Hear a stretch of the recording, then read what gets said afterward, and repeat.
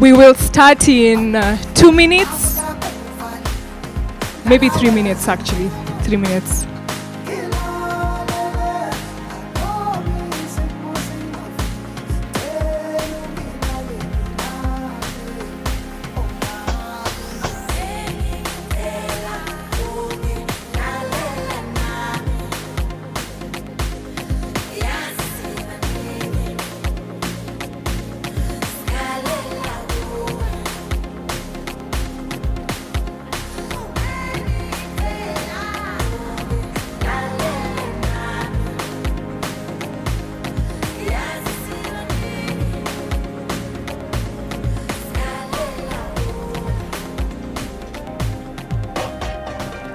Our judges are joining us now.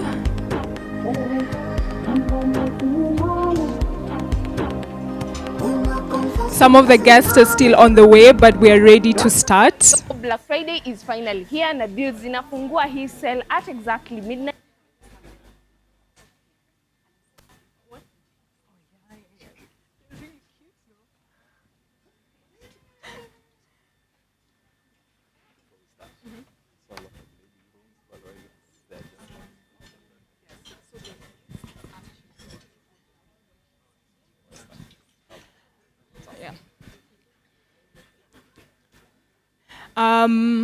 If you would like to use the restroom, on my right, it's written ladies, but gents can still use it. Worry not.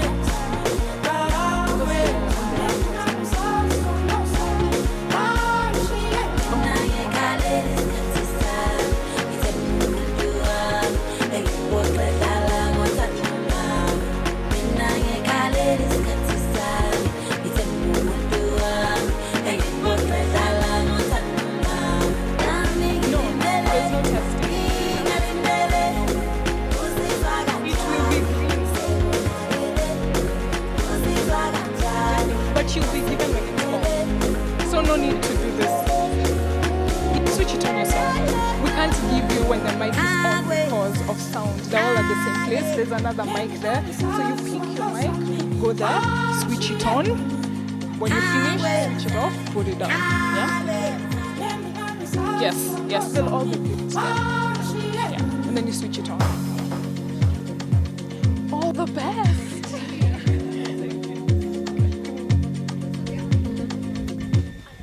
Dedication ifikie mpenzi wako. Unajua babako pia alikuwa romantic vile tulipatana. Okay.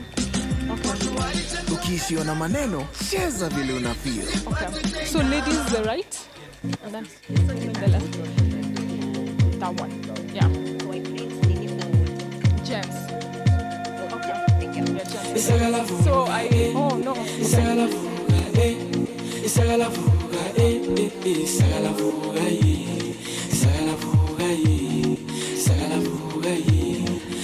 Correction. So gents on my left towards the gate and ladies on the right. Just on that side.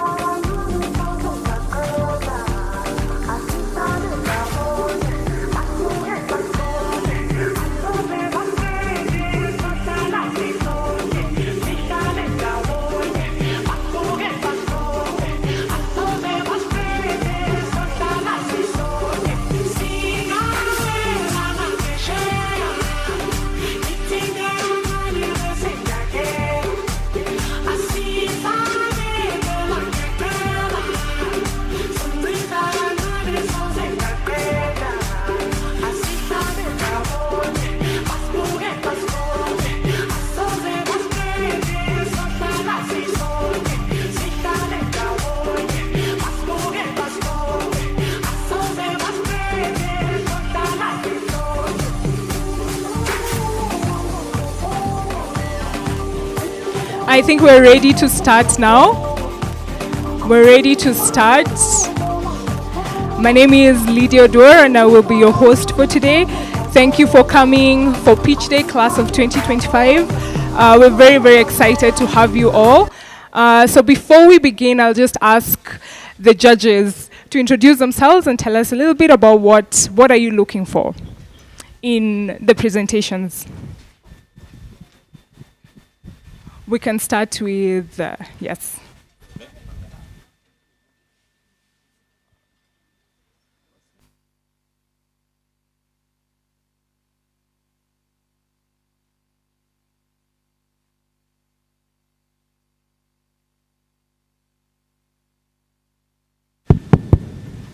All right.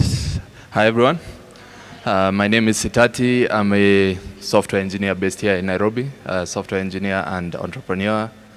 I've known AkiraChix for many years. I've known Linda even longer than that, from back in the day when we used to be in Bishop Magwa, like we're going 13, 14 years ago.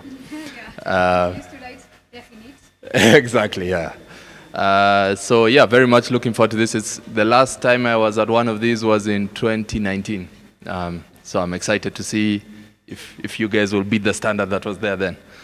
Yeah, we're looking for, well, inspiring ideas. I'm excited to see how you present them. Of course, this being about technical skills, we'll be looking for the technical merit and how you executed it. So looking forward to hearing about that. But mostly just excited to see what everyone has come up with and learn more about the ideas people have. So looking forward to it and good luck, everyone. Thank you. My name is Elizabeth Gikebe. I'm an engineering manager at Microsoft, and I'm excited to be here. I'm excited to see like what people are bringing.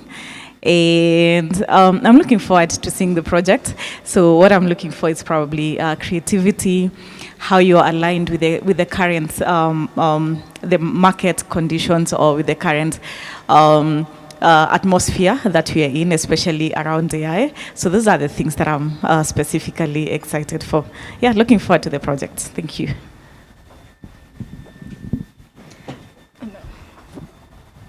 Hi. I am Madrine Waini. I think we've met most of you.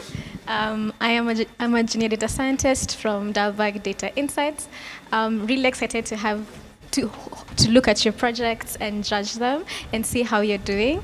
What I'll be looking for mainly will be the system architecture and how you thought about it, as well as how you present yourselves. All the best. And with that, I think we are ready to start. Class of 2025, all the best. So we're going to begin with Tesfa. Tesfa, please come on stage.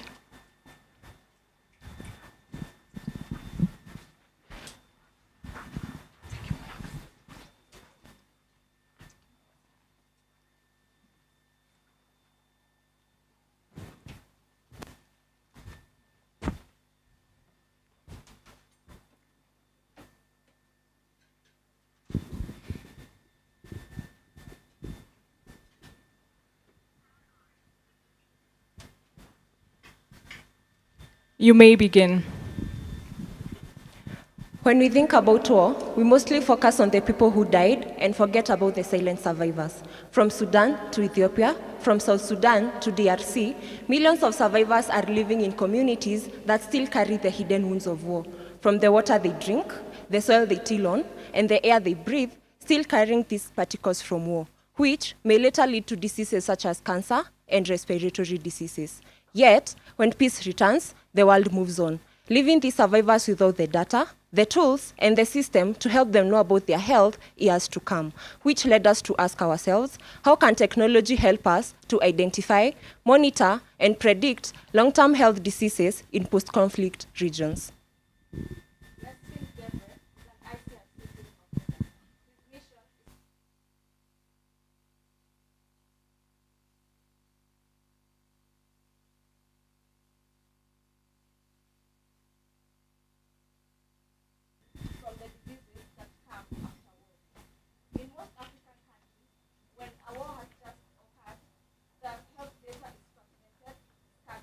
Mostly missing.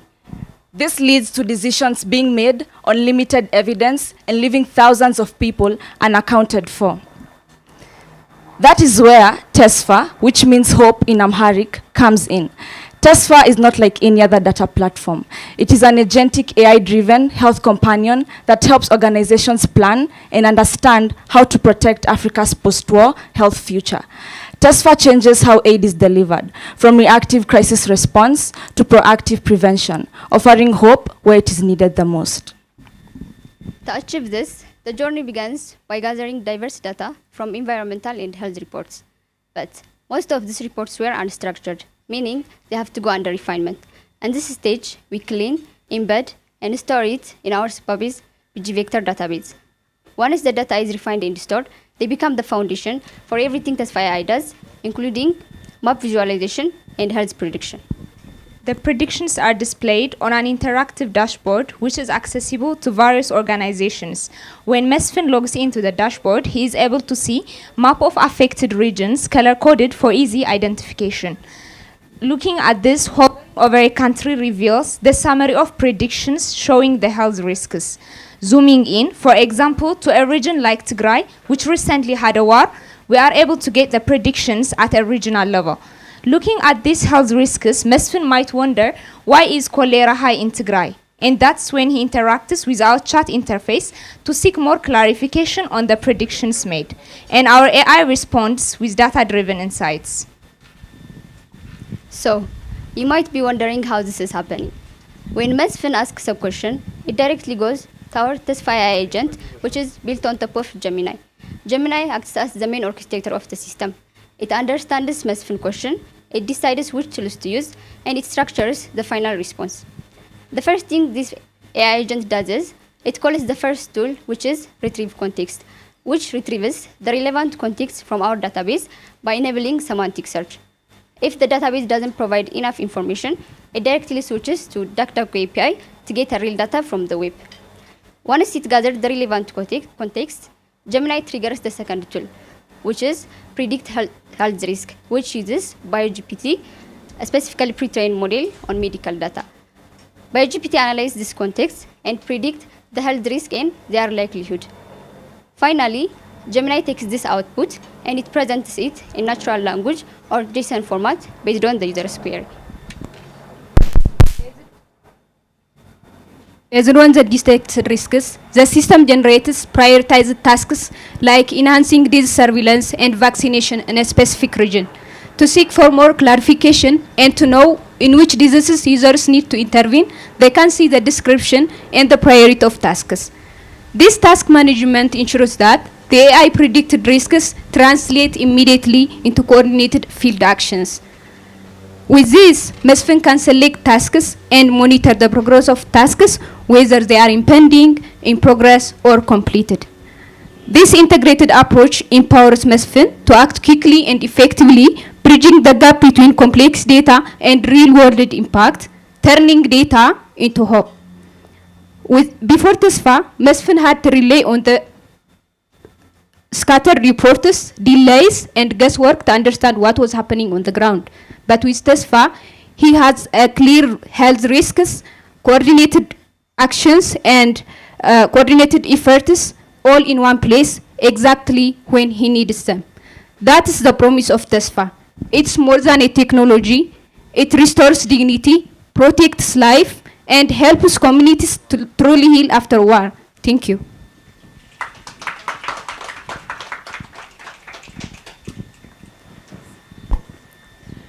Judges.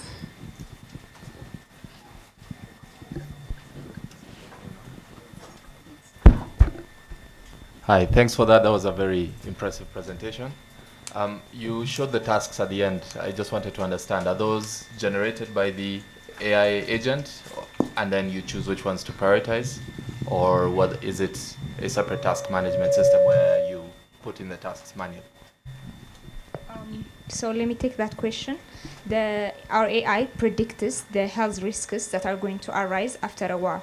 And those come as a coordinated tasks so that the organizations can see which tasks are there and can take. For example, there can be a predicted risk about cholera or any disease in a specific country. So those come as a coordinated tasks so that organizations can look at these tasks and select the ones which align with their mission.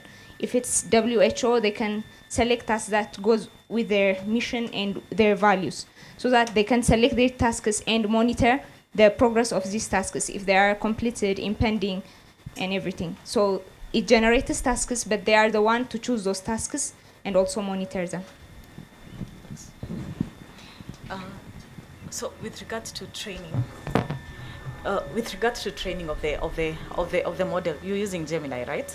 So number one, why did you choose Gemini as opposed to any other model? And yet you have so many other models. And then like how are you doing the training, and where are you getting the data from? And also like how are you grounding the model to make sure that it sticks to the purpose, not the model but the agent, to make sure that it sticks to the purpose of your application? For that, let me take that question. Why we use Geminis for the structured formats to store them to our database when the agent responds the queries. For the BioGPT, it's pre-trained model specifically on the health analysis. So that's why we choose BioGPT for the analysis of health risks and Gemini for the structured formats. And how is it tailored to the situation that we have in the region that you're focusing on? Because most of the models have not been trained from Africa. So probably sometimes they are biased with regard to the data available in Africa. So how do you ground it there? That is the similarity taken from other countries, historical data from other countries. Specifically in Africa, the data about the war and the health risks are scattered, and they don't have enough information for that. So we took the similarity from other countries, what had happened before in the historical data, and what's going to analyze, the BioGPT is going to analyze, and take that analysis, Gemini take that analysis and take back to the database. Is there a risk of bias? For the accuracy, we measure it, the back data, the historical data back testing. We test it based on the accuracy level of the real world, real truth impacts from the historical data. We take it to predict. We trained it to predict. We trained the BioGPT to predict the real accurate data, so that we can make it the analysis based on that. Okay, thank you.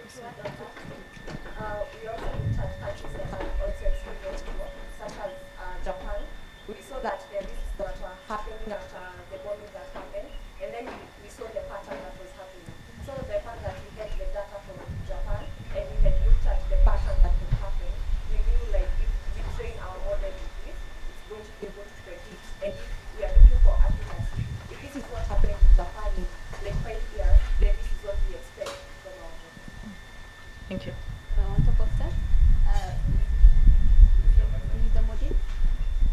On top of that, the model health risks and also database too, so it's more accurate. Yeah, thank you. Final question from me. You've mentioned that you are fetching data, yeah?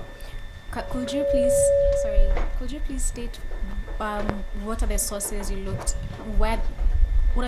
looked at, as well as how your user also interacts with Tesfa? Do they interact with it only on the tasks, or do you have a chat, maybe a chat feature?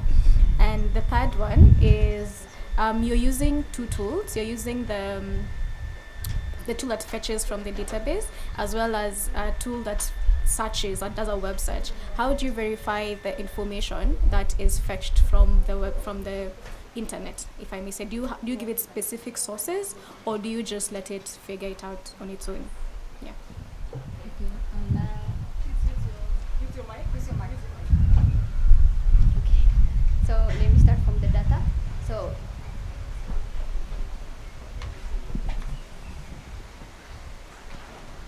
So let me start data. The data mostly first we divided the data to the environmental and health part, and then for the data mostly we focus on the AkiraChix because it has more data on the conflict happens previous. So we use AkiraChix, WHO, and also PubMed to get the real data from that happened in the war. And so the tools that the next question was the tools we use, right? Yeah. So the first thing that we use is the retrieve context. It just retrieves the data from our database. But then if it didn't find, it's as the fallback that we use the DuckDuckGo API. If it didn't find relevant information from that thing, it's used as a fallback. So it gets the data. That's how we use it for the DuckDuck.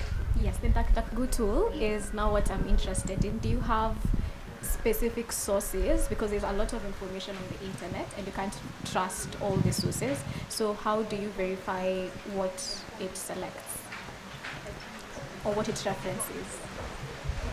So we compare it with since we first even like Aclid, even it has the real data, we just use the searching. To add on that, we leveraged the credible sources like WHO to make sure that the data are the accurate data, the real, like maybe some posters doesn't mean they are accurate, so we leveraged just credible resources from WHO and kind of organizations. So we took that data, the conflict events data, and we embed them and store them in the PG vector database. That's how we make sure the data is accurate for the data that we are collecting is accurate. Yeah. And also in matters of accuracy, we can see that in as much as we are using trusted sources and the DuckDuckGo API search, the answer may be insufficient, but the way we adjusted our agent is that it will never give a guessed answer. It may be something that is not sufficient enough for the information making on the NGOs, but it always gives something right, but never guessed. Maybe to add a little on that, we also had a usability test to make sure this organization, how they find our source, whether it's usable, and also how accurate it is for an organization to use our product. So we also tested with our users. To answer the last question on the users, they don't only interact with the task, they're able to see the regions and the countries that have been affected by war, and then they're able to query also using the chart. Like for example, they can see like in Tigray there's a high rise in cholera, they're able to query and they get the answer. Also, the task is also another feature that they can interact with. Do we have any audience questions? Questions from the audience? All right. Thank you, Tesfa.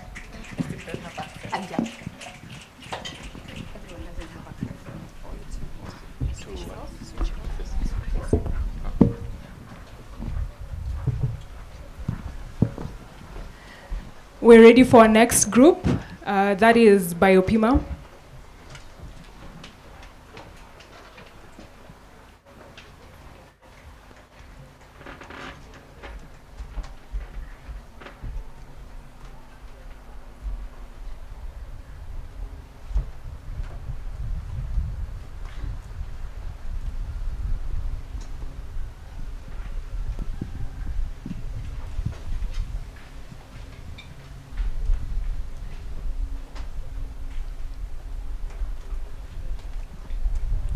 You may start.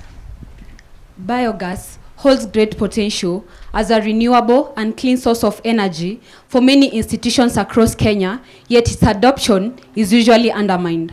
This is not by technical failure, it's due to lack of the visibility on how the digester is performing. Ben Mwangi, who is a biogas consultant in Kenya, committed towards a net zero future, regularly installs well-engineered biogas digesters across schools and hospitals, only to lose insight when they are operational. He can't tell when the system is underperforming, why it's failing, or what needs to be done until it's too late. This lack of invisibility has real consequences. Jamii College initially benefited from smoke-free, clean cooking, reducing the over-reliance of firewood by 30%, and also reducing the respiratory illness among its kitchen staff. But gas production became unpredictable. Lack of simple indicators left Lewis Mwangi, who is a biogas operator at Jamii College, guessing. A model that was once a source of sustainable energy at Jamii is now idle. Across Kenya, the pattern repeats. Despite the relentless effort of the government promoting the use of biogas, including installation in 14 prisons. Still, 70% of 20,000 biogas digesters fail. This reality posed to us a challenge on which strategies we can use to ensure that biogas digesters operate seamlessly with consistent and uninterrupted gas supply, turning each and everyday activity into a measurable economic and environmental value. And with this great challenge in mind, Biopima came to life. Meet Biopima, your all-in-one biogas management system. Biopima is an IoT-based monitoring system linked to a dashboard that provides users, that is institutional operators and consultants, with real-time feedback on digester health, performance, sends real-time alerts whenever the safety thresholds for temperature and pressure are surpassed, and timely detection of methane leakages, preventing gas wastage and environmental pollution. Beyond just the day-to-day management, Biopima helps in gas optimization by providing a gas consumption breakdown, especially for commercial users with multiple activities from the same digester, helping them in accurate billing and reducing uncertainties around gas usage. And this is the whole journey that made Biopima a success. We have 3 sensors, a thermocouple for measuring temperature, an MQ4 methane sensor for detecting methane leakages, and a differential pressure sensor for measuring pressure. We also have an ESP32, which is the microcontroller and the brain of the device. The ESP32 picks all the sensor readings from the 3 sensors and sends them to HiveMQ. HiveMQ is a cloud-based communication platform for all IoT-enabled systems. From HiveMQ, this data is published to our subscriber, which is the WebSocket in our instance, through the MQTT protocol, which is a communication protocol. From our subscriber, the data is sent to our front end, to our users for visualization and management through in reports and graph forms. From our front end, the data is then persisted to the back end for storage and historical usage.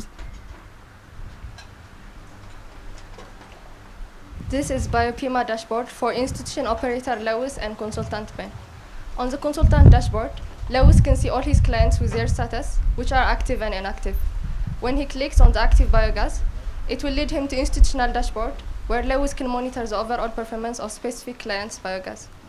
He can see the methane, temperature and pressure readings and receives an alert if methane is greater than 2 parts per million. That means there is gas leakage and he has to check and seal the part which is leaking. And if temperature is lower or higher than 35 to 37 degrees Celsius. If it's lower than 35 degrees Celsius, he has to keep the digester warm by adding a layer. And if pressure is lower or higher than 815 kilopascal.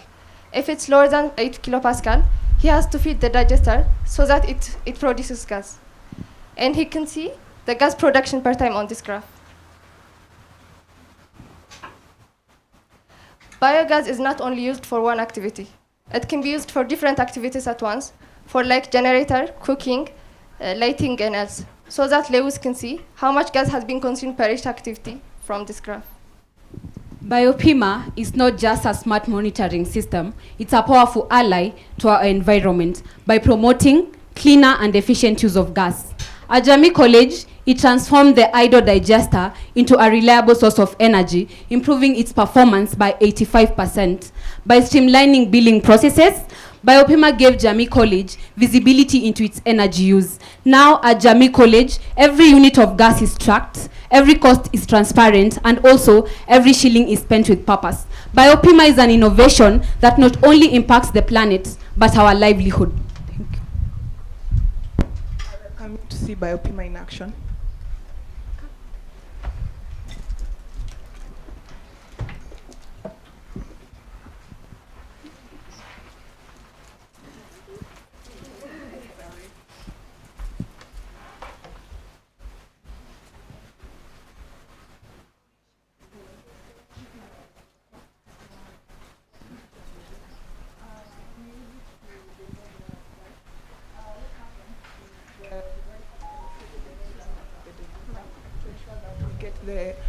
To ensure that we get the exactly at, we put it on the main gas. It is in the data in the dashboard where they can see the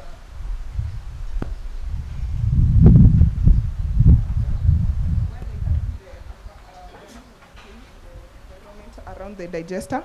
Currently, there is no methane leaking, meaning it's good because methane. They can see the temperature, and currently the temperature is below 35 degrees to 37, which is the optimum for biogas production. So our user gets an alert to warm up their digester for more gas production. They can also see the pressure of the gas in the system. When the pressure is running low, it means no gas in the system, and they or warm it up to ensure the gas is produced. When the gas starts flowing in the system, go away, meaning there's enough gas to sustain him.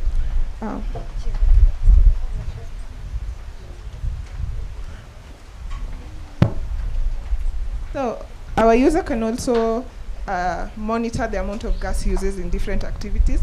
Currently, when we have one activity running, which is in this scenario, it will be heating. And as you can see, the total amount of gas that has been used is 0.41 meters cubic. Our user can use this as a form of billing in a case where they have different in a bakery or heating, cooking, and running a generator. They can do it for billing. They can also monitor the alerts as they appear in the dashboard and see the number of alerts that have been coming throughout the day. And currently, the only alert running is the one for temperature.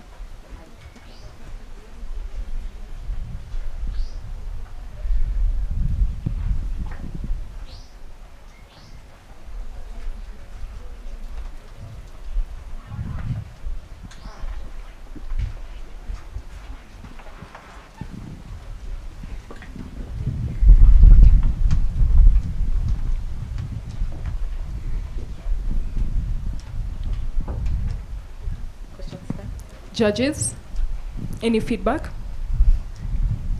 Yeah, I think it's a really cool. Sorry, I think it's a really cool solution and very impactful. So, can the alerts also come through SMS? Thank you. Thank you for that question. The alerts can also come in SMS, but now the prototype that we've built right now, we are only doing it for the institutions and the consultant who are large-scale users. For now, we implemented only the alert to appear on the dashboard. Okay, thank you. Thanks for the presentation. Thank you. One question I had was, you showed that it can measure the usage based on different use cases, like heating or baking, etc. Yeah. How would that work? Is it that you install separate sensors on different routes, or how does it know what use or what direction the gas is going towards? In that scenario, we are going to be using a differential pressure sensor with two pipes in different lines. We can be able to get the pressure of the main gas line and compare it to the ones in the different gas lines. That way we can calculate the volume flowing through that specific gas line. So when we have different gas lines, we can have different pipes on the different gas lines to calculate the volume in those gas lines.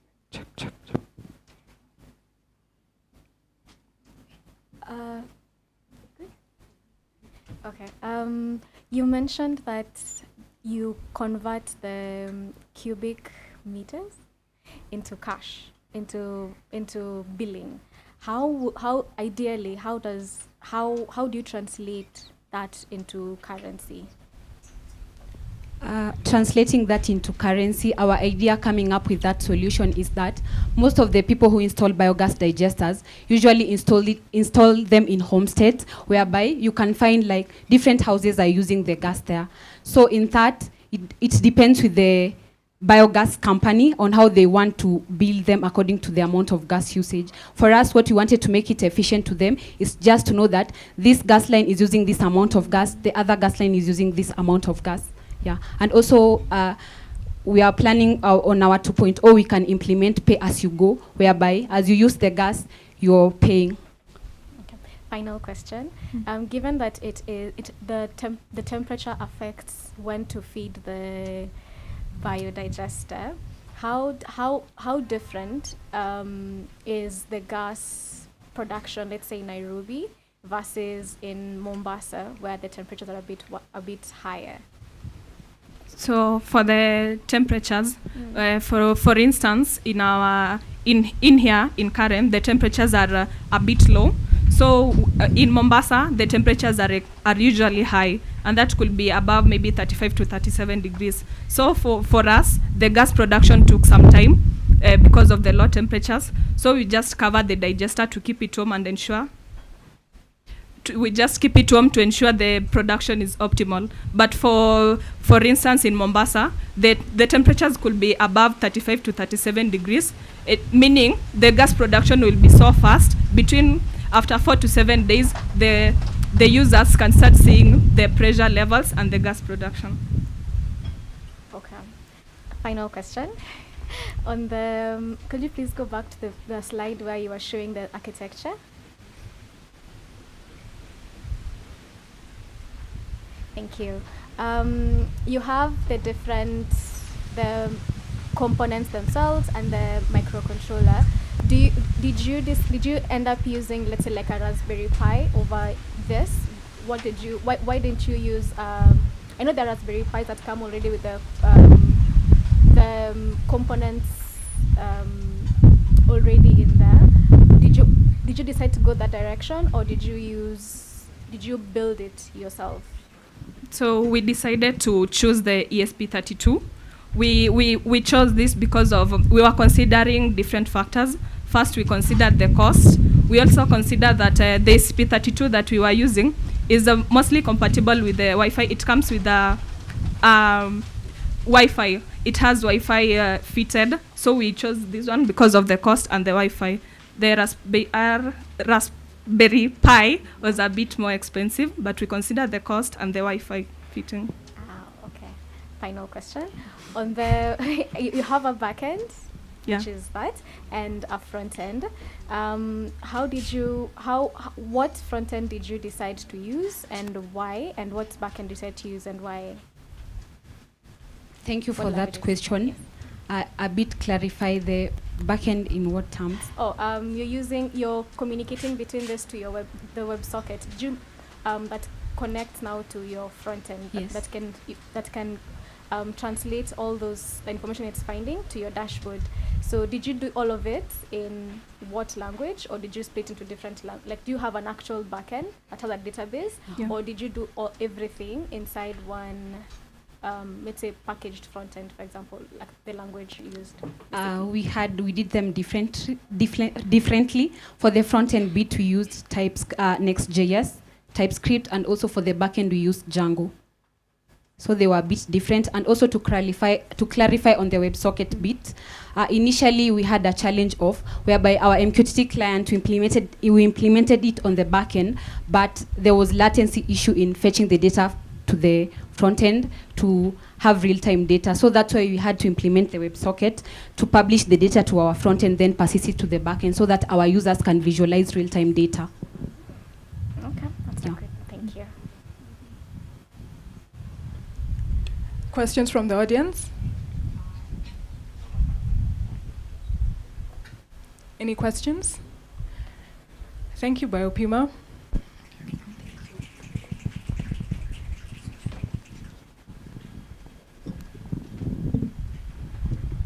Next group, we have Zeno. Please come on stage.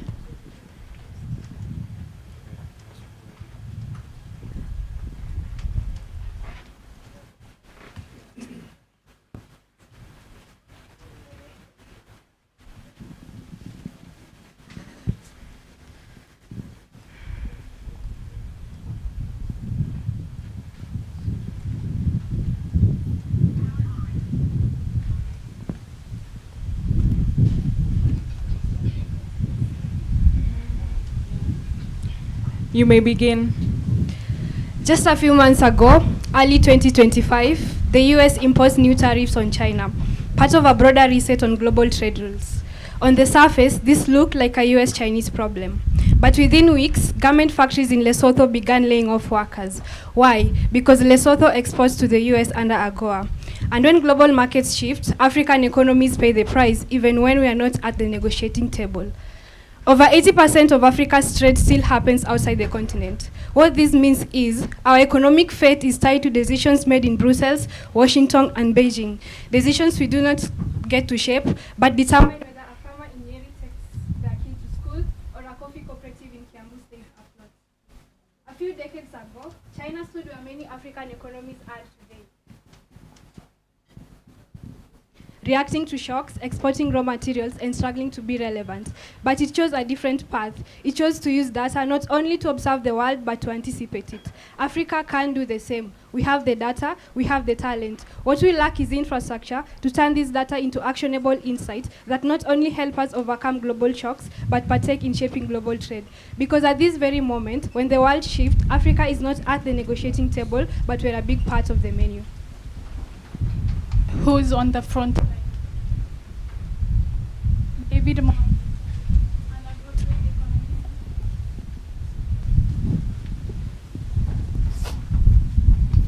David Mwangi, an agro-trade economist with masters in economics and a mission to use data to help Kenya make better agro-trade decisions. Every day, he studies trends in coffee, tea, and maize. He builds models to predict prices and tests how new tariff might impact export income and food supply. But he faces two roadblocks. First, the information he needs is scattered across outdated reports and complex spreadsheets. There is no single reliable source and no time to clean it all, leading to the second problem: the data is late.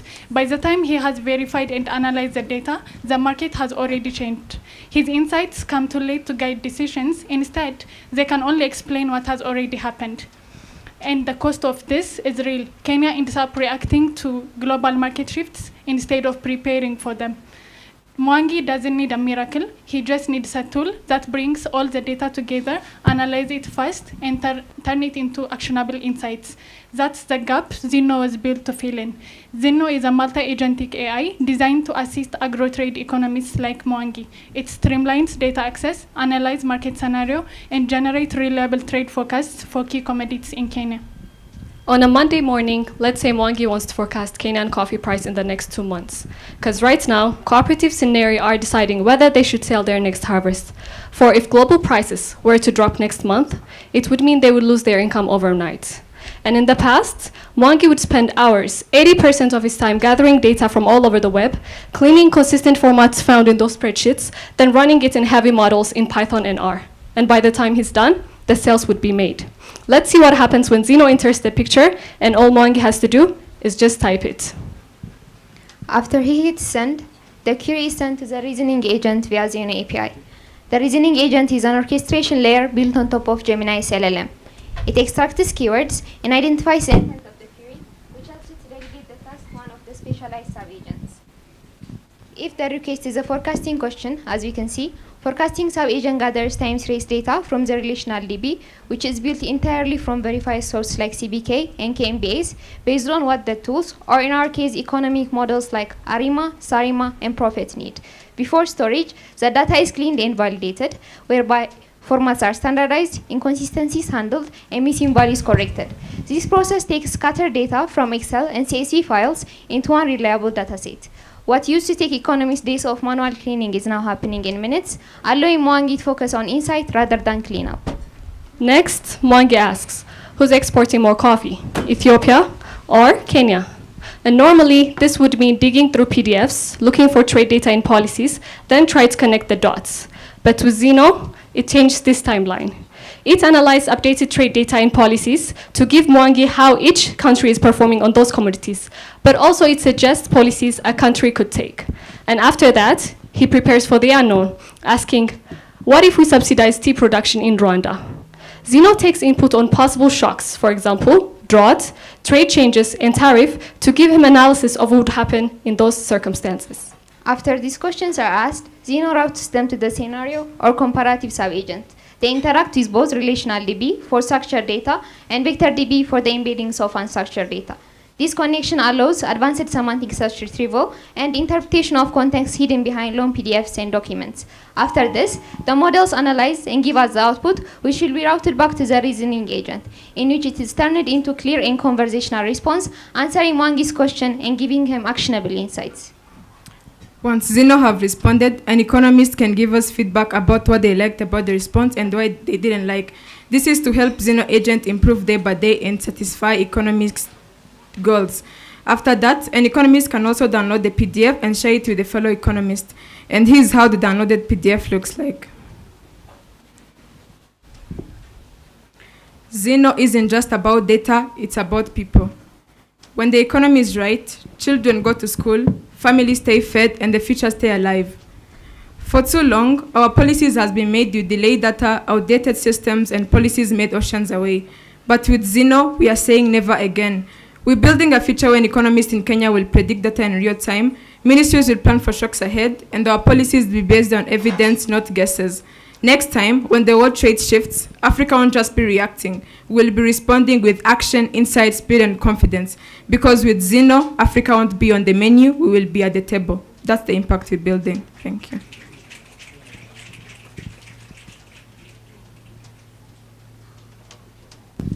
Judges. I'll start us off. I've noticed first of all, amazing presentation. I've noticed you're also using Gemini. I'd like to know what model you're using and why you are using that model. Thank you. For the models, we're using ARIMA and Profits.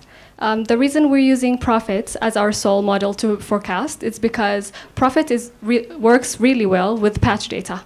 And unfortunately, for data for African trade data, it's not only is it scattered everywhere, it's also patchy. So Profit allows us to analyze this without having to go through different models and also predict better.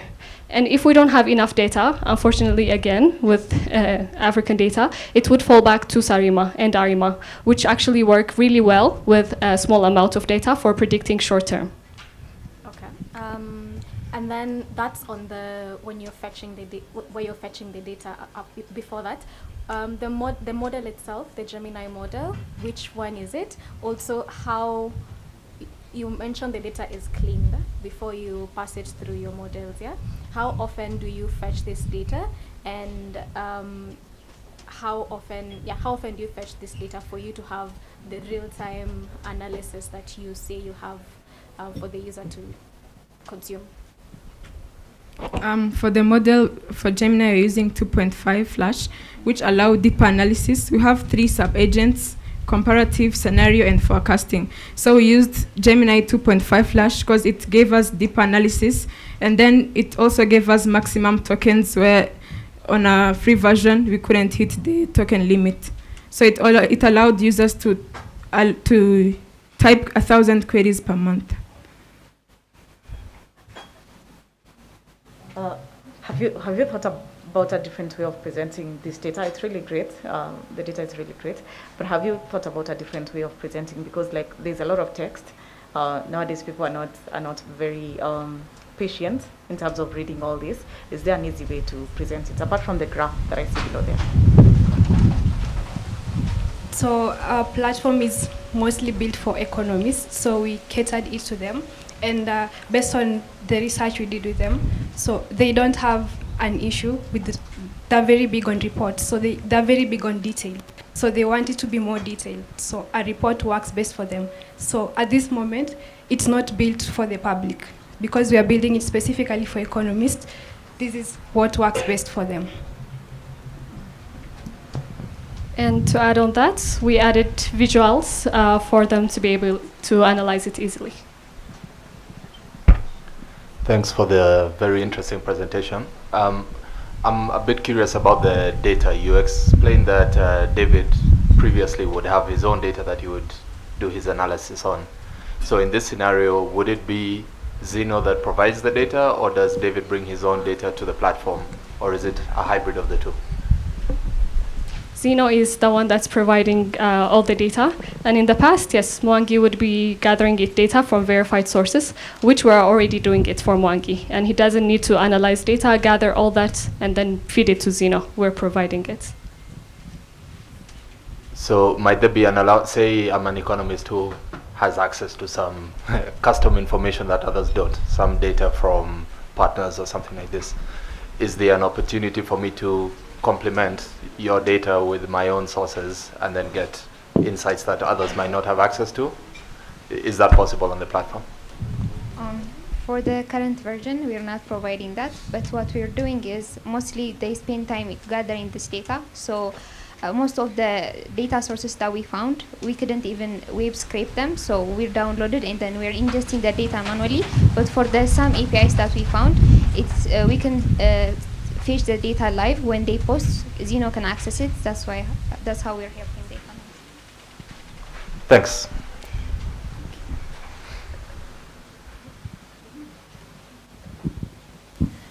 Questions from the audience?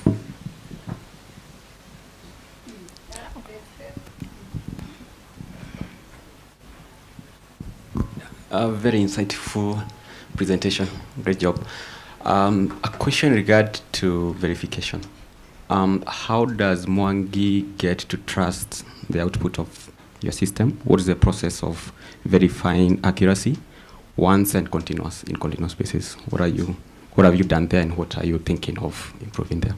So we have for example, for forecasting, we have the confidence intervals, as you can see, and also we have the data points used. So if the data points used are high, it means Zeno agent were about to find enough data to give the response. That was the first way that David Mwangi can trust the response generated. The second way we did is we have 3 sub-agents, so we took 3 different approaches. So for forecasting, it takes time series data, so mostly it's numbers, and it predicts coffee price or coffee volume. So we use mean absolute percentage error, or MEP. So we give our agent different questions, maybe predicting for what will happen for the price of coffee in the next month or 3 months. So usually for MEP, the average for 1 month is, if the result is below 10, it's good. If it's 2 up till 4 months, it should be between 10 and 15. So for Zeno, we found out it was 13.3%. And for the other sub-agent, for scenario, since scenario it doesn't have a ground truth, what we used is a higher version of Gemini, so that it can be as a QA or as an evaluator based on risk awareness and economic relevance. So for that, we found out 12.7% hallucination rate, and for comparative sub-agent, it takes data from our relational DB. So we added a Python file in our backend. So whenever Zeno is answering, we fetch the country matrix and the value from our backend, and we calculated that the accuracy rate is 60% for that sub-agent. Is there a continuous way to involve the subject matter expert, more like an economist, within that process? Actually, when we built Zeno, throughout the whole process, there was an economist involved. So he will validate the output, tell us where we need to refine, where the responses weren't detailed enough. So throughout the building of it, the economist was involved. And even after that, when we proceed, we still plan to involve him. Yeah. Thank you. Any other questions? I think that's it. Thank you, Zeno.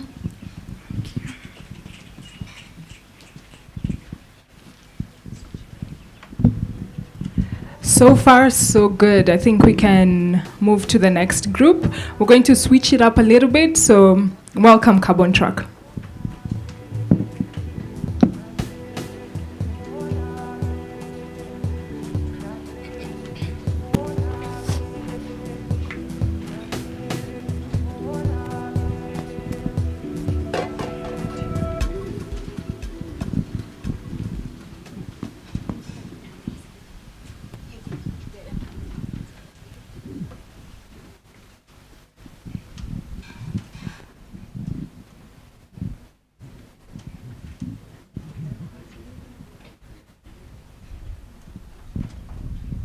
Kenya stands to be Africa's greatest tea exporter, ranking in 3rd place in the world tea exportation. This tea exportation contributes 40% to the agriculture GDP of the country, sustaining more than 5 million of livelihoods of Kenyans. At the heart of this tea production stands KTDA and its factories. As the global tea demand increases, so is the emissions that are being produced throughout the production of this tea, where a study shows that CO2 covers 55% of greenhouse gases emitted in Kenyan tea factories. As the world shifts towards a greener market, Kenyan tea that was seen as a pure quality product is receiving a new scrutiny under European Union carbon border adjustment and global buyers. Now, it's not just about the quality of tea you're producing, but the carbon footprints behind each kilogram we export. Without proper carbon tracking and credible reporting, Kenya tea exports risks of being less competitive in the market, facing higher tariffs, reduced market access, and even a potential of less revenue. This could shake the country's GDP, and with it, the livelihood of many farmers whose hands build these industries. So the question becomes, how do you equip KTD and tea factories with real-time data that can measure, manage, and monitor their carbon emissions all over their operations? This was the challenge we aimed to solve for. To address this, we built Carbon Track. It's an IoT integrated system specifically designed to help KTD and its affiliated tea factories. It combines both real-time data from our IoT devices and a manual entry of energy data usage to ensure that every stage of production is accurately accounted for. This gives tea factories real-time visibility into their emissions and energy usage, helping them to take actions based on accurate data rather than just estimates.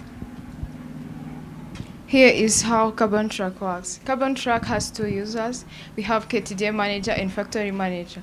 For the KTDA manager, what they will be doing in our system, they will be overseeing the overall carbon emissions that is coming through all the factories that works under KTDA. For the factory side, we are tracking the carbon emissions that is being emitted in two ways. We have direct emission and indirect emission.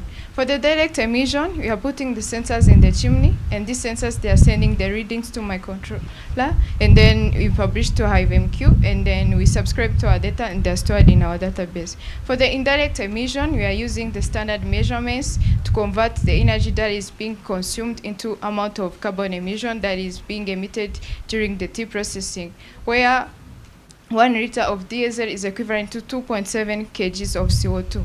We are using this to be able to convert the amount of the energy that is being consumed into the amount of CO2 that is being emitted. With that, you can be able also to download the daily report or monthly report or the whole year report in our system.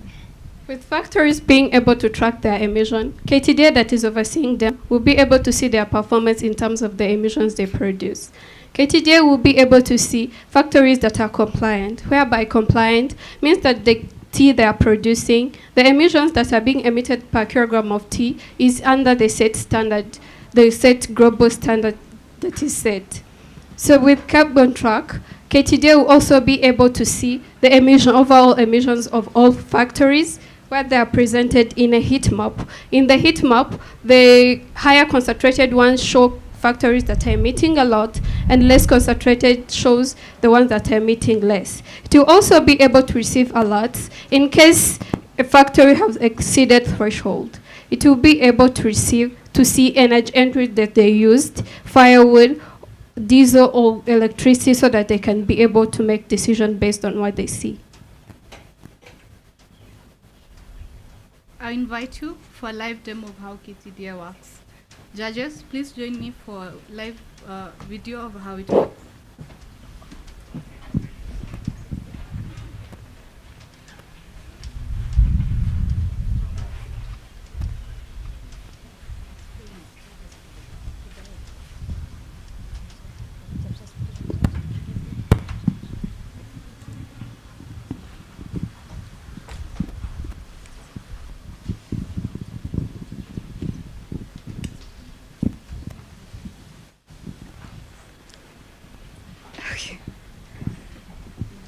So with Carbon Track, we have IoT sensors.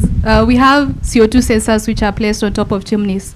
From here, they are able to detect the total amount of CO2 which is being produced during production. This data is now transmitted from the CO2 sensor to the MCU. From the MCU, the data is now published to our HiveMQ. In the HiveMQ, we are able to subscribe to the data, display it on our dashboard, and also send it to our backend. This is how we display the data. We display the data in terms of how much CO2 is being produced live. So you can see how much CO2 is being produced during currently on the production. Also, in a day, between the hours of morning and evening, you can also be able to see how much CO2 is being produced here. Then also, we do present our data in terms of over months how much CO2 as a specific factory been producing. So you can see it here. With this, the factories themselves are able to see the amount of CO2 they are producing during their own production. And on the other side, the KTDA is also able to see the amount of CO2 its own factories are producing. Also on the KTDA side, KTDA will be able to see all their factories and how they are performing. Here the performance they are seeing is how, in terms of emissions they are producing. This is a leaderboard showing the factories that are emitting a lot and the ones that are emitting less. And this, we thought to do this because if factories that are emitting higher emissions can be curious to know those that are emitting less, the measures they took, and the actions they take so that they can emit less, and also to give KTDA visibility on where to take more action to the factories that are emitting a lot. So with Carbon Track, KTDA that is receiving annual scrutiny under EU will be able to report and monitor them. Now the EU that is mentoring them, they will be also be able to show that the tea we are producing is not emitting a lot of carbons, but is also clean.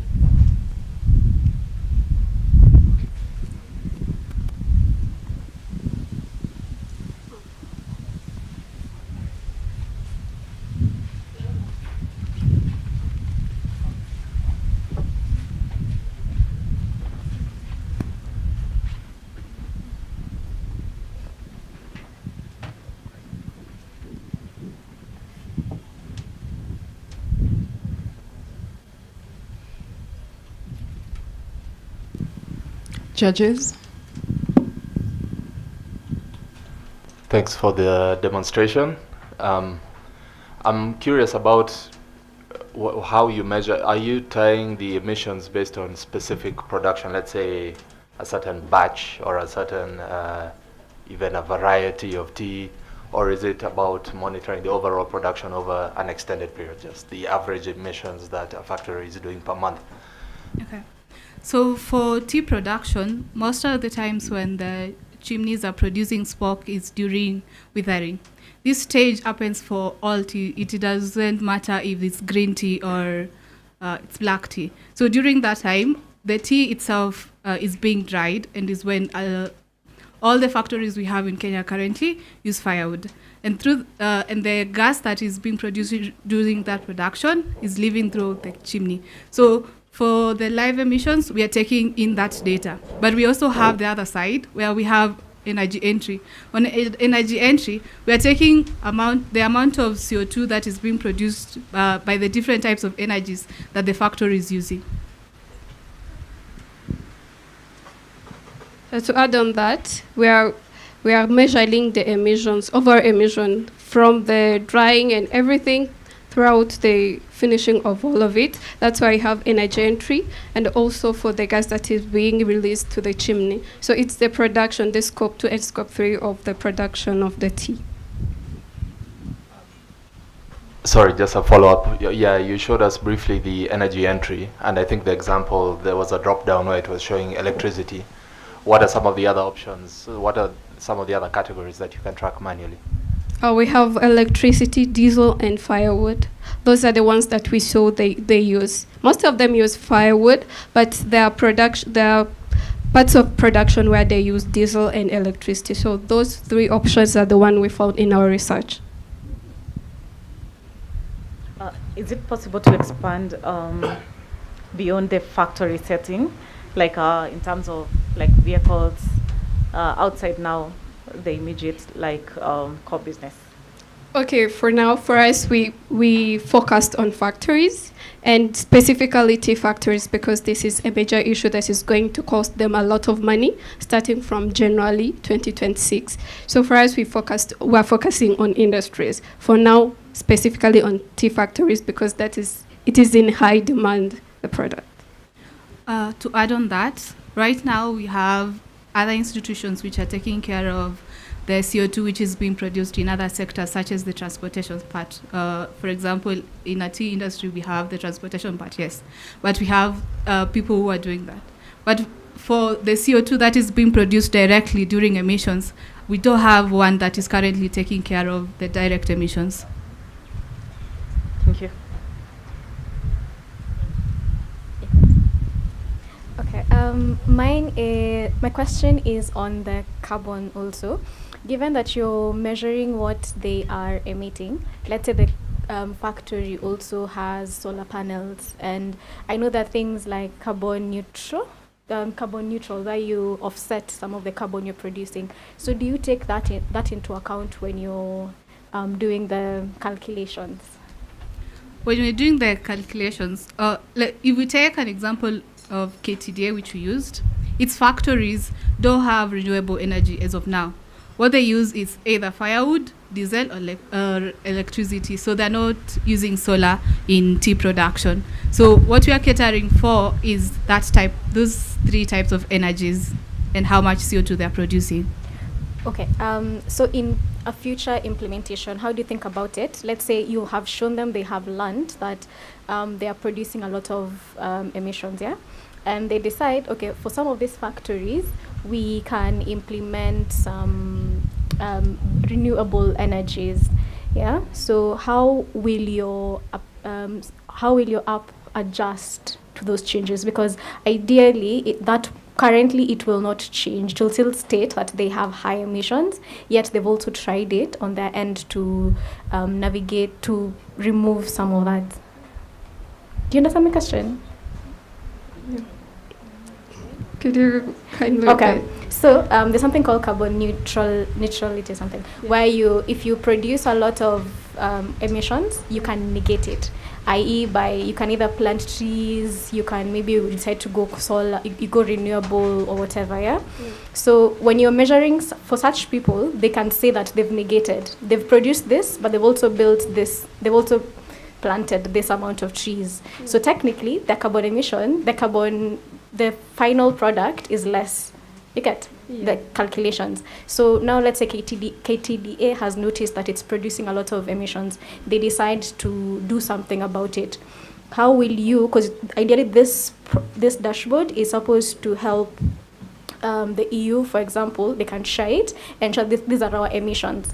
If they decide to neutralize some of the carbon they're emitting, how do you factor that in? Because now you'll be reporting wrong numbers. Okay, in our MVP, we mostly measured on how much they're producing right now. We don't have the data that we don't have data showing how much they're producing right now. So in our first version, we decided to go with how much CO2 they're producing right now. So maybe in our next version, we can try and introduce that into our system. In addition to that, when we conducted the research, when we went there, for them, an example, they did what they told us they did. They started using the firewood. It's a type of timbers that doesn't emit a lot of CO2. So for us, we are tracking the one that is being emitted. So if they use that type of timber, that means the amount of CO2 that was being released, it will reduce. So we be able to use that. For the electricity, we found out most of the tea factories, they're using hydroelectricity, which doesn't consume a lot of the amount of carbon emission. Because for 1 kg of tea is equivalent to 0.019 kgs of CO2. So it's a less amount to that. Okay. Final question. For your sensors, I noticed that the chimneys, is there a way that they can fail, and how would you recognize that it's failing? Okay, failing, it can happen. And also in the way we can see if they are failed is the data that is reading. CO2 has a standard of like the natural CO2 that is released. We can see that it is producing a lot of numbers that don't make sense, that is hallucinating. So we can see that if, based on the data that is producing, that's when you can see that it is failing. On that, you can decide that it's the sensor. We can first see if the Wi-Fi is working, because it is depending on the Wi-Fi to send data. If the Wi-Fi is working well and the setup is okay, then you can find where the problem is. But failing, it can happen, and the best way to first see it is the data that is sending. Given these factories might be in areas that are hard to reach, how do you account for poor network? Okay, for poor network, when we went to do research, most of the factories have offices. The one we went to, they have offices, and their Wi-Fi is near where the chimney and production is happening. Based on the distance between where the sensors will be put and where the production is happening, the network was strong, and us using ESP32 also helps because the network is not too strong.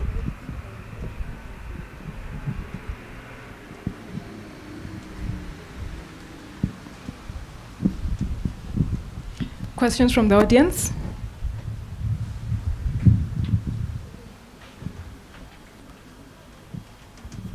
Thanks for the good presentation. And I have two questions. The first one is that you're getting data from different factories, and what you're trying to control here is CO2 emissions. Do you have, or have you thought about giving recommendations to different factories about how they can reduce the CO2 emission? Maybe if you compare one or two factories, you see one is producing less. Have you thought about the recommendation that you can give to those factories, or through KDDA give those recommendations? And my second question is on the failure part. So how are you monitoring your system to ensure, or how are you monitoring the point of failures on your system? Because it's supposed to send data very, very fast to KDDA. So if we miss some part, then we are missing some CO2 emissions. How are you monitoring to ensure that you have identified the point of failures and have backups to control on that? Yeah. Let me try to take the first question. For that, in our MVP, what we have included is we have a factory leaderboard where the emissions heat map. It shows like the factories that are emitting a lot are ranked in the first one, like in a high concentrated colors.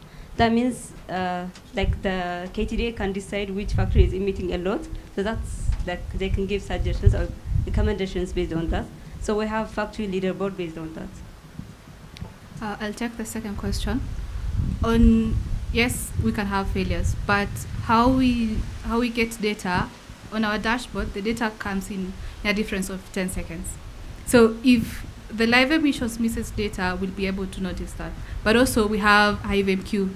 On HiveMQ, you can see the data as it comes in. So if there's a failure between the data we are getting on HiveMQ and on our sensor, on our dashboard, we'll still see the data on HiveMQ. And then the MCU itself sends data at the same interval in an interval of 10 seconds. So the data that's appearing on HiveMQ should be showing data after every 10 seconds.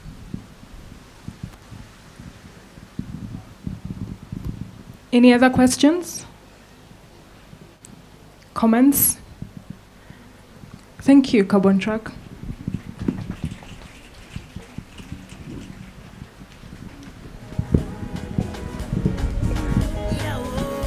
We'll move on to the next group. My Haki can come on stage.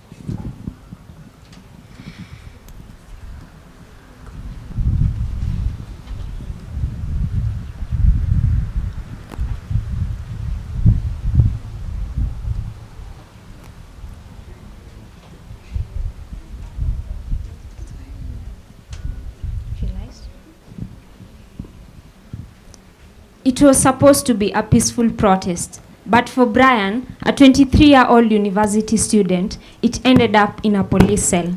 5 months later, he's still in remand cell with no hearing, no lawyer, and no hope. His sister travels miles, filling tedious forms, but the system remains silent. Across Kenya, 41% of prison population are filled with people like Brian, but only 10% of them get access to free legal aid services. Meanwhile, Lois, a young lawyer, has volunteered to provide pro bono services. She's among the 88% of Kenyan lawyers willing to offer these services, but only 35.3% of them get access to their clients, and this access is by word of mouth or referrals only. At the Law Society of Kenya, Ernest, an administrator, struggles to match willing lawyers like Lois to desperate clients like Brian. The Constitution of Kenya and the Legal Aid Act 2016 promises Kenyans free legal aid, but in reality, this promise never arrives. So we ask ourselves, how might we streamline access to free legal aid services so that lawyers and institutions can provide effective legal support to pretrial detainees? Imagine Brian's sister being able to get tailored advocacy for her brother from the comfort of her own home, and lawyer Lois being able to pick up cases from the tip of her finger. That is what we bring. Meet My Haki, an agentic AI-based platform that connects pretrial detainees with lawyers. Not only it connects these two individuals, it also allows the Law Society of Kenya to be able to track the cases that has been picked up by lawyers. It also allows them to reward them with continuous professional development points, also known as CPDs. Let me take you through the journey of Brian's sister on our platform.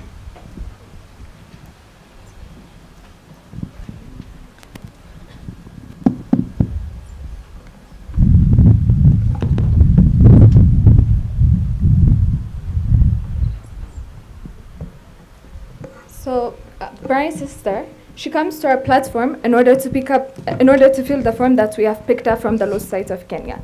This form comes into 2 languages, which is English and Kiswahili, where we have integrated the Translate Plus API so that whenever a case is submitted to our system, it will be translated to English.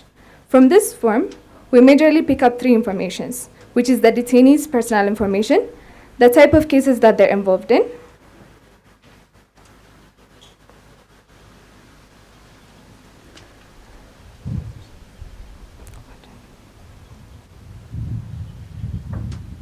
the police station that they're detained in,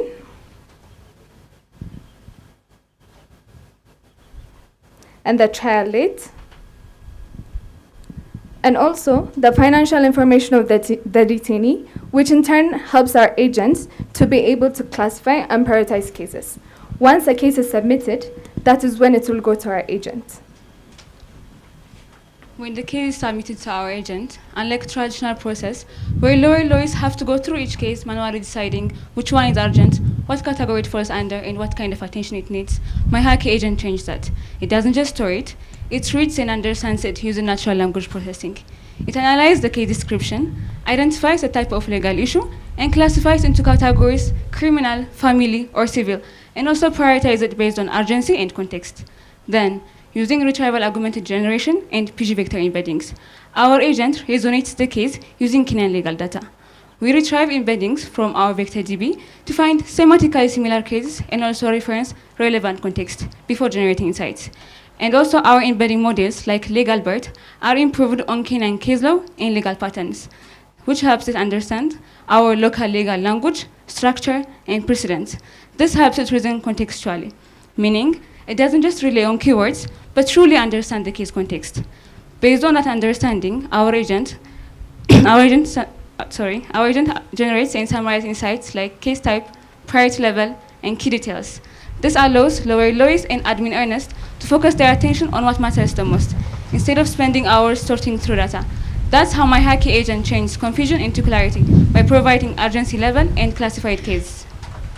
Once my Haki API receives the classified case type and urgency level, our system automatically assigns the case to the lawyer to avoid the manual allocation using salary worker. The salary worker takes the police station location and the case type, then it uses location IQ data and haversine formula to calculate the distance between the station location and the available lawyers. So based on this distance, it assigns to the nearest lawyer who can handle that case.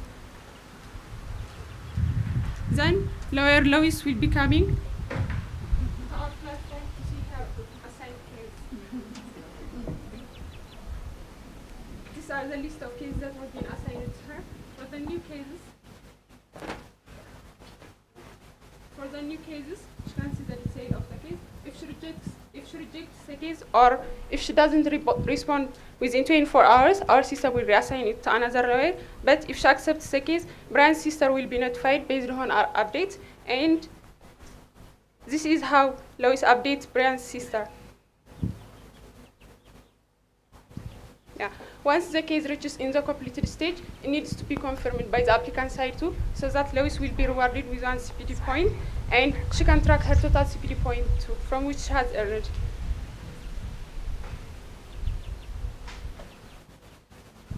This is how she closed the case. Yeah. And that's not all. Within the Law Society of Kenya, Ernest has to spare time to pick up calls from families requesting for legal aid service, manually look for lawyers near police stations where the detainees are held, assign them those cases in our WhatsApp group, and send them follow-up emails with the case details. And just like any other lawyer, he still has his own cases to handle within 8 hours of work a day. It's a chaotic, repetitive, and time-consuming task. With my Haki, Ernest doesn't have to worry about any of that. He will simply visit our dashboard and be able to see the overall case progress, different case type analytics informed by our AI agent, real-time case updates as made by lawyers on the app, case trends and lawyer performance monthly and annually. He will track all CPD points lawyers earn, helping him prepare their annual certificates. This way, LSK doesn't have to manage the process anymore. My Haki is doing it. They will simply lead it, monitor it, and measure its success. Overall, my Haki will change the face of the justice system, not by merely connecting individuals to lawyers, but by its intelligent AI case specialization matching. Be it criminal hearings or civil procedures, it drastically increases the winning chance of our detainee by connecting them to tailored advocacy. My Haki is the ultimate solution for a fair, more efficient justice system, bringing the smile back to the face of the community. Thank you.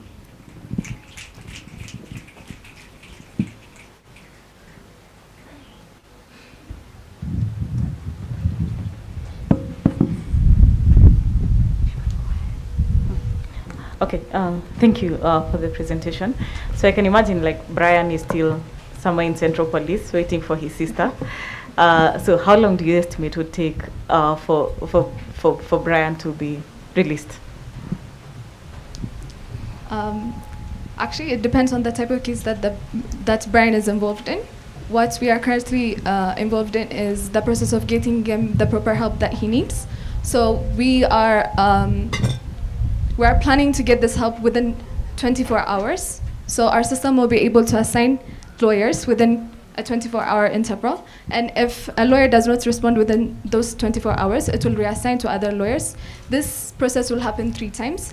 On the 3rd time, if a case is rejected or no lawyer accepts it, it will be directed to the Law Society of Kenya, and we will be able to give the applicants the details of the Law Society of Kenya so that they will be able to contact them.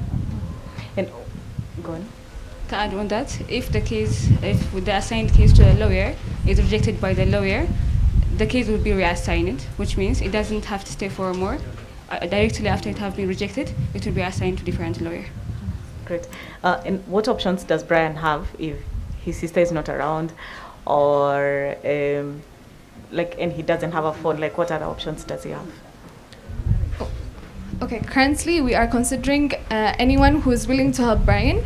It doesn't necessarily have to be his sister. Anyone who is first thinking to Brian can be able to apply on our platform and get him the necessary help that he needs. Can the police help Brian? If they're willing, they can use our platform and they can help him. Yeah, that's okay. Thank you. Thanks for the demo. I wanted to learn more about how you're matching the lawyers to the cases. I think you mentioned that there's a model that's trained on Kenyan case law. I assume this also means that you have to have some information about the lawyers and the areas of expertise. Could you tell us a bit more about that? Yeah, to that question, let me answer it. After the agent responds the classified case in the urgency level, we use salary, and the salary takes those inputs, those responses as input, and it finds the nearest lawyer who specialized on that case and based on location. So it assigns automatically, or if the case is rejected or if it doesn't confirm within 24 hours, it will reassign to another lawyer. So that's our salary working auto assigning. To add on that, the lawyers that are in our system, from the permission of LSK, we got them from their official website. So the lawyers that exist in our database, they are verified with where they work, the kind of category of law they work for, and if they are active or not. And so whenever a lawyer logs into our system, they have to verify first. We match between the information we have in our database with the one they are presenting as they log into our system to make sure that every lawyer is a verified lawyer from LSK. To add on that, and also our agent is trained or improved on Kenyan case law and legal patterns, which means it will be easy to classify or to give the urgency level using Kenyan legal data set. It understands the legal process and Kenyan legal process and Kenyan legal data. Thank you. And one more question was about the app you were demoing. Is that a native Android app that you built, or is it through a web app? Is it an app that, let's say, Brian's sister would have to install in order to request assistance? Yeah, we have an app for the lawyers and for the applicants, and also we have dashboard for LSK to manage every case. To add on that, the app is in Play Store. It's an Android app in Google Play Store, and the web app is a website.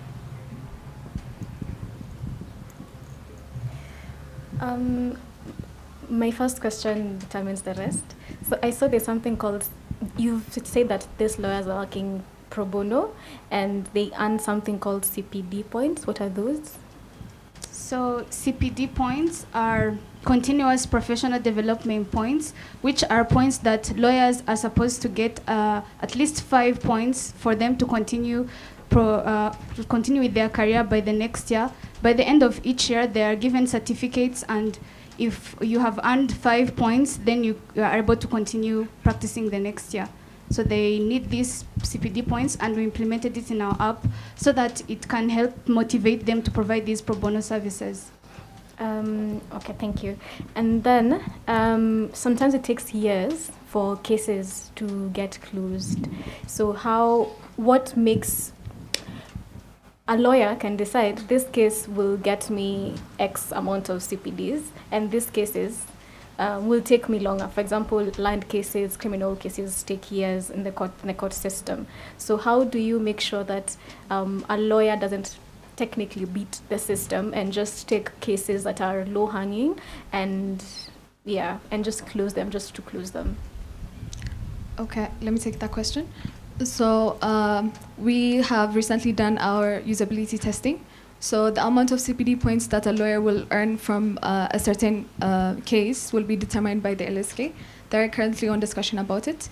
And also, a lawyer, whenever a lawyer completes a case, it needs to be confirmed by the applicant that that case has been completed, so that the lawyer will be rewarded with that CPD points.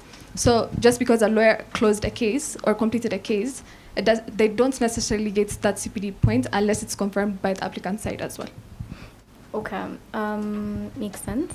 Then sometimes there are some really sensitive legal cases. So let's say one lawyer picked something and maybe it needed to be transferred to someone else. How do you protect the people who you're trying to help? Let me see. Yeah. I'll answer that. First of all, for the data protection, in our system, we have ensured that it's user role-based access, so that each lawyer only accesses the cases that they are working on, and each family only sees the case that they have submitted and the progress that is working. And on the LSK dashboard, only the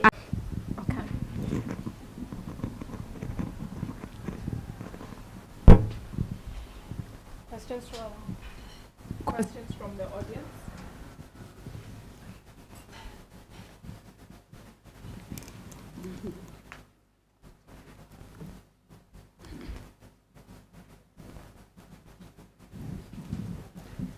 So maybe you have answered this in the list.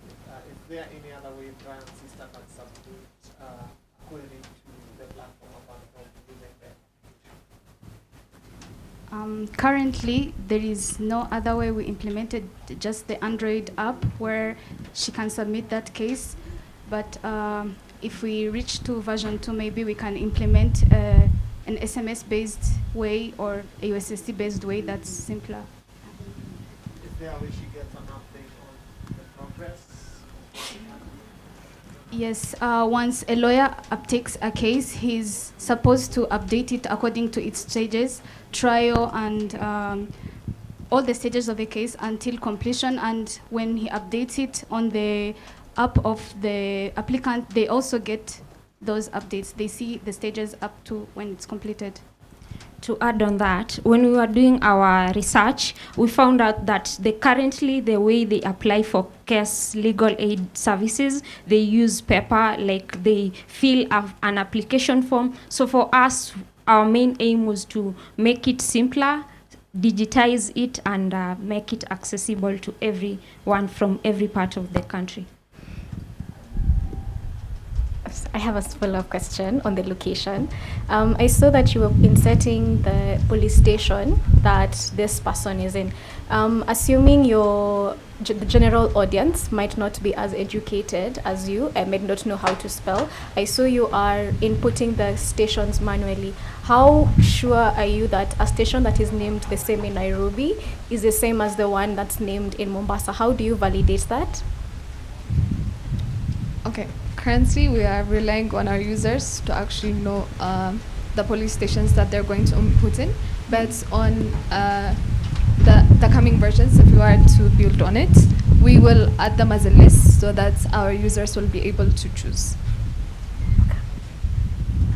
Also for understanding, we've implemented the Swahili and English version, so our users who are not able to understand English are able to fill the form in Swahili version, where it will go to our system through the Translate API to be translated back to English so that we do the case matching.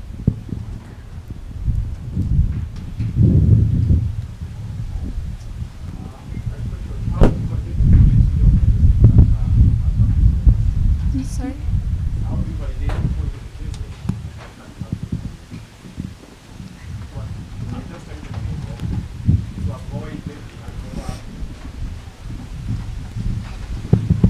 Yeah, thank you. My question is, how do you validate the quality of the cases that are forwarded to the advocates? The accuracy of the cases? The quality, yeah, the quality of the cases. Okay. So when we train our model to check the accuracy and the performance, we use root mean square error. So when we check it automatically, like most generally, the value of root mean square error from 0.1 and 0.2 is more average and preferable. And after training our model and giving query from our database, VectorDB, and giving the Kenyan dataset of cases, it gave us 0.192 accuracy level, root mean square error, which means it is more accurate and available. The second, to check whether it's overfitting or also it's giving repeated information, we conducted usability test. While we were doing our usability test, we took external dataset from LSK and group of lawyers, and we sent a query to our agent. And the feedback, the response it gave us, the classified case and urgency level, was more relevant and reliable for us to use the agent. Okay, thank you. Then another question is, how do you ensure that there is an overload to the advocates that are working on the case? How do you measure? Is there a limit to each advocate in terms of the number of cases that they can handle? Number two, the escalation matrix, how do you ensure, or how will Brian, for example, ensure that his case doesn't stay with the one advocate maybe for 2 days, 4 days? Is there a way the system can be able to escalate to the next advocate, or is there a way the system can be able to, someone can be able to evaluate whether that case was actioned or not, and within what timeline? To answer that, the first question where you asked if a lawyer can be overloaded with cases, in our system, it's implemented that a lawyer can only have up to 3 cases that are active, and when it reaches to the 4th part, it assigns it to the next lawyer who does not have 3 cases that are active. For the second question, she has mentioned our system uses several workers in order to assign lawyers automatically. So once a case has not been accepted by a lawyer for more than 24 hours, as soon as it hits the 24-hour limit, our system automatically reassigns to another lawyer. So that is how we ensure that a case is actually accepted within a 24-hour span. Okay, thank you. And at the point of reassignment, is there a way Brian can be notified, or the person who lodged the case can be notified? And also at the same time, the advocate assigned to can also be notified. Maybe they don't have to log into have the internet on through SMS. Is there a chance that they can be notified that way? Currently, we have not implemented that, but whenever a case is accepted by a lawyer, the applicant will be notified that their case has been accepted. But for the reassignments, we have not implemented it. Okay, thank you. The last one will be at the end, at the closure. Is there a way Brian will be given a chance to maybe conduct a feedback survey as a basis of evaluating the CPD points that are supposed to be allocated to the advocates, or it is just automatic that once an advocate completes the case, they automatically earns the CPD points?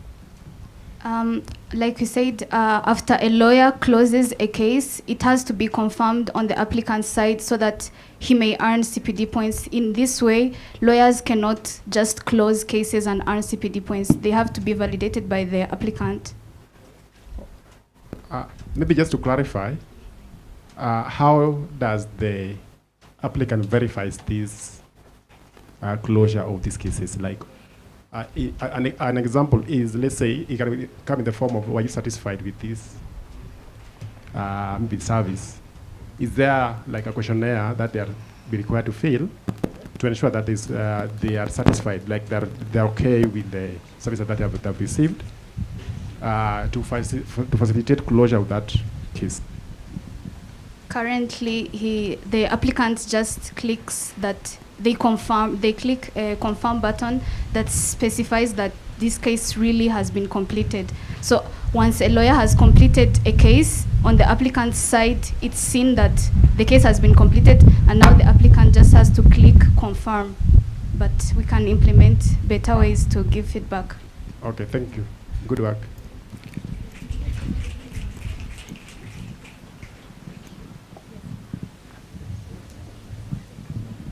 Thank you. Any other comments, feedback from the audience? Thank you, my Haki.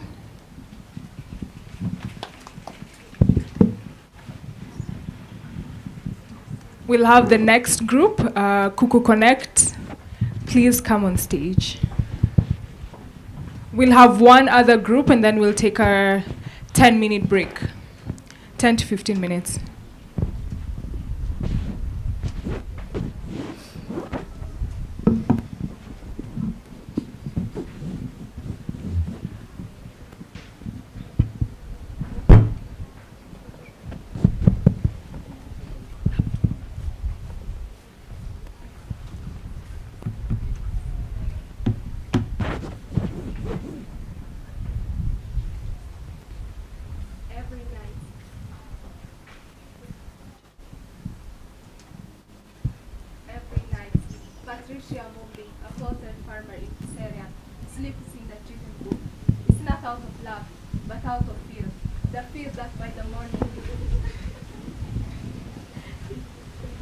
The fear that by the morning the cold will have claimed another bird. the fear that the heat will trigger heart attack in broilers and reduce her productivity, the fear that her flocks, her livelihoods, wouldn't survive the night. This isn't just inconvenience. This is thermal stress, a silent killer in poultry farming. It's not just heat, it's cold, it's unpredictability. It's a climate change knocking on the doors of every chicken coop in Kenya. This is not a future problem. This is what's happening right now, and it's costing lives, livelihood, and food security. Numbers from our research paints a concerning picture of this, where we have seen that 25% increase in the mortality rate of poultry over the past 5 years, 20% drop in the productivity of egg and broilers, which is a threat to food supply. This naturally leads to 6-7% price increase of the poultry products, which also stains a household budget. And most alarmingly, this is affecting about 70% of farmers, whereby many of them are enforced to sleep in the chicken coop to protect their flocks. These all are not just the numbers. This is the voice of Patricia and thousands of farmers like her calling for a change. Given all that, the challenge at hand was to find effective strategies to reduce thermal stress in chickens, which is crucial for boosting the farmers' profits and promoting sustainable poultry farming across Kenya. Building from that challenge, our research uncovered the realities of Kenyan poultry farmers. Thermal stress emerges as a silent but critical issue impacting both the health of chickens and the livelihoods of farmers. However, despite its severity, farmers still use manual old age methods to cope, like checking the coop temperature by physical sensation, using thermometers, and continuously checking up on the coop. Looking at the images, we can see the impact of thermal stress on chickens, starting from the physical appearance, whereby the feathers start getting off, and then the egg size difference, where the eggs become smaller, meaning that the farmer cannot take them to market, and then leading to significant losses. Then lastly are the blue dust that farmers use in cases of cold stress, so as to increase the temperature in the coop, which is another cost for the farmers, and also uses charcoal, which is not healthy for the chickens. All these persistent struggles highlight the urgent need of a smarter strategy to help farmers work through these challenges. Answering that urgent call, we built Cuckoo Connect, an IoT-based system that continuously monitors the temperature and humidity within a coop, and then automatically adjusts the conditions by either activating a fan or a heater. Let's go through the journey of a farmer using Cuckoo Connect. Farmers get their devices from an agrovet who register them and inform them on how to use and install the device. The device has 3 major components: the heating system, which is the infrared light, the cooling system, which is the fan, and the SP32 microcontroller, which works together with relay modules, and the DHT22 sensor that measures the temperature and humidity. This is how it all goes. The sensors take off by measuring the temperature and humidity within the coop. They send the data to the microcontroller, which processes the information and decides which signal to send to the relay modules, whether to activate a fan, a heater, or nothing at all. It does not just end there. The same data sent to the microcontroller is also sent to our subscriber, the FMQ, which is then transferred to Cuckoo Connect API, allowing farmers to see the data on their screens wherever they are, whenever they want. Cuckoo Connect is not just a tool, it's a promise that Patricia will not choose between her sleep and her chicken survival. With Cuckoo Connect, farmers gain peace of mind, increase their profit, and most importantly, it ensures chickens' well-being. I invite you to the coop to see Cuckoo Connect in action.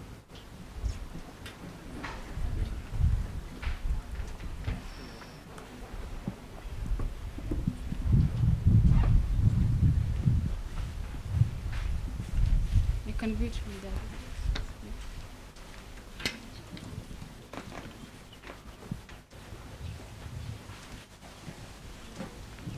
So we have the heater, the fan, the temperature sensor, and the device that has the MCU, the LED, and the relay modules. All these devices are placed in strategic position to ensure they work effectively. And also, the temperature sensor is placed near the ground for it to measure the temperatures within the chicken. So the optimum temperature for chickens depend on their age. And for that, we have a guide for in our platform where the farmer can view their ages and also see the optimum temperature. In our case, these chicks are 5 weeks old, so the optimum temperature is within a range of 24 to 27 degrees Celsius.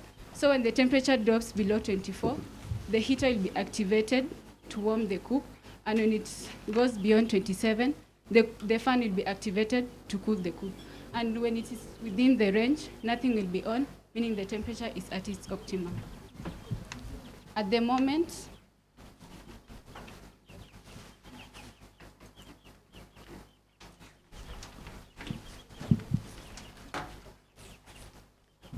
so you can view the temperature from here, and also you can view from the left. So at the moment, the temperature is below 24. That's why the heater is on. So I'm going to simulate temperature increase so that you can see the other conditions. You can.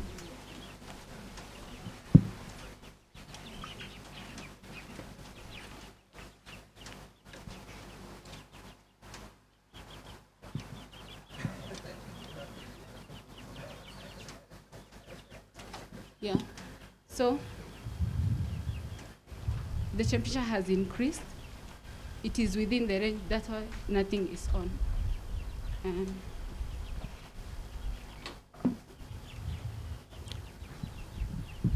I've removed the heater so that it cannot be controlled by our device.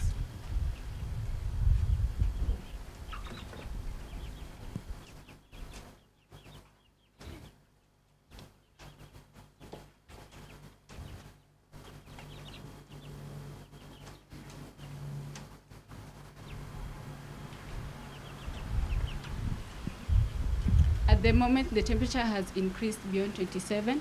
That's why the fan is on. You can look from the other side. It is.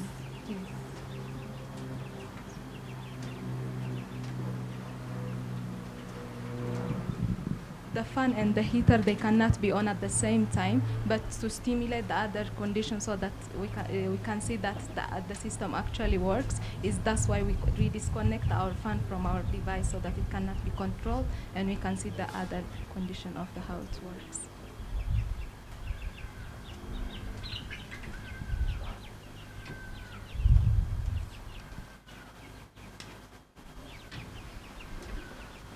And the data that is displaying here, it displays after every 10 seconds in the dashboard.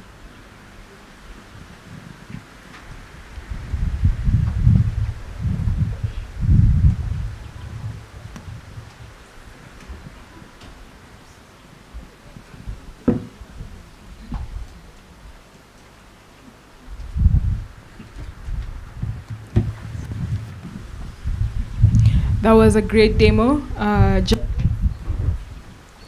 Judges. Thanks for that. It was very good to see and impressive how the box is branded even. How did you guys get the branded box? I'm curious. We have built it. You built it, nice. Yeah. I saw the app is also tracking humidity. Is that data that you use in any way, or does it have any relevance to it? Does it affect the outcomes for the chicken? Let me take that question. So, temperature and humidity has a relationship. When the temperature increases, the humidity decreases. And for now, our devices is controlled by the temperature only. So. And then I saw there was a history tab, but I didn't want, in case it does anything to the demo, I didn't want to tap on it. Does it show you over time how much energy, for example, is being spent on heating or cooling? Because I imagine, for example, if you're spending a lot on cooling, maybe you want to move the coop to somewhere where it's warmer or build more insulation to reduce the total energy consumption over time. So in addition to the temperature history, does it give you history about the time spent with the heater on or the cooler on? No. We are only giving the history for temperature only per day. Yeah. To add on top of it, we designed the chicken coop like this. It is to reflect how in real world it looks like, because the farmers use the old strategies, like they will have the curtains so that they can open and close, and that's why it is open. But also for the other question that you have asked about the temperature. About the history of how much time the heater was on or how much time the cooler was on? No, it just automatically adjusts. It doesn't give us for this version that we did. We don't have that data. It only adjusts if it is below the optimum temperature that's set. It will automatically turn on the heaters, the infrared heater, so that it can heat the room. And if it is above that, it will just turn on the fan so that always it keeps it in the optimum level and for the chicken's house. And one last question I had was about the total power consumption of not just the monitor but also the heater and the cooler. Is it something that can potentially be run from, say, a car battery if you don't have access to the grid? Is it something you've measured how much energy it uses overall? No, we have not done that, but our system is both compatible with apart from electricity, it can also use solar and also battery. Nice, thank you. Very impressive. Thank you. Are there other solutions that are similar to this in the market? Have you seen other solutions that are similar to this? No. Okay, we have done the research, and mostly in the countries like India are they are like in different ways. There is a way that they do, but from our research in Kenya and so what we did, mostly the ones that they only have the IR heater and they can't even like control it. They have to send the temperature manually, and that's not how the chicks and the human beings, we need different temperatures, and it's not efficient. Do you think you could have used probably some aspect of AI to advise the farmer? So if the eggs are smaller, can your setup or your system advise the farmer on what to change, what to improve, what kind of feed to give the chicks and all that, or is it just on the? Okay. We are thinking for our next version, we use AI for that case, and also for for now we are informing the farmers if your chicken is 2 weeks old, this is the temperature that's needed, and they can remotely adjust using the PWA. They can adjust, and the system can work based on that. But for the future version, we are even thinking for our platform to know the age of the chicks and to adjust by that way also. So currently the farmer is entering the data manually, right? The age of the chicks. Yeah. And what about things like the breed? I assume different breeds of chicken have different requirements. We have not captured the breed. We only use the age of the chicken. Yeah. Thank you. Mine will be amazing setup. Mine will be one on your architecture and one on the shed. On the shed, I noticed that while you when the lamp was on, humidity went to 100%. And I know you mentioned earlier that temperature and humidity are related, but what was the mathematics behind it, given that I don't think a small change would lead to a huge jump in the humidity?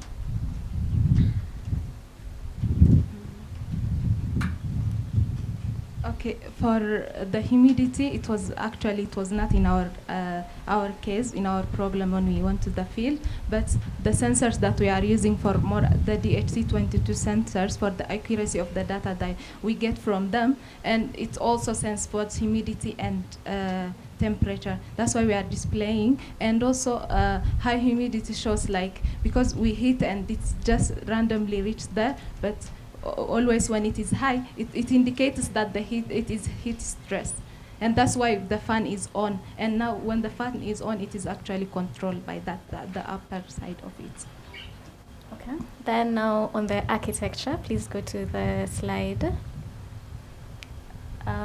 Yes, you're also using HiveMQ, and I'd like to know the reasoning behind it. Why not other services such as Mosquito, and the pros and cons, and why did you decide on this? So HiveMQ is high reliable because we are sending the live data after every 10 seconds. That's why we we choose to use HiveMQ because it is efficient and reliable. Did you consider the rest? Why not? What alternatives did you have apart from HiveMQ? We have the mosquito, but we choose HiveMQ because we are displaying live data after every 10 seconds. And yeah, okay. That's it. Thank you. Thank you, judges. Questions from the audience?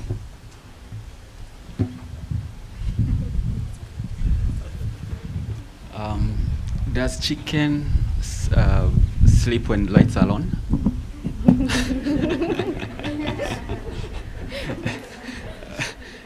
Well, I don't, so I wanted to just understand that. And if not, what's the ripple effect of now lights being on that is emitting the heat? Are there issues that will come up where you are looking to control the heat, but then by virtue of controlling the heat, you are bringing light that might stress the chicken, leading to negative effect? So maybe clarify that. So the heater only lights when the temperature is below the optimum. So most of the time it doesn't light at all time. So when the temperature is at its optimum, it goes off. So I don't think. To add on it, for us, we have tested the system that it actually works for the whole month. Like now they are being 5 weeks. We got them when they are 1 week old, and the temperature at that time, it was like at night, it was like 60 degrees Celsius. It was very cold, but they were like when we look at them, they are sleeping. Actually, we didn't look at that.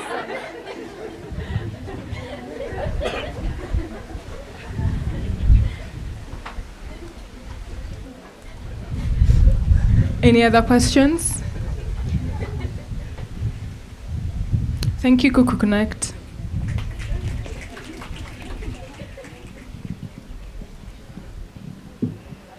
We'll have one last group and then we'll take a short break. Feedlink, welcome on stage.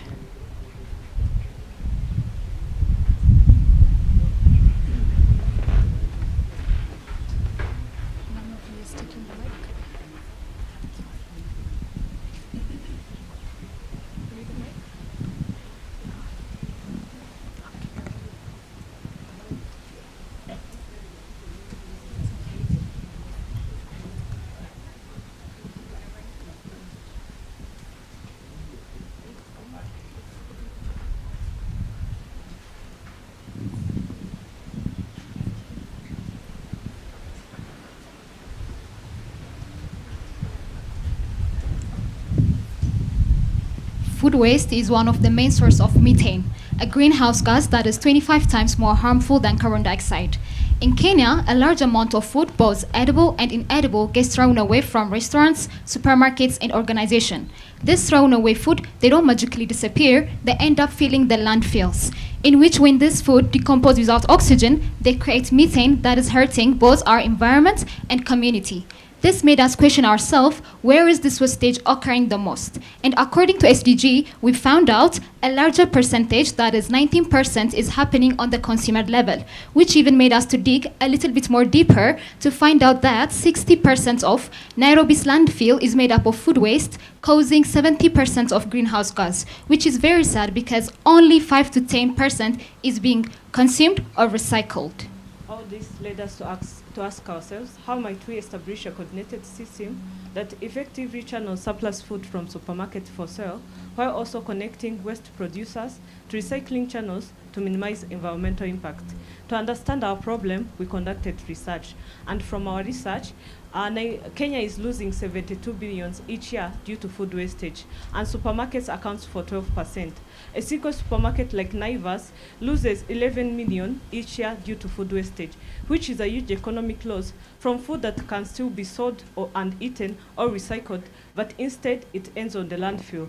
We also conducted research with consumers, and 92% of consumers confirmed they are willing to buy this food if it's safe and from a trusted source. And all this confirmed that the problem is not about food simply going bad, but rather broken channels. To address this, we built Feedlink, a platform that connects those waste producers like supermarkets with both buyers and recyclers to ensure that this near-expiry food is either distributed or recycled efficiently instead of ending up on the landfill. Let me walk you through how Feedlink works behind the scene.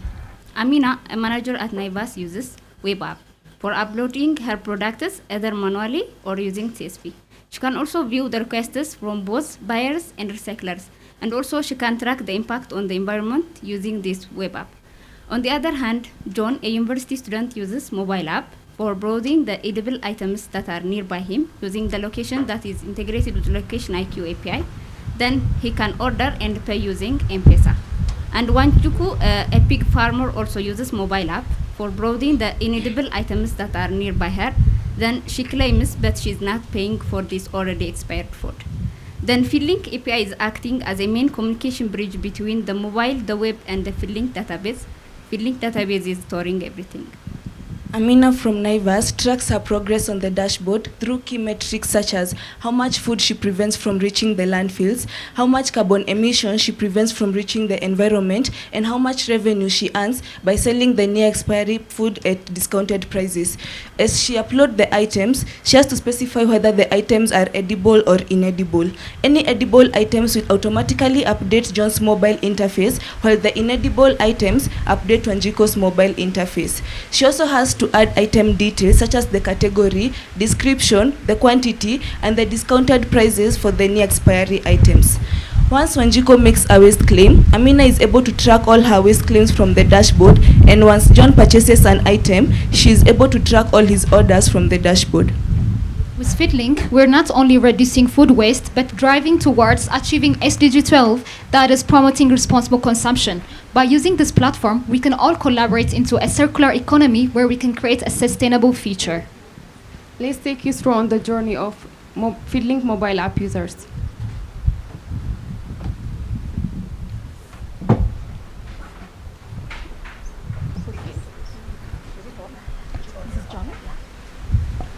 When John, the university student, wants to purchase an item, he goes to the Feedlink app where he will be seeing all the items that have been listed by Naivas supermarket. He can filter out based on the categories: food, drinks, and dairy. When he wants to buy, he clicks on the item. He either adds or reduces the item. He adds to cart. He can either proceed to checkout or continue to shop. So in this case, I'm proceeding to checkout. I choose my payment. I put my phone number.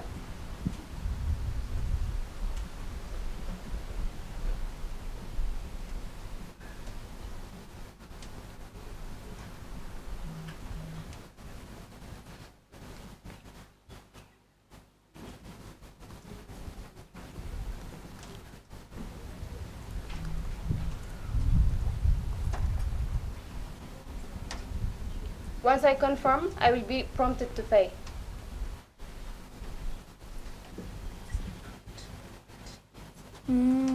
Once I put my PIN and confirm with the payment,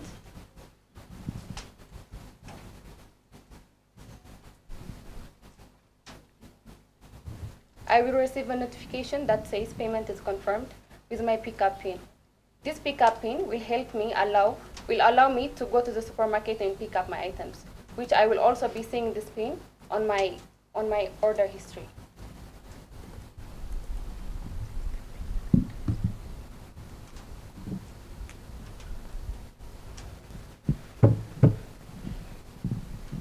On the other hand, we have Wanjiko, who is looking for food to feed her pigs, and she's able to see all the items that have been listed. Once she clicks on an item, she's able to view all the item details, and she can choose to claim the item. Once the item is claimed, she will be notified that the claim was successful, and the item will not be accessible to other recyclers. And then any claimed items, they will be added to her collection, where each collection has a timer that notifies her how much time is left before she can pick up the item. And all her collections are then added to her collection history, where she's able to see also her previous collections. Once Wanjiko picks up her item from Amina, the cycle is complete, ensuring that there is minimal food that ends up in landfills and supporting responsible waste management. Thank you.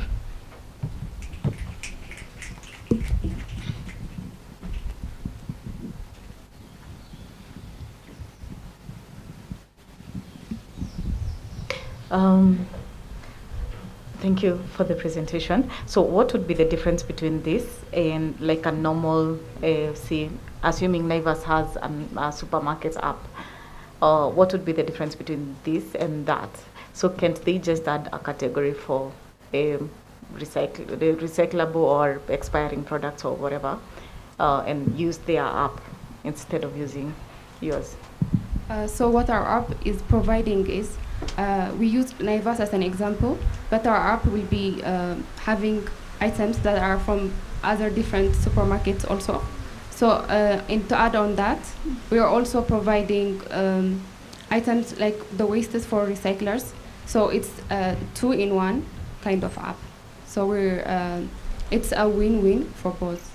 Yeah. To add on that, the difference between when Naivas could add the recycler is, in our application, not only Naivas can, but any supermarkets can upload their near expired products, which means anyone could be available to add to different supermarkets. Plus, since we are using location IQ as well, the nearest ones would be available to the user, which means it would be saved from being wasted from the supermarkets. So since we are including lots of supermarkets that are nearby, that would make it different. Okay, thank you.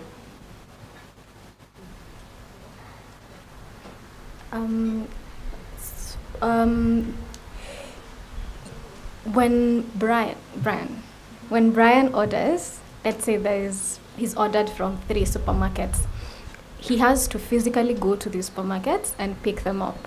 Yeah? Yes. How feasible is that? And also, what prevents Brian and Madrin from ordering the same item and getting a pickup? Because I noticed the pickup code comes before the payment. Okay, first, to clarify on the pickup, it's because we were prompting each other, so my prompt went before hers could come. That's why you saw the pickup pin before the payment happens. And then for the pickup will help the buyer and the supermarket know which items belong to who. And also, as the supermarket uploads item, they have to specify a quantity. So when we have purchased an item, if they are out of stock, I will be notified that the item is no longer available, so we cannot order the same item. Plus, to add on it, since we have a pickup window where the producer, when they upload, and if I, as a buyer, claims that item, it will be on hold, which means it would not be available to others. That would differentiate when others could not buy what I have ordered.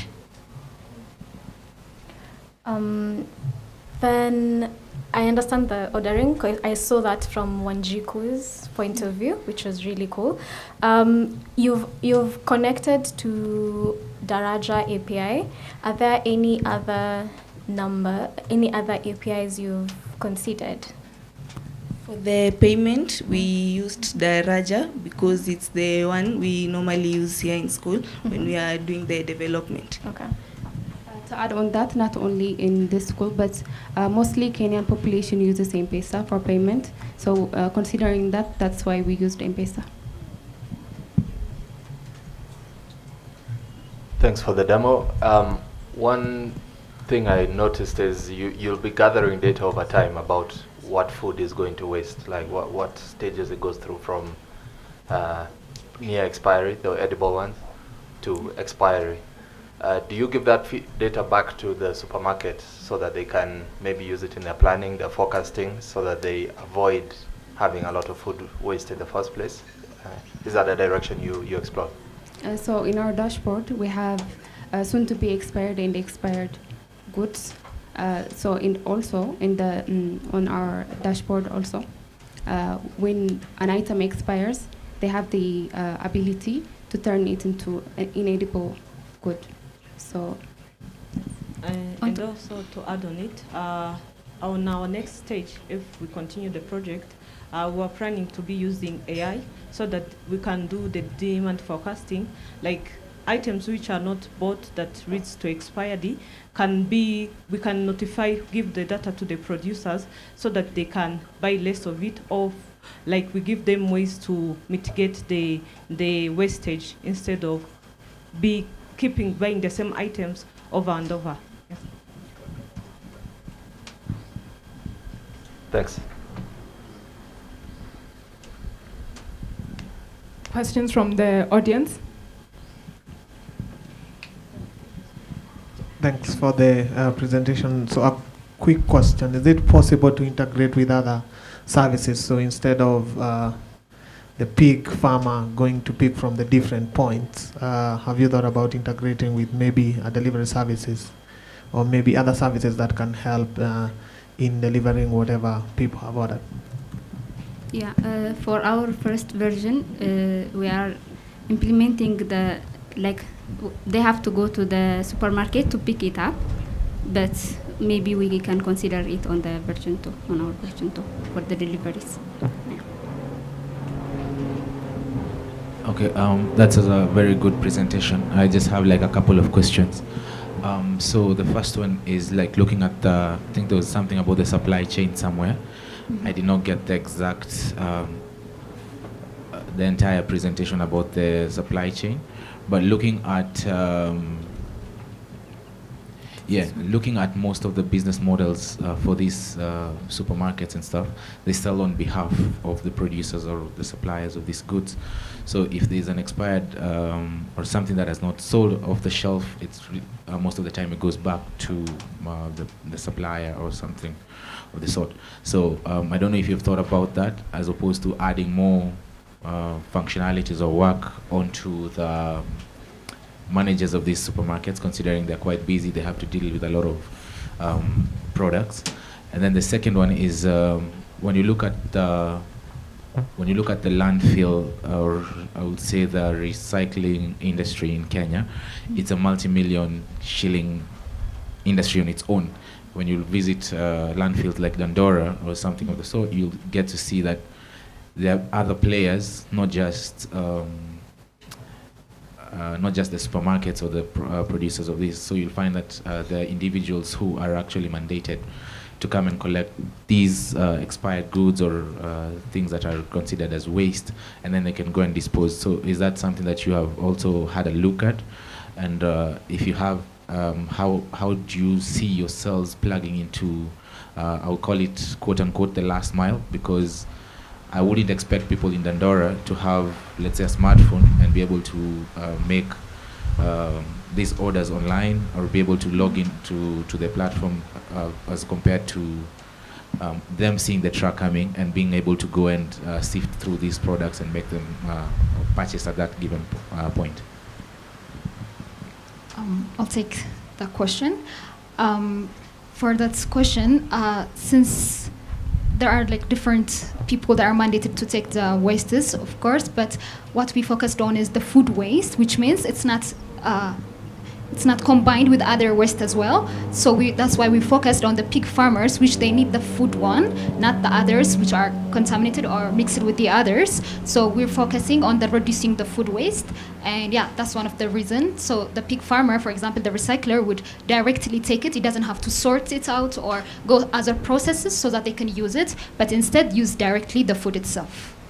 And to add on that, most food that is collected in the landfills is taken to recyclers, maybe for biogas, but you find that most of the time this food is already contaminated, and as we were conducting our research, we found out that they don't really use the food that is contaminated, and our main aim is to prevent it from reaching in the landfills in the first place.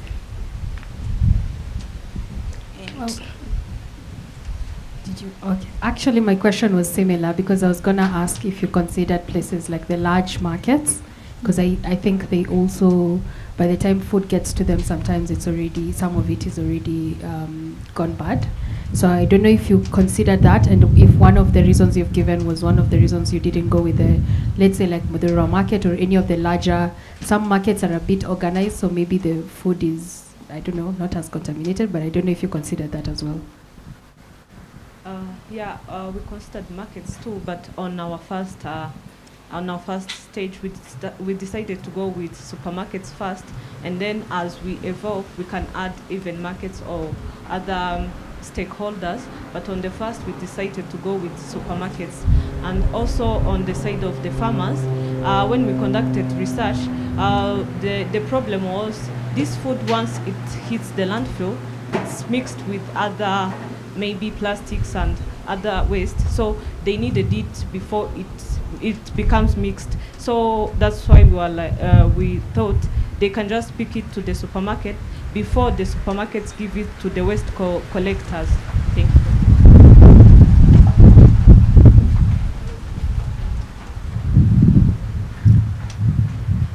Any other questions, comments?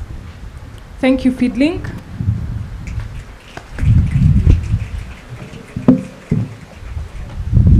We'll now have a 11-minute break. So feel free to refill, grab something to drink, something to eat, interact, network. Yeah, we'll have an 11-minute break.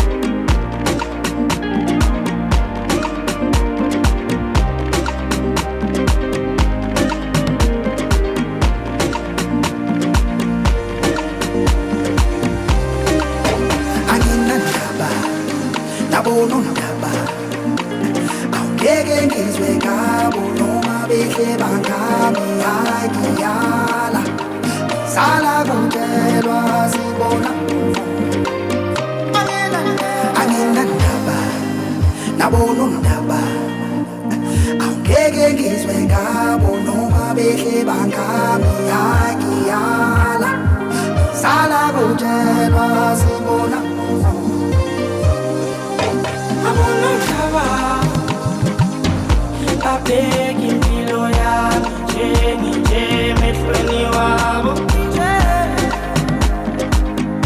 Babeki impilo yami nje emehlweni wabo Abona mhlaba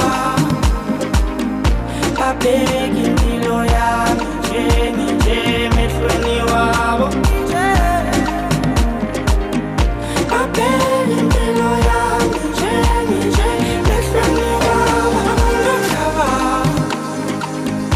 Babeki impilo yami nje emehlweni wabo Babeki impilo yami nje emehlweni wabo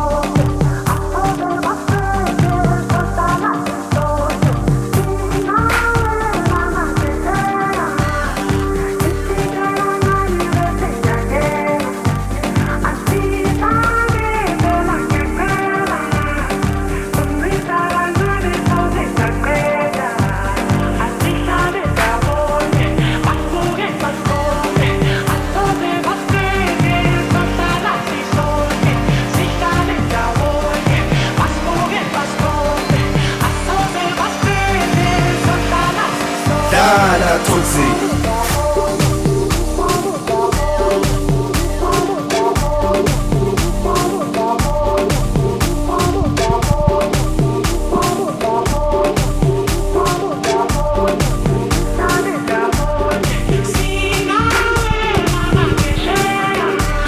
Check 1 2.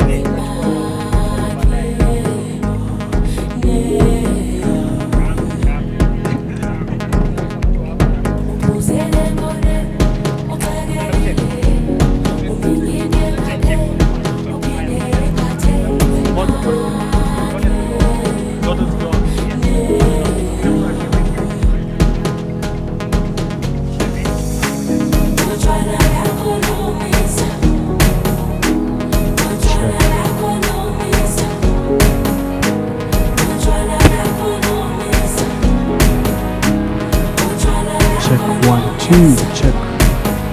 1 2. Check 1 2. 1 2. Check 1 2. Check 1 2. 1 2. 1 2. Check 1 2. 1 2. Check 1 2. Hey, msanii.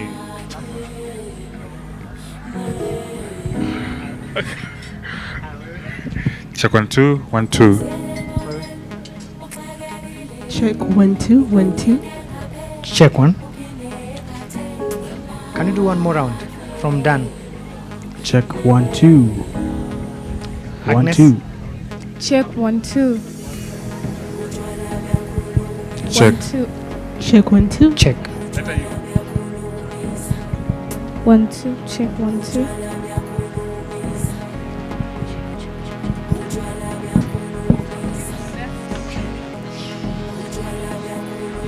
We'll 3 more minutes and then we can all come back.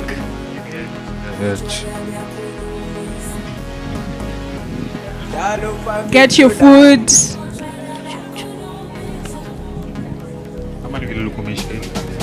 the next step? Check. Check 1 2. Mic testing. Check 1 2. 1 2. Check 1 2. Check. Hey, check. Check 1, 2. 2 more minutes.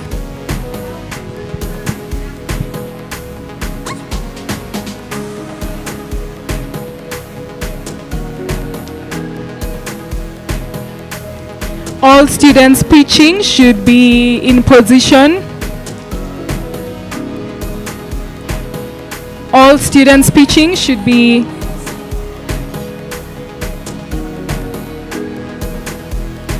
Recos, are you all set?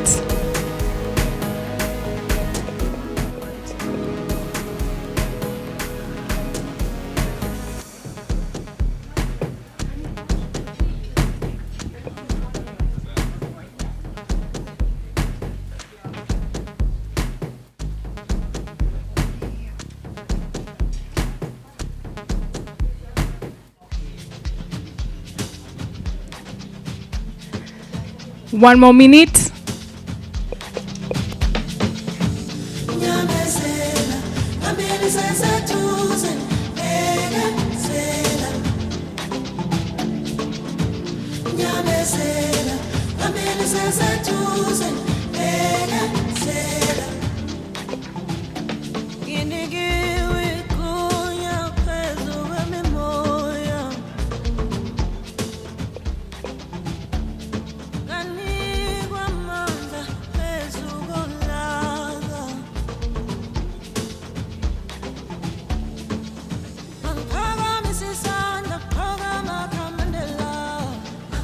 Thirty seconds.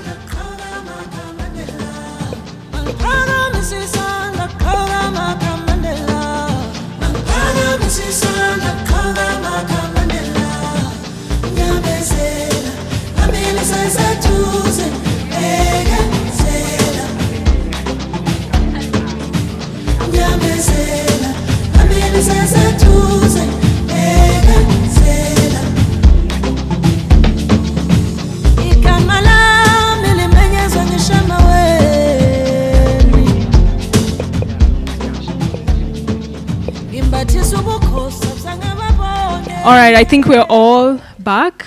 I think we can begin with the next group. Recos, are you ready? All right, come on stage.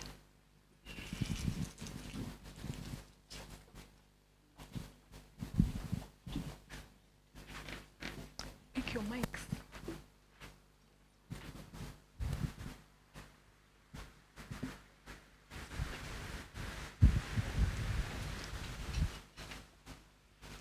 Switch it on.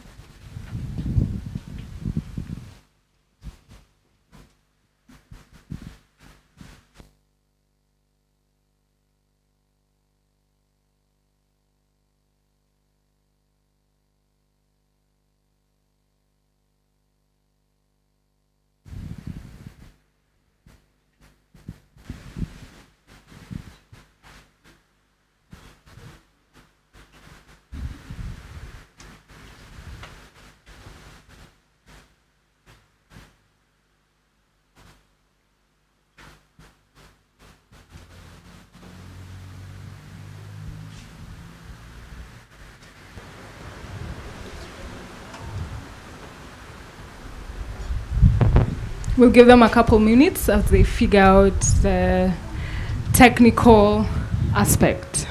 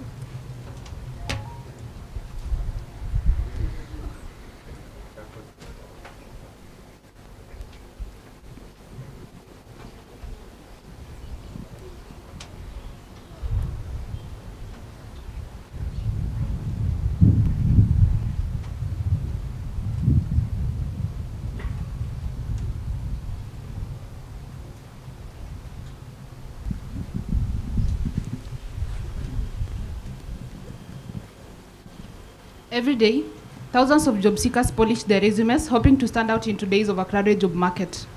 Their resumes look impressive, with certifications from known institutions, with glowing achievements. But what you don't understand is behind these many words in these resumes lies a different reality, skills that don't quite meet the claims. Research shows that only 4.1% of candidates end up being an excellent match after hiring, with 35.9% being a poor match. To add on that, 7 out of 10 job seekers admit to exaggerating on their resumes. Now imagine Shortlist, a recruitment company that has been entrusted by leading organizations and companies across Africa. Their reputation depends on one thing, sending the right candidate to their clients. Today, Purity, a recruiter at Shortlist, has been tasked to recruit for an architect role for a company called Nova Constructions. Despite Purity's expertise, she increasingly finds it difficult to distinguish between who truly qualifies for that role and who only looks good on paper. This led us to ask ourselves, how might we ensure recruiters accurately identify and hire candidates whose skills truly align with the employer needs? To address this challenge, we came up with Recos. Recos is an AI-powered recruitment assistant that provides recruiters with data-driven insights. These insights helps reduce skills mismatch and also increase hiring accuracy by enabling recruiters find the right candidates for the jobs. Let me take you through the overview of how Recos works. Recos works with recruiters who use Odoo HR ecosystem, which is an application tracking system where recruiters post jobs and candidates apply through the same platform.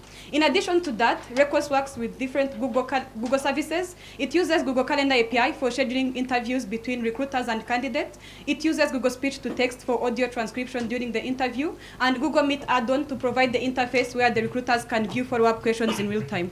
Moreover, Recos uses Gemini LLM for generating follow-up questions in real time, and also to analyze candidate performance to generate a report that supports recruiters' decision. Now, let's explore Purity's experience with Recos and how Recos seamlessly connects with various platforms to enhance the recruitment process. Before Recos can access any data from Odoo, it must authenticate by sending Purity's database name, user email, and API key.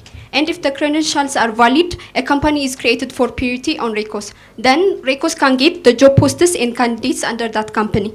After getting the job posters, each job description passes through the AI model to generate a concise job summary, helping Purity to grab requirements and key details faster. Similarly, candidate CVs are analyzed using the AI model to produce a concise skills and experiences summary, enabling Purity to understand each candidate profile without reading long documents. Next, let's look through how Recos makes the interview process smarter and efficient for recruiters like Purity. Purity starts by scheduling an interview directly from Recos, where the Recos bot automatically generates. Now we are going to do the live interview between Purity and Angela, who is the candidate, to see how Recos works in action.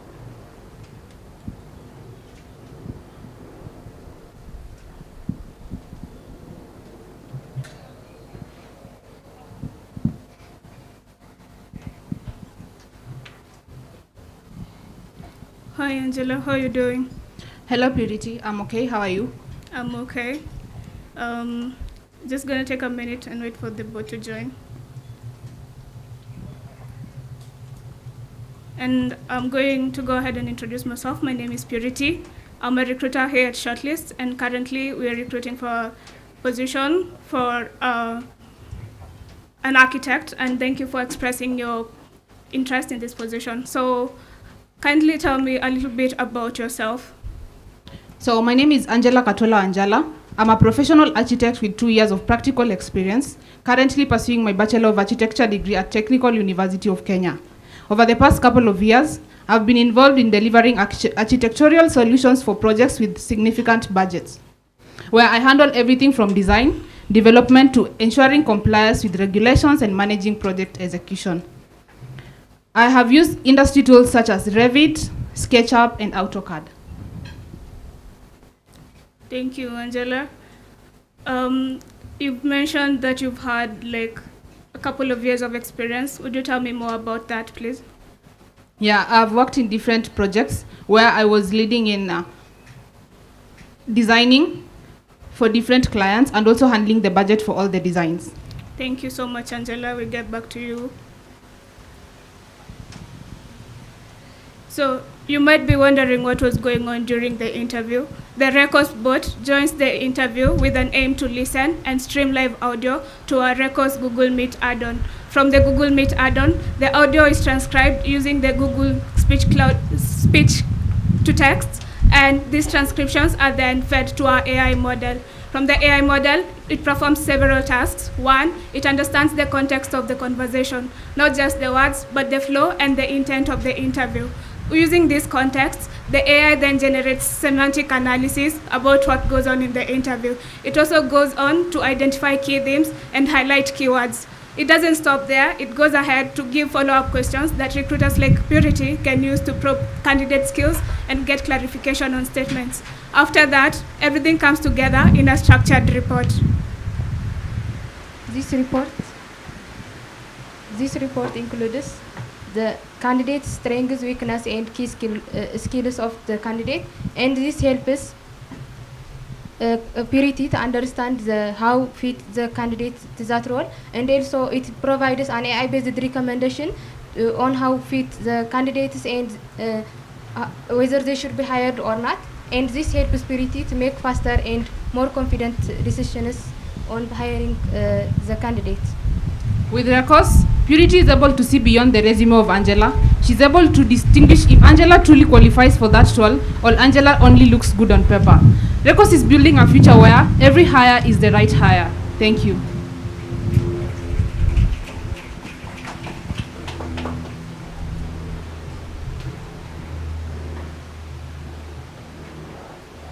Thanks very much. That was a very ambitious and impressive demo. You mentioned that the AI will screen CVs and extract insights from them. I know this is an area that people have faced a lot of issues with over the years. There are some hacks people do, like putting text that's in white, that's not readable to a human, but the computer reads it, and you can do, prompt injection using that. How do you mitigate those kind of issues in your solution? So on Recos, the candidates that we get are it's integrated since it's integrated with Odoo. The CVs are coming from Odoo. In Odoo, it uses ATS to screen CVs. So the stage we are getting the candidates are where the CV is analyzed or passed through an ATS. That means it has already been it's a good CV that comes to the AI model, and we use the prompt to generate the experience and skills summary, so that it gives the recruiter what the candidate's skills are and the experience they have.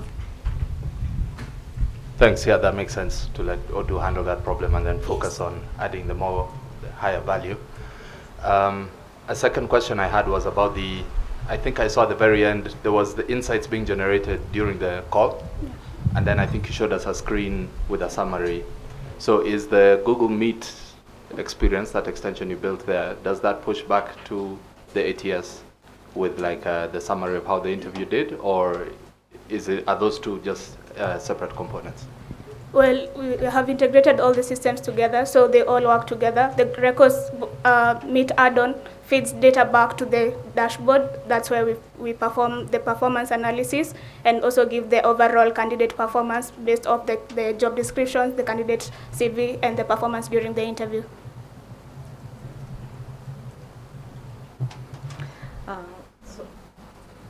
Thank you for the presentation.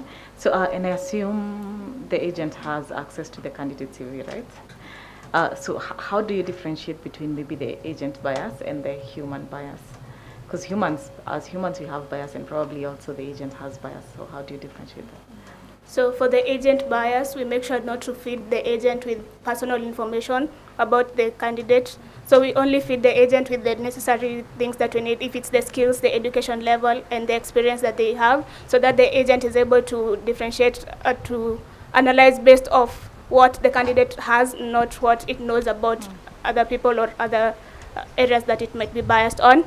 And then from the human perspective, we have integrated the human aspect into the workflow. So the agent just provides recommendations based on what it thinks is best, and then the decision is solely left to the recruiter. Okay. And how are you tailoring the model grounding data to fit in the market?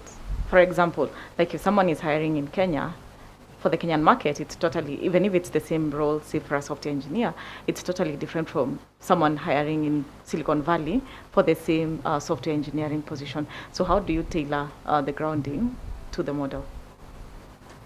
So for the model to know what it is, the things that it's going to give us, we give it the context of like the candidate CVs, and also we have the job description, so that from the job description it understands like even the location and the requirements, so that the questions it gives and the output it generates are based on the relevance to the job positions that the recruiter is hiring for.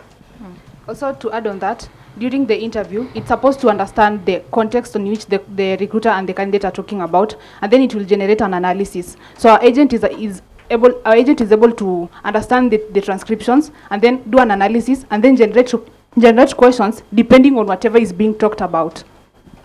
Okay. And also, so finally, how do you add a human touch to the interview? So sometimes when you're interviewing someone, you can actually tell this person is disappointed or the person is anxious, and you want to try and calm them down as an interviewer. So like, how do you tailor that human aspect of the interview? Okay, I'll take that question.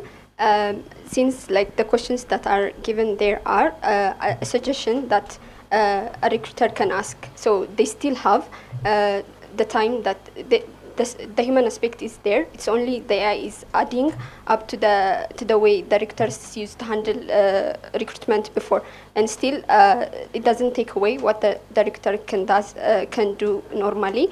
And also as the model understands the context of the conversation between the recruiter and the candidate, the question it gives is also relevant to evaluate the candidate's skills and experience at the same time.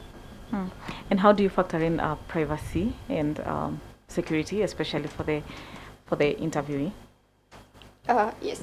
So for the interviewee, when they have submitted their CVs, and the way we store the credentials for Odoo are encrypted, so nobody can access what is not theirs. And also we've implemented role-based access control, which only authorized users can only access the dashboard for the candidates and their own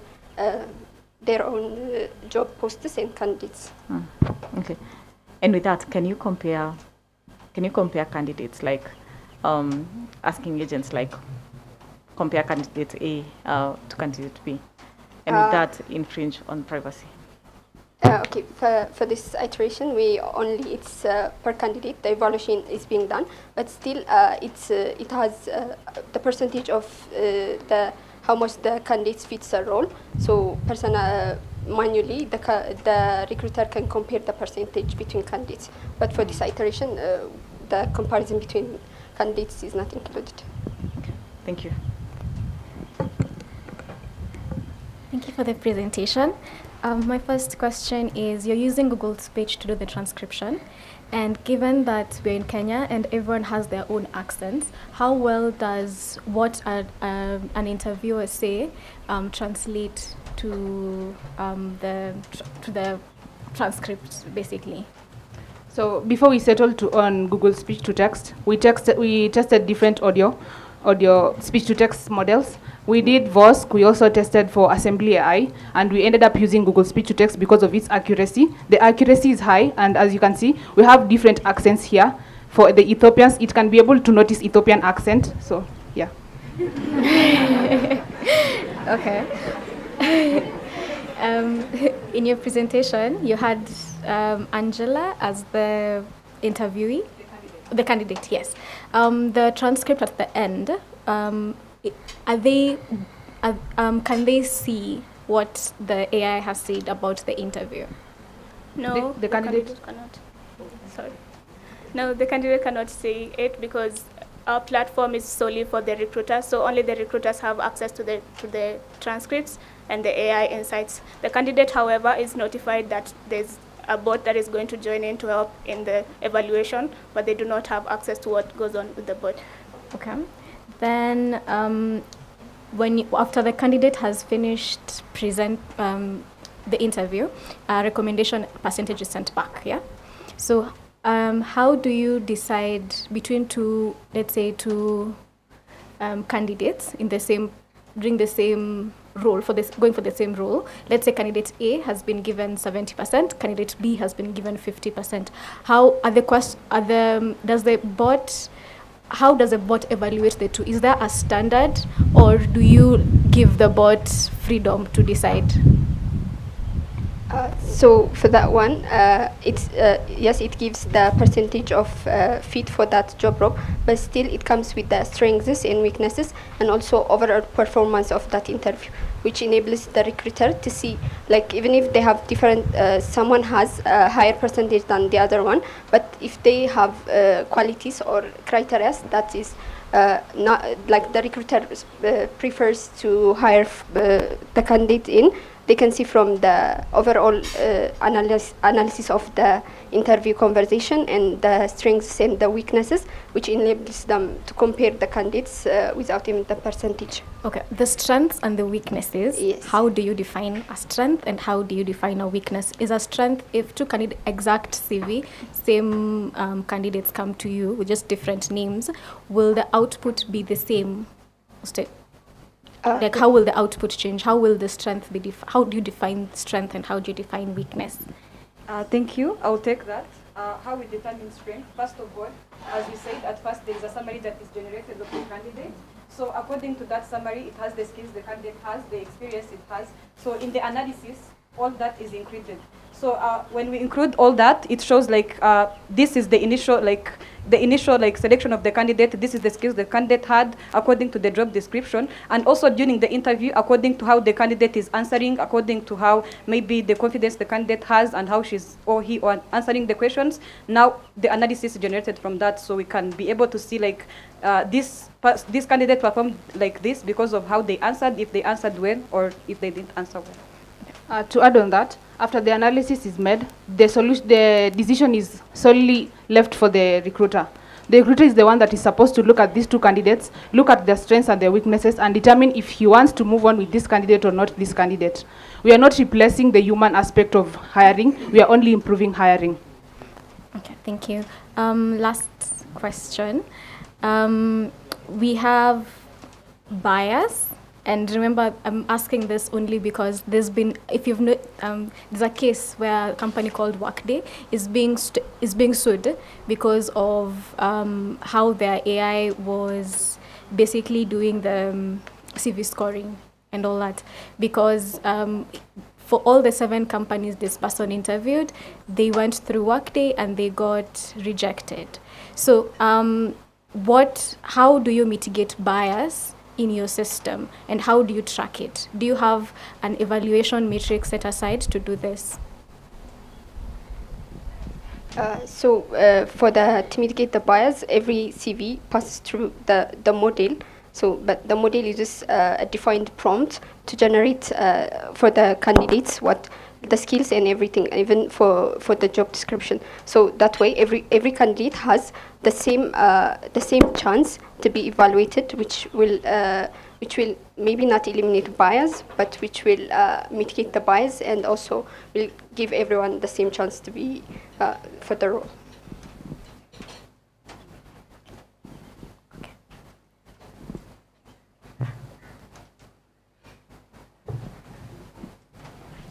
Any comments, feedback from the audience?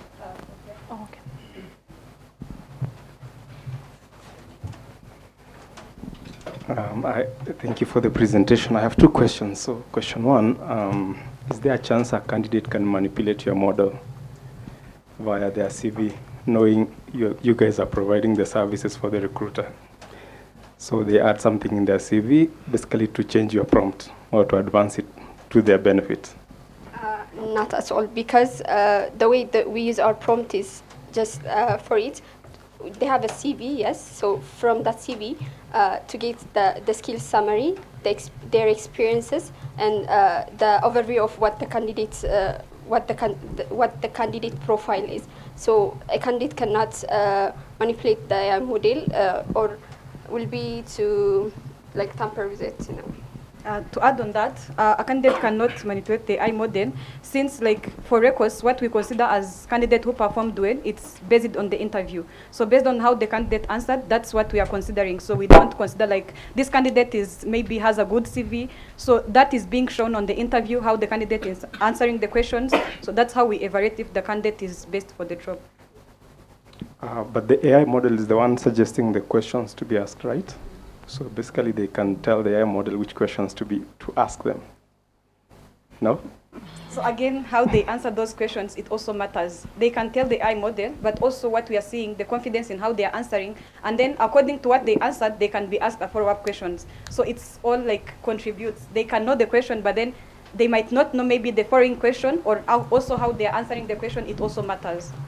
To add on that, since it's already live interview and they don't know if maybe they can ask what question they can ask them, but they don't know at that time what question can they ask them. Maybe let's say, for example, they can know what question they can ask them.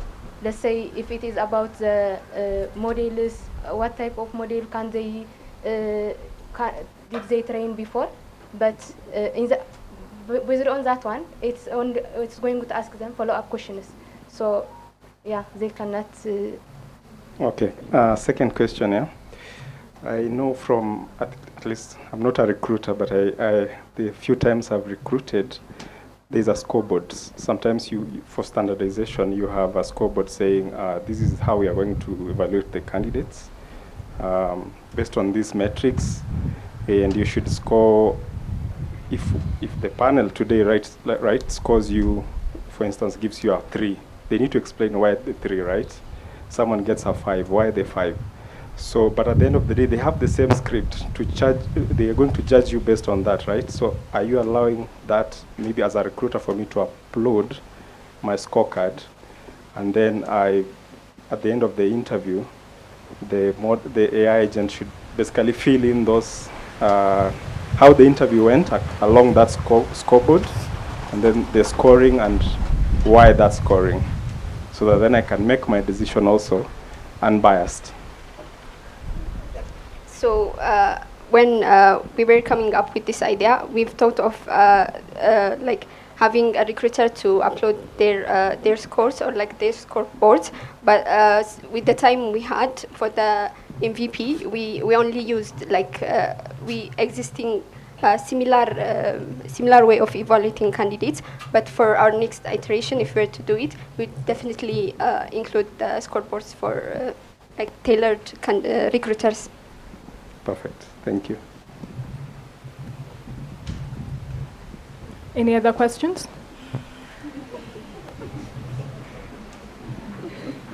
Are people laughing? Would this solution be tailored for other recruitment models, not just for, like hiring candidates, but for hiring talent, but then for actually recruiting people, like in boot camps, like AkiraChix? Yes, definitely in our next iteration, we will put that in mind. But for now, it's only for the recruiters, and for the recruiters. Yeah, it would be really great if you can think through that, because finding talent to brilliance to train at AkiraChix is no easy. So, and with the advancement of AI, everybody copies the essay questions on AI and from ChatGPT, and everybody actually is interested in AI as an innovation. So all the answers are the same. So how do we tell that this person is going to thrive in the program? So thinking through even now, like the probability of this person being able to thrive, even at work, based on the success of, let's say, the candidates at that company. So company X has had engineers for, let's say, for 5 years, and people don't leave. There's not, like turnaround. The turnover is not high. But so when you're recruiting, they want the same kind. Everybody keeps saying, I want that kind of engineer. I want those engineers that stay with me for 10 years or 5 years.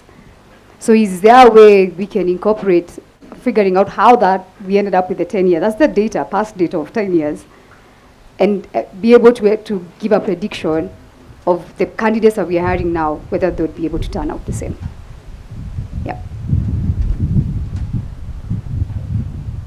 Now we know. Thank you, Recos. Sorry, any other question, feedback? Thank you, Recos.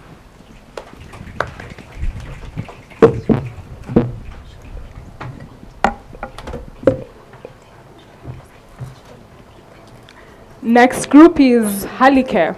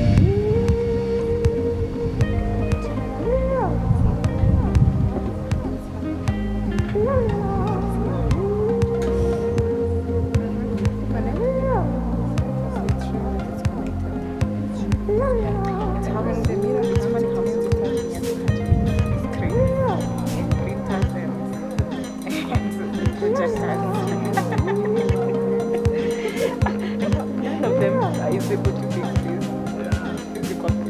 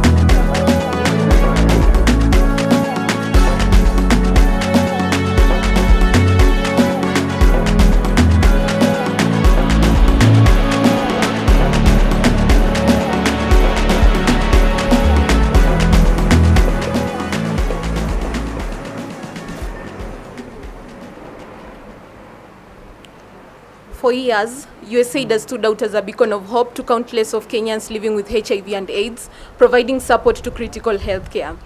However, in February this year, USAID funding cuts came as a major blow to this lifeline. Clinics that have once been centers of hope and refuge have shut their doors, leaving behind stranded patients with fear and uncertainty.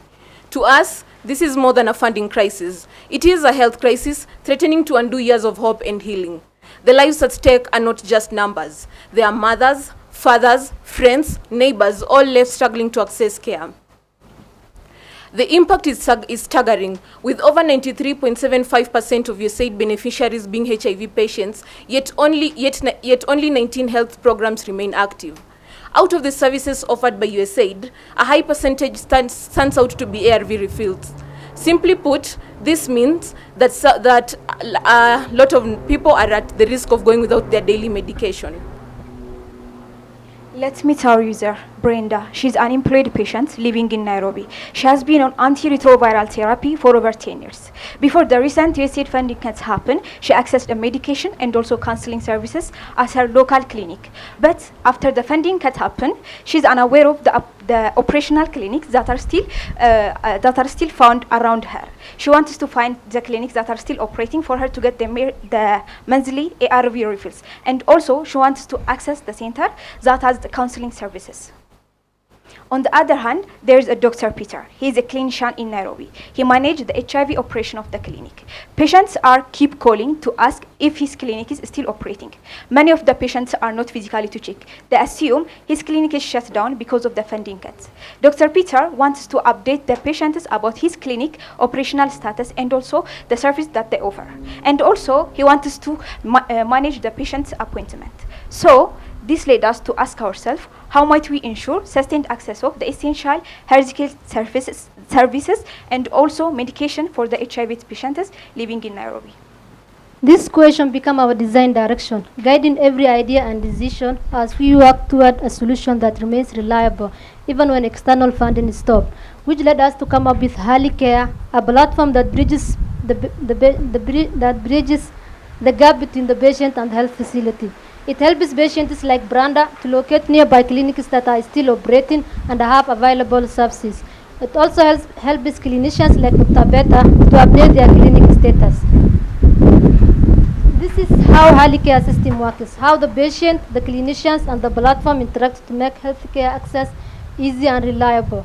Patients use the mobile platform, allow their location access, and search for nearby clinics that have available medications. Their request goes through the system, through HiKare API, checks the database, and returns clinics that are close to them. A patient can select one clinic, view its details, and make appointment for ARV medication. On the other hand, clinicians use the clinic dashboard to update the clinic information, such as the status of the clinic in case that clinic is closed, the services they offer in that clinic, the contact of the clinic. Once they update, the system saves the information and makes it visible to the patient side. Through HiKare, we aim to ensure that every patient continues accessing the care they need and every clinician's clinic keeps their patients informed. This is what HiKare looks like, where we have our patient mobile app and our clinician dashboard. For Brenda, who is our patient,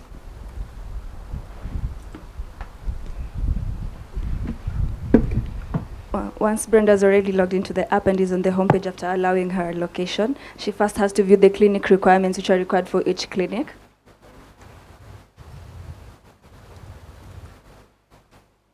And when she wants to access clinics that are closer to her, she can go to the clinics, and then it will show her clinics that are close to her on the map view or in the list view.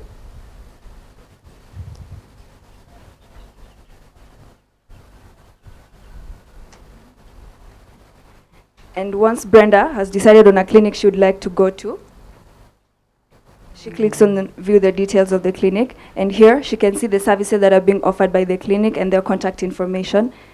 When she clicks on book an appointment, considering Brenda is going to this clinic for the first time, she first has to upload her transfer letter, which is required by each ARV patient before transferring from one clinic to another.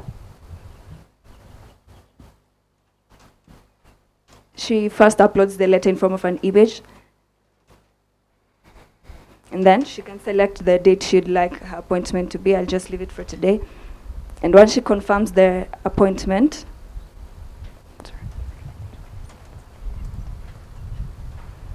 her appointment is added to her upcoming appointments. And once she has already gone for that appointment, she can either mark it as complete, or if she's no longer going for an appointment, she marks it as cancelled. And considering the clinic that Brenda currently goes to does not offer the counseling services, we have an option of Brenda locating counseling centers that are near to her, where she can view and select a counseling center that she would prefer to go to.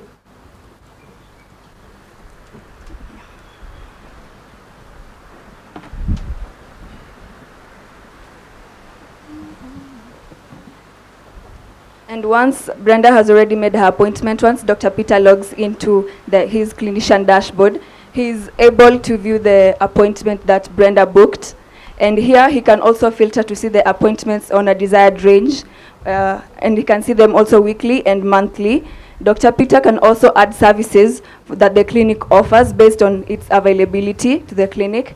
And Dr. Peter can also add a service or edit it. And he can also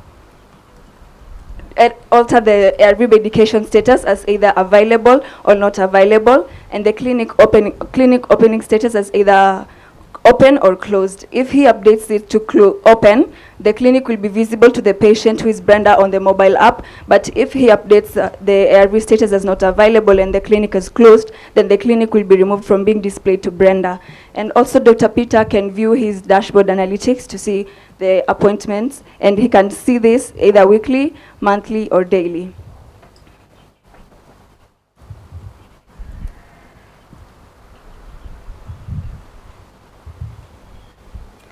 At HiKare, we believe that access to care should never stop.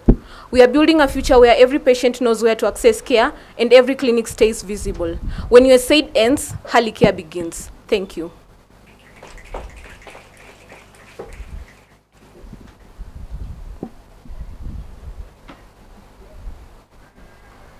Thanks for the demo.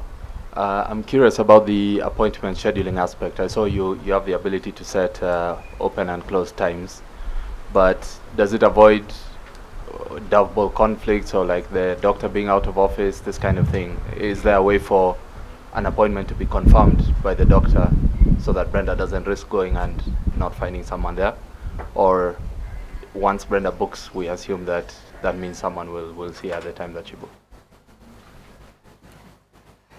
Okay, so when Brenda makes her appointment, first she can see the clinic opening and closing hours.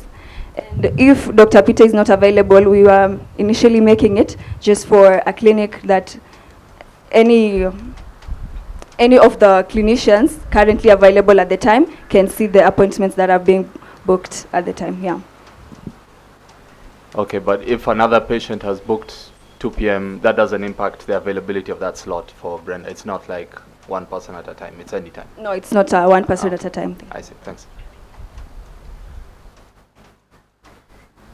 So how else can the patients interact with the app? You already know, like most of these patients that require some of these services, or some patients who require some of these services are probably using like feature phones and they don't have smartphones. Have you thought about like a different way that the patients can interact with the application? To create the system, we majorly focused with the research that we did. We were able to talk to clinicians and also the patients. So from our research, we found that majority of the patients have smartphones. So that is why we considered using the application.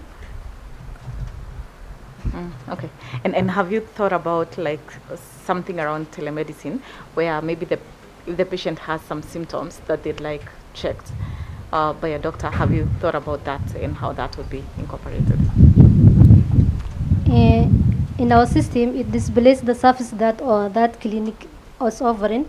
They can add whether they are offering testing, screening, counseling, or ARV availability. So they can see the service they offer, then they can decide to go which clinic that's offering that. Okay. My other question is like, what other innovative approaches can be used to bring more value to the patients? Like, I talked probably symptom analysis, even without necessarily having to interact with the doctor. Have you thought about other innovative approaches to bring value? We were thinking of some of the features that we can add to it. We wanted to enable virtual assistance, so such that patients can also get counseling without necessarily having to look for the counseling centers. Additionally, we also plan to incorporate notification, so that once a patient goes for ARV refill, and probably it's for a month, they're able to be notified that a month has ended and they can go to receive their ARV refill. We also thought of incorporating notification in the side of the clinicians, so that once an appointment has been made, they don't necessarily have to go to the dashboard, but they can also get to be notified that they have received an appointment or there is an upcoming appointment. To add on it, our main target was the patients that has affected the USAID shutdown. So our aim target was them to show the clinic that are still operating and see the available services that they offer. Okay, and like how, and also like how would you incorporate other conditions beyond like refill of ARVs? So there are other conditions that probably the USAID was supporting. Let's say I don't know, maybe something around diabetes, TB, and all that. So how easy would it be to add something different? Now our prototype was based. We built for the HIV/AIDS patients, which was the most people that has impacted this shutdown. But for the next iteration, we are trying to make it for all people. Even the usability test we conducted, most of the clinicians also requested that to make it for all patients instead of for HIV/AIDS patients. But for this version, we made for HIV/AIDS. Great, thank you. Thank you for the presentation. Just a clarification. Dr. Peter is a mobile doctor. So you said from his view of the dashboard, he had visibility to multiple health facilities. So who's your user? Okay, I think we.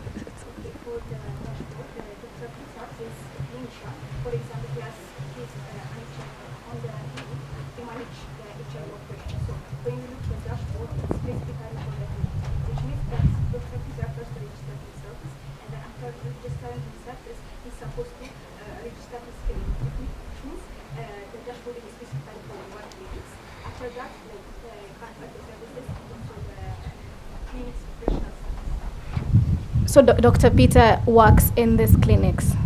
So now if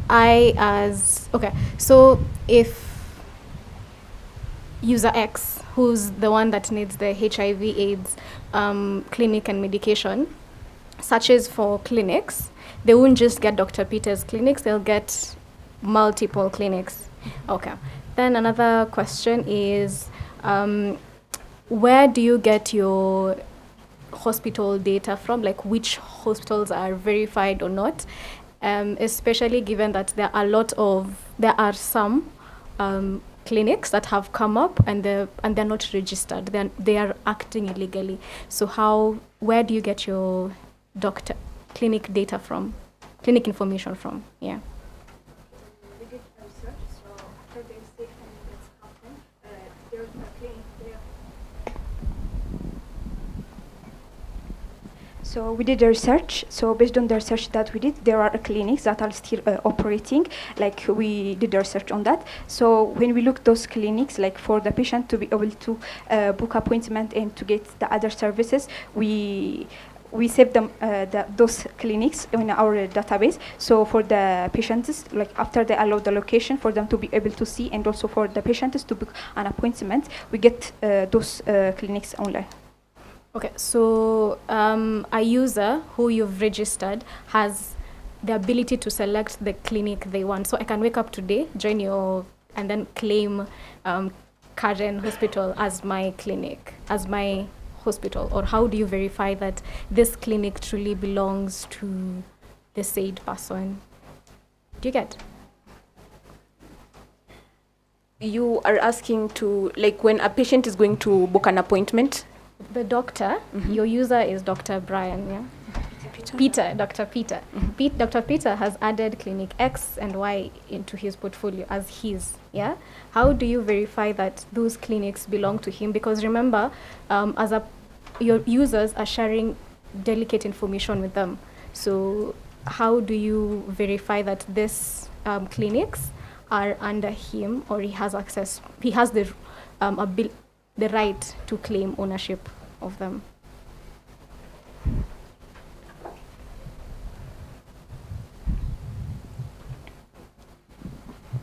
For our prototype, now we think of when users can, one clinic can register one user. A user cannot register multiple clinics.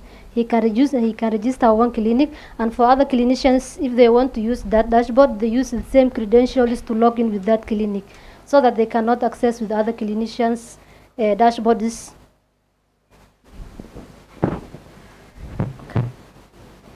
Another question, last one. What is your technical stack for that you've used to implement this?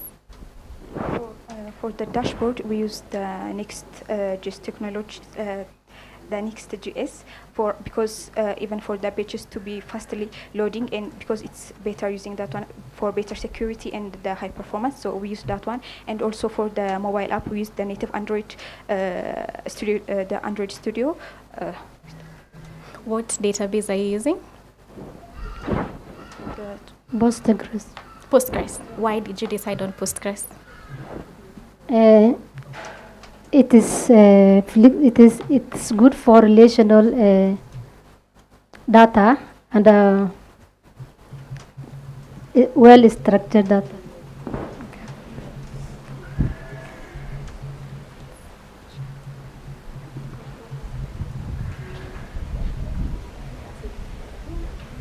Have we concluded with the judges?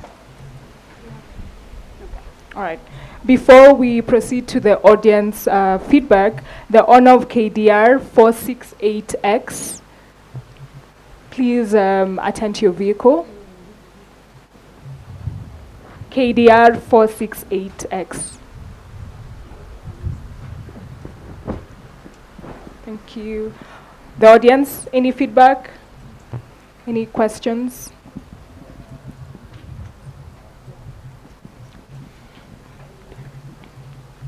Yeah, thank you so much for the presentation. I like the slogan where USAID ends, HiKare begins.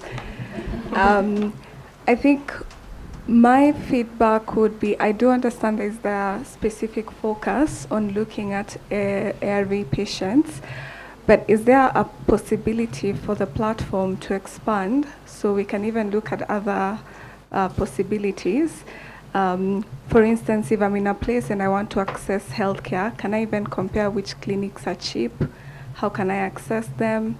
If I need pharmacy care and I'm not able to go to a pharmacist, can I compare these prices and have the medicine delivered to me without having to go to leave the house?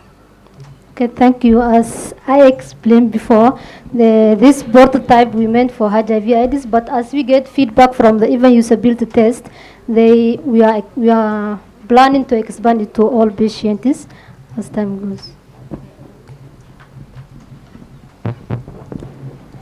Thank you, HiKare.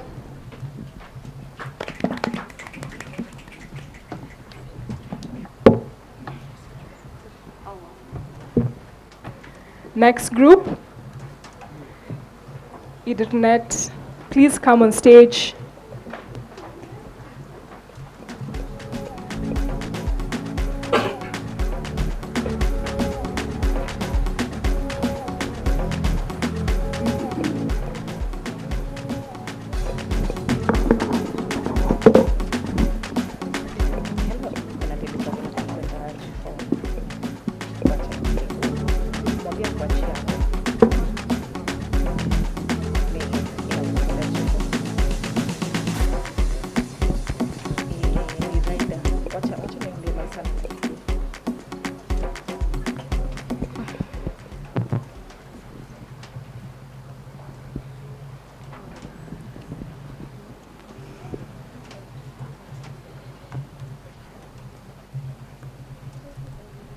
In Ethiopia, we have communities called Idirs, which play a very important role in supporting and uplifting community members.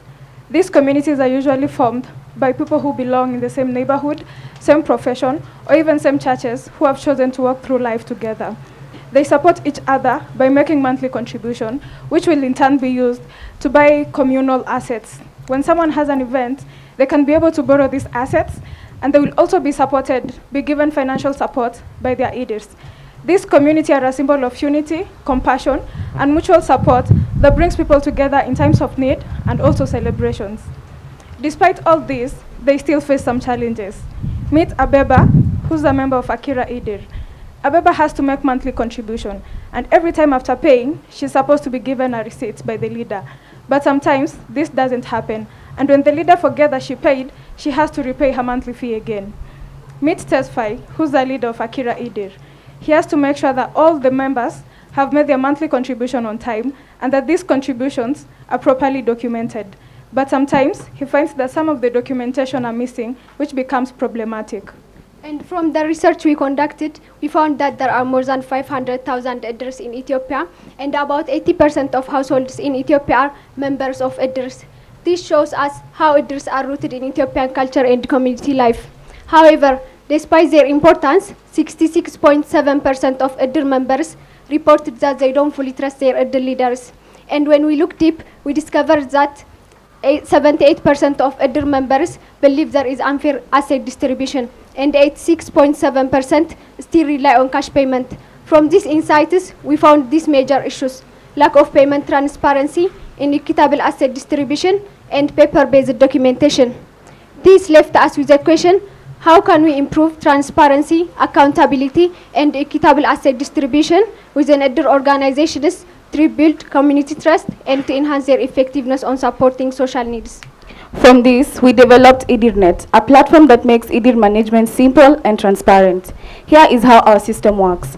Every month, Abeba logs to the system to pay her monthly contributions and see how the Idir's funds are being used in the Idir. When she pays her monthly contribution, the transaction is sent via the Daraja API, and a digital receipt is generated, which is stored in our database. During her special occasions, Abeba is able to book assets, which she can then collect at a convenient time set by the leader.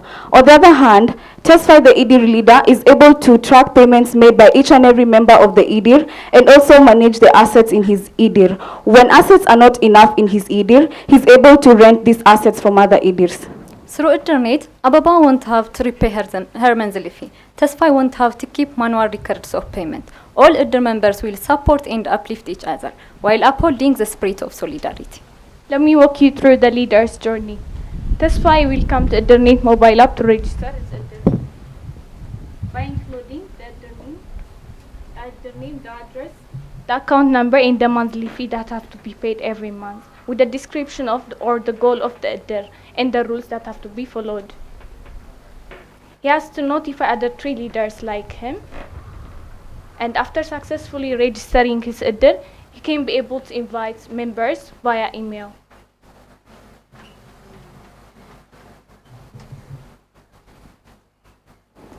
Tesfa can see the list of Idirs he is in, as well as the roles. For example, in Akira Idir, he can be able to see the details of the Idir, such as money, and assets like tents, chairs, or serving spoons. When a new is bought for that Idir, he can be able to add them with the unit price, the quantity, and the preview image of how it looks like.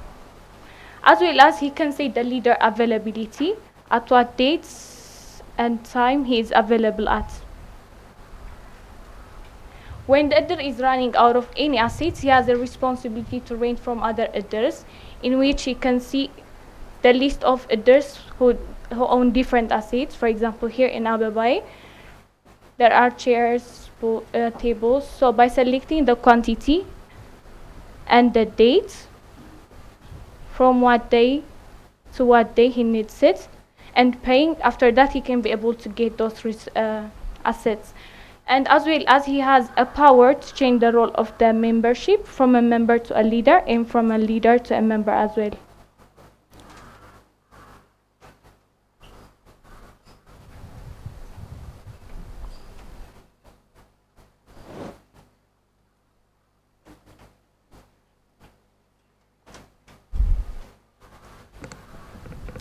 On the other hand, Abeba as a member can also choose an IDIR that she belongs to. After choosing the IDIR, she can be able to make her monthly contribution. She can do this either by using her registered phone number, or she can also key in a different phone number that she wants to use for payment. She will receive a prompt to pay. After successful payment, Abeba will receive a digital receipt. This receipt will have all the information of the transaction that she has just made. When Abeba has an event, she can be able to book different resources that she needs in order to make her event successful by selecting the quantity of items that she wants. She also has to select the dates, from which date to which date that she will need these resources. From there, she can be able to book these resources successfully. Abeba can also be able to look at the transaction history that has been happening in her IDIR. She can be able to see all the members who have made payments and the date at which they made these payments. She can also choose any month and see all the members who made payments during that certain month. She can also see the members who did not make their payments in any month. This is the complete journey of Abeba in our platform. Thank you.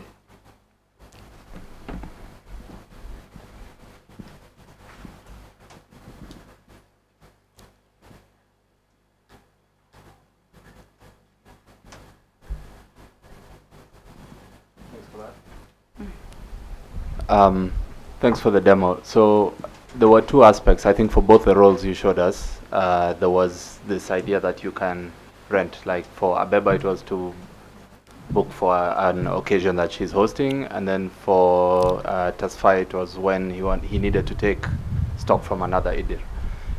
Is it tied to availability? Like I saw it said that this IDIR has 99 chairs, but we don't know whether those chairs are available on the day when you're booking them, because it looked like you were choosing the number before you chose the date.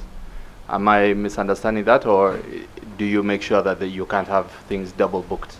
Does the system take care of that? Okay, let me take that question.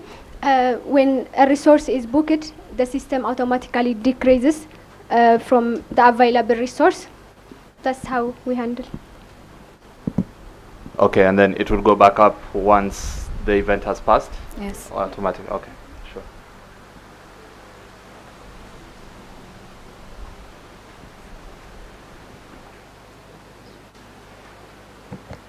I have a question. Okay. I got a bit, please clarify this. The last member the last profile you showed was a member, yeah? Yes. How are the roles assigned, given that she was able to see what she's contributed as well as who's not paid? Like on the members page, you showed how she had access to see how much her history of transactions, so from this month going back, and then you also showed immediately after that it showed there was a tab you scrolled to that had names of other members in the IDIR and and who had not paid. So how are the roles assigned? It was the history of all the people who have paid who belong to the same IDIR. It's not like for one person and her payments. So it's for all the members. If all members have paid, I can be able to see that all of them have paid. It's not just mine, but for all the members. For all the members, yes. Okay. And just to add on that, it solves the problem that you are solving for transparency. So when a member has to see all the people who have paid and all the people who have not paid, for us, we feel like this is more transparent to the member. Okay. A question. Given that I know you've used the Daraja API, I'm curious, how is the uptake currently, given that your users are in Ethiopia, how is the uptake of the Daraja API there? Are people there more likely to use cash versus using M-Pesa? Yeah, just out of curiosity. Okay, so M-Pesa is available as well in Ethiopia. So people most of the time nowadays are using M-Pesa. That's why we decided to integrate Daraja as well.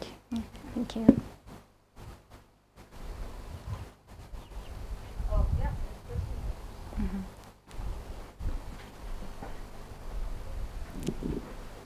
Okay, I really liked it, first of all. But one important question is most Ethiopian reader users don't speak English, and the app seems to be made in how.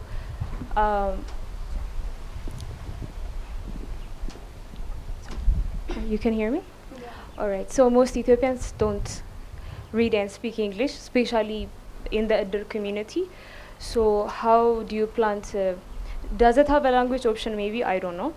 Another question is, Iddir is mostly used for social events like funerals and weddings. So what happens is, for example, if a person loses her distant cousin, she'll come and say, there's a certain amount of money given to a person, right, when they lose their family members. So one of the biggest issues, I'm a member of Iddir myself, one of the biggest issues, like, people will lose a distant relative and come and say, can I have this amount of money because I lost a family member? And then is there a way maybe you can, and this is more like a comment, if you can, if there's a way, maybe you can register their family members, their close family members, you know, husband, wife, child, those are the ones, and parents maybe, those are the ones, you can get a certain amount of money for that. Yeah. And if they graduate, you get a certain amount of money, right? So yeah, and that's it. Okay, to answer that question, for the language, you're right, there are people who cannot speak English and cannot read, but for now, for this version, our target users now are those people who are part of Iddir but live in the capital, in the cities as well as the sub-cities. Those people have a basic knowledge of English because they usually use the delivery apps, Ride or Uber apps, so they have a basic understanding of English, so they don't have a problem with that. And we have done a usability testing as well, so they were not struggling with that. That's why we decided to do that. And for the money contribution, not only for the monthly, but for other funerals, or yeah, we have considered that. For this version, we haven't included that, but it's a good feature to add on this. Yeah, I like the Reddit's question, because I think all of us could just be saying a distant cousin died, and we all every week, yeah, and we could just be getting money. It's possible. It's fraudsters, I think. Yeah, it's just how do you curb fraud? Yeah. Also, to answer your question, we have Iddir rules. Like the Iddir leader, when they create the Iddir, they can write what they want to have as a rule. So when they have to write the rule, they can write it. It's only for the husband, wife, or the siblings. Yeah, we just need to add verification. Any other question? Otherwise, everybody could have a cousin and again. Yeah. Another question? Good. Thank you so much. You had? Yeah, one more question, sorry. Could you just tell us a bit more about the tools you used on the back end? I know you have the native Android app. What about the back end where all the data is stored? Just the technologies you used, and maybe a bit about why you chose those ones. Let me take that question. On the back end, we used Python, Django framework. It is more reliable, and it uses OOP, and it helps us to easily to integrate with the front end. So that's why we.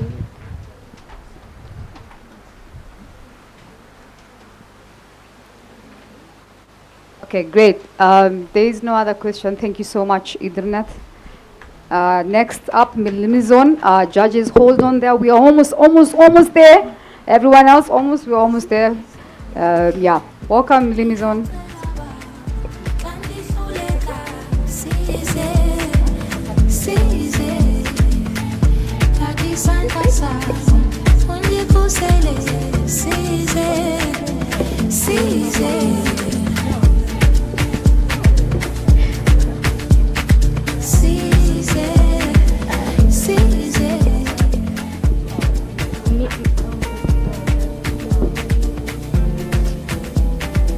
See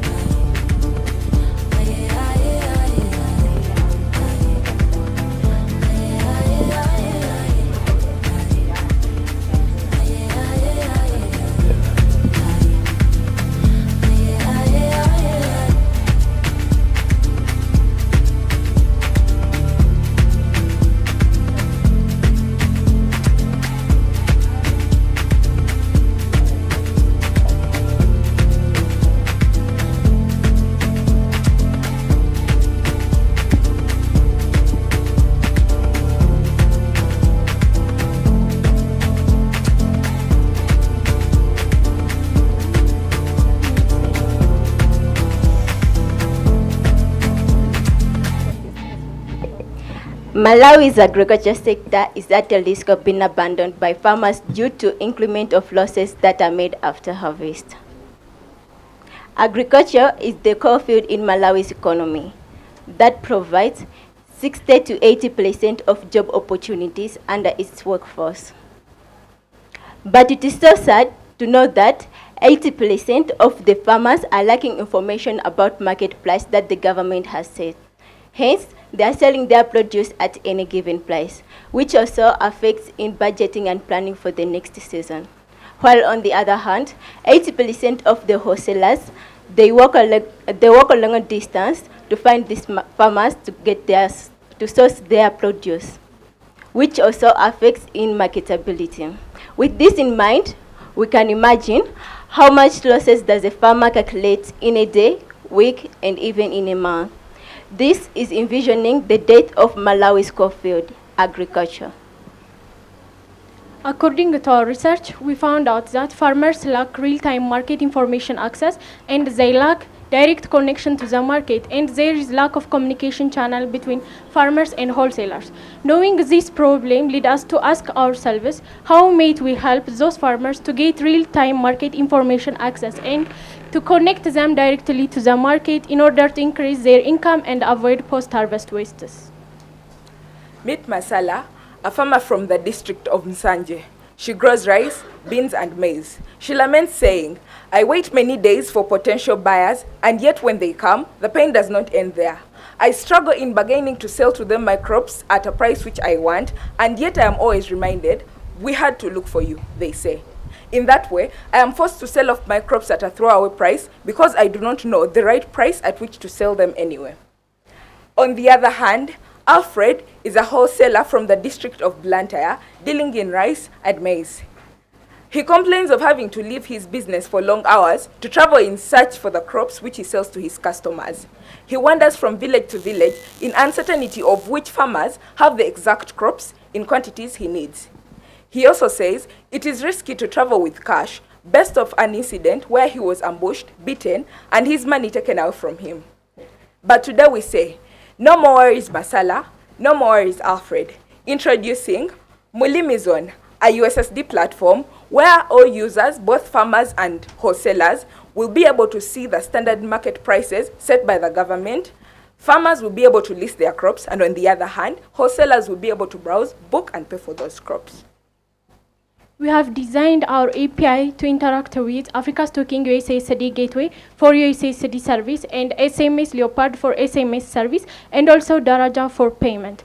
This is how our system works. We have 3 users: farmers, wholesalers, and an admin. Farmers will list what they have, and those crop details will be stored in our database after passing through our API, and the confirmation message will be delivered to our farmers throughout SMS. On the other hand, wholesalers can interact with our USSD to see those crop details, and they can proceed to the payment. The payment will be initiated. The confirmation message or transaction status that's coming from Daraja will be stored in our database and also will be confirmed for our users, farmers and wholesalers throughout SMS. Just like Masala, a farmer can list their produce, they can sell their produce without the fear of exploitation or even the fear of when the wholesaler is going to locate them. They just have to dial *384 *67554 hash.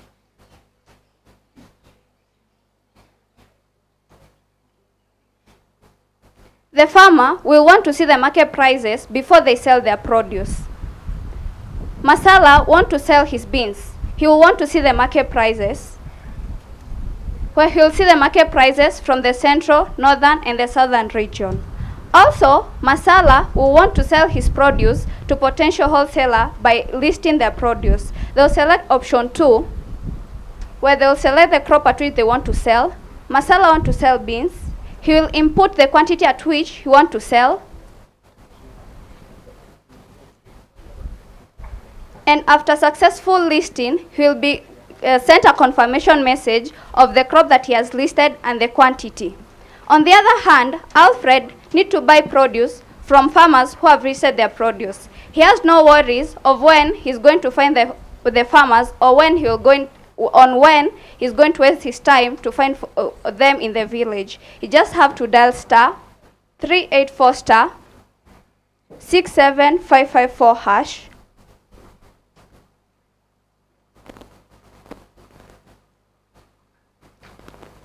Alfred will see the standard market prices that have been listed.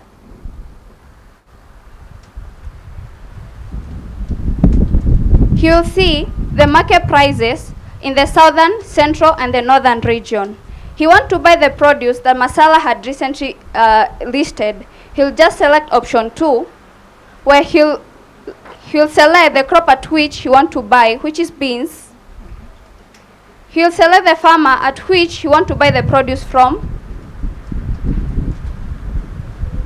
After successful booking, he will receive a confirmation message of the crops that he has booked and the farmer at which he has booked the crop from.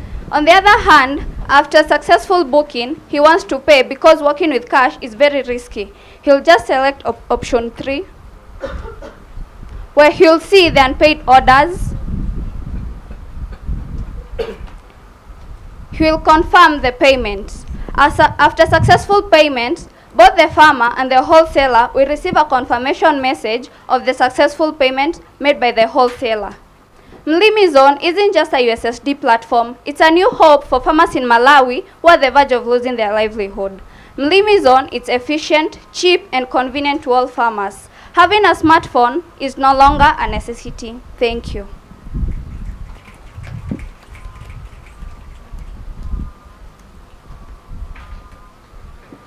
Thank you. I think this is a common problem across Africa, and it's probably like a scalable solution.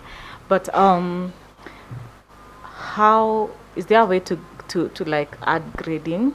Because like from our farmers, we have different qualities of different produce. So like, is there a way that a farmer can add grading for their produce? Okay, I'll take the question. In Malawi, most of the crops that are grown, they're the 5 crops that we have listed, and we are trying to solve from the smallholder farmers who have no direct access to the wholesalers, and mostly they grow the 5 crops that are most sellable to the wholesalers. For at this moment, we have the 5 listed crops that are mostly sellable, and then after that, we can allow them to list the produce that themselves they have. And to add on that, you've mentioned grading, and I believe we can consider that for the next iteration of our product. With just having to make sure that a farmer will deliver what exactly they have listed, because if you grade it as grade A and then you're giving something that is less, we shall put that into consideration. Good. And is there price standardization in that, like the farmers are not exploited by the wholesalers, or maybe some farmers are not selling too cheaply compared to others? Yeah, so that is exactly why we are choosing to display for this farmer the market prices, that option 1 which we had, which is C market prices, so that they know that these crops that I'm putting out there cost this, and then even the wholesaler themselves can see the market prices and know that this is the cost. And in order to ensure transparency, we are carrying out the transactions also through our system, so that we can know that this farmer who listed these crops and is expecting this money is actually getting that exact quantity of money. Thank you. Thanks for the demo. I had a question about locations. I didn't, maybe I missed it, but in the demo I didn't see the farmer and the wholesaler saying where they are. Okay. Is it possible that they might be across the country? You end up buying products from someone where it will cost a lot to actually pick them up? Or did you consider some way to make sure that they are within a reasonable distance from each other? I know it's difficult with USSD to achieve that, but maybe is there some aspect in the platform that takes care of that? Yeah, I'll answer that. We considered location, and through our research we found out that Malawi is having 3 major divisions: the northern, central, and southern. So at registration to our platform, which is also existing, a person after choosing your role, whether farmer or wholesaler, we also request you to put your location, so that now in our system we are scheduling it in such a way that as a as a wholesaler, I am in the central region, I'll see the produce from farmers who are from the central region, so that delivery is much easier. So if you're separating them as separate markets, does that also mean that maybe they have different market prices? So like beans can be more expensive in one region than in another region? Yes, and nice. We ensure to display that. Makes sense. On the pricing, I saw that once you select, as a wholesaler, once you go to buy, you say you want beans, you listed a bunch of bean sellers and their pricing. Have you sorted them, and how do you sort them? By price, by name, by location? How do you do that? We sort them by location at first, because a farmer in Blantyre should, when they list their produce, a wholesaler in Blantyre is the one who is going to see the produce first. So we have first listed by location, in such that a wholesaler who is in another location will see the listing in that location. And then we have also considered that when a new farmer posts their things, they are going to appear first because they are the most newest. And yeah. Okay, so the first price you get, so let's say the farmer that is new has set their price. Given that as a farmer I can set whatever amount I want, as a user I'll have to scroll through multiple pages for me to get the pricing I want. So let's say I have 10 users, there are 6 bidders, I have a feature phone. So I have to go number 2, 3, just to see pricing. I only get to, the priority is given to a newer farmer. Yeah. Okay. Then another question is, when money is paid, what stops the farmer from not delivering? Have you considered holding the money until the transaction is complete, or do you place trust in the farmers? The payment doesn't happen exactly after you book. This is because the quantity and the quality, the quantity is only displayed, but the quality of the produce, the farmer cannot list it because they have a feature phone. Even taking a photo would be very hard. So what we considered was when they list their produce, the problem was that the wholesalers are having a hard time finding them, and then they're having a hard time locating the market. So the moment at which the wholesaler is going to select their produce, they have to go for it with certainty. I'm going to get the produce from this certain farmer. So the moment that you see the produce is when you're going to make the payment. Not exactly when you've booked is when you make the payment. Oh, so when you select a farmer, you've booked that space. Yeah. Is there a chance that someone else cannot buy from the same farm? Can 2 people buy from the same farmer? No, you can't. You can't. Yeah. So if the user decides not to complete the transaction, what happens to the produce, given that it was in hold? The one that was in hold, we have limited it to 72 hours. If they don't pay it, and then we are going to return it to the listings of the farmers, of the wholesalers, who can again book the produce. Another question. For 72 hours, given that it's fresh produce, how do you, and fresh produce goes bad a bit too quick, how do you, the farmer looks like, the farmer is losing out. So how do you factor that in? Can we factor that in? Yeah, we can factor, but at the moment we are dealing with the cereals that are mostly planted in Malawi. Yeah. Okay. Cool.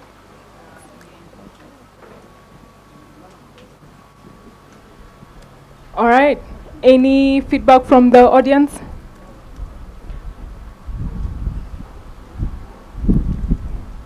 Thank you, Mlimizon.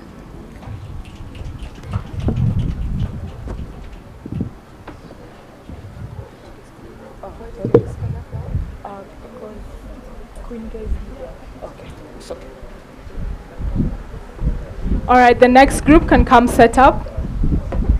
Fruit guard. We have 2 more groups left. So almost done.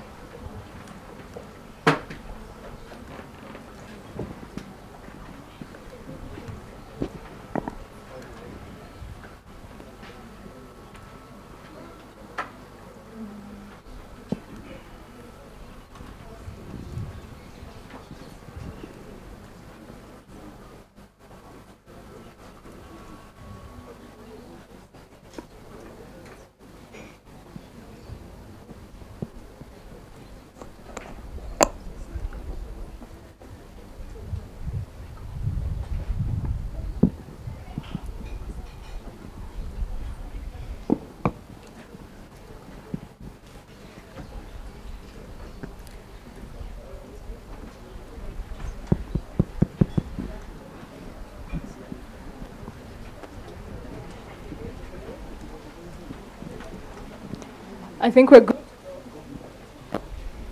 Meet Samuel, a dedicated mango farmer from Makueni County, who pours his heart in nurturing his fields, only to watch his fruits rotting from within. This isn't a nightmare, it's the reality of fruit fly infestations. In Kenya, mango production generates $84.4 million annually, which is a source of livelihood to thousands of people. Fruit flies, however, destroy 40 to 80% of these yields, leading to a loss of fruit quality, a 45% increase in mango export rejection, leaving only 15% meeting the standard requirements.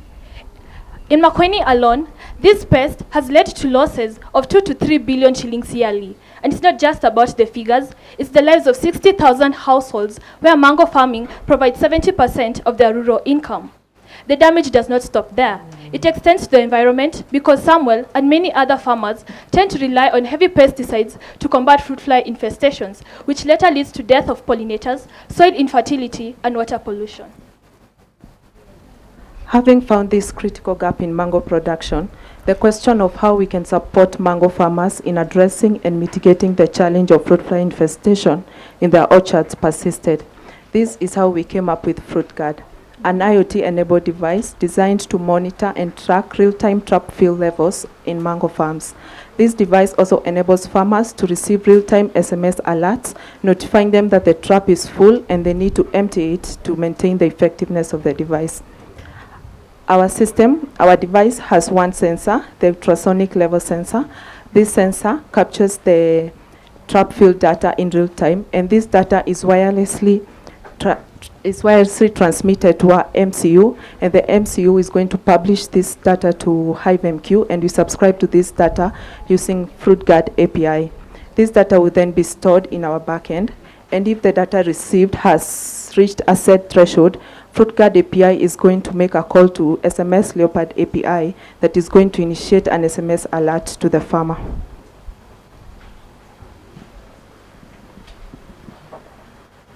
When Samuel goes to purchase FruitGuard from Kyoko, an agrovet manager from Monte, Kyoko registers Samuel into the system, capturing details such as first name, last name, phone number, location, and the number of traps Samuel is purchasing. This information will assist us to send timely SMS alerts to Samuel to ensure they empty their trap. As admins, we are able to, for the purpose of user management, we are able to see the agrovet managers we are working with, the total number of traps that are currently being used by farmers, and the total number of registered farmers using our device.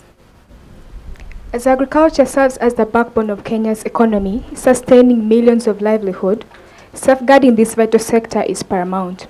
FruitGuard will enable Samuel to act swiftly, minimizing crop loss and enhancing fruit quality. This will strengthen market access, to boost export potential, potentially reducing market rejections by up to 54.5% and securing Samuel's income by 48%. Additionally, unlike pesticide-heavy methods that harm the environment, FruitGuard promotes eco-friendly pest control, minimizing chemical use, thereby preserving soil and water quality while supporting biodiversity. So, by offering a reliable, efficient, and a proactive approach to pest management, FruitGuard stands as the best option for supporting mango production in Kenya. I would love to invite the judges to see how FruitGuard actually works.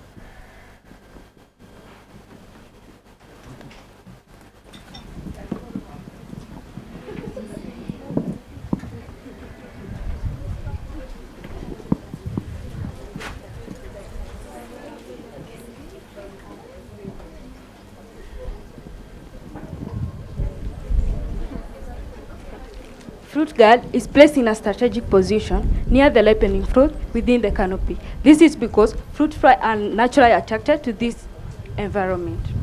By placing fruit guard in this strategic position, we effectively capture fruit fly when they are more active.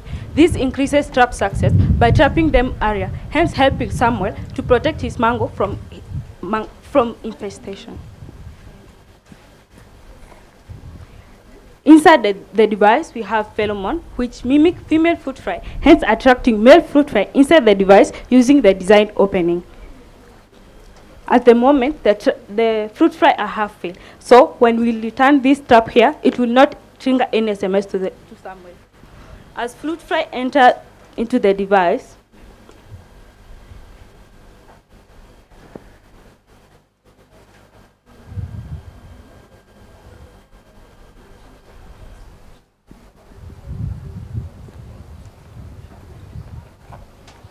Samuel gets an SMS alerting him to come and empty the trap as soon as possible to maintain the trap effectiveness. Samuel will come and remove the trap, empty it,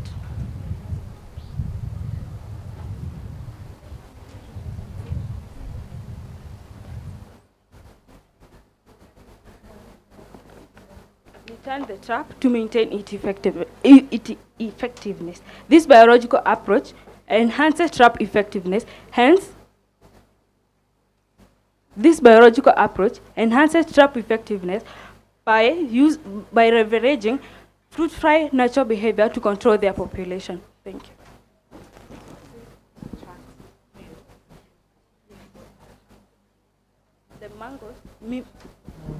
The mangoes emit specific scent which attract female fruit fly, seeking ideal position for them to lay eggs.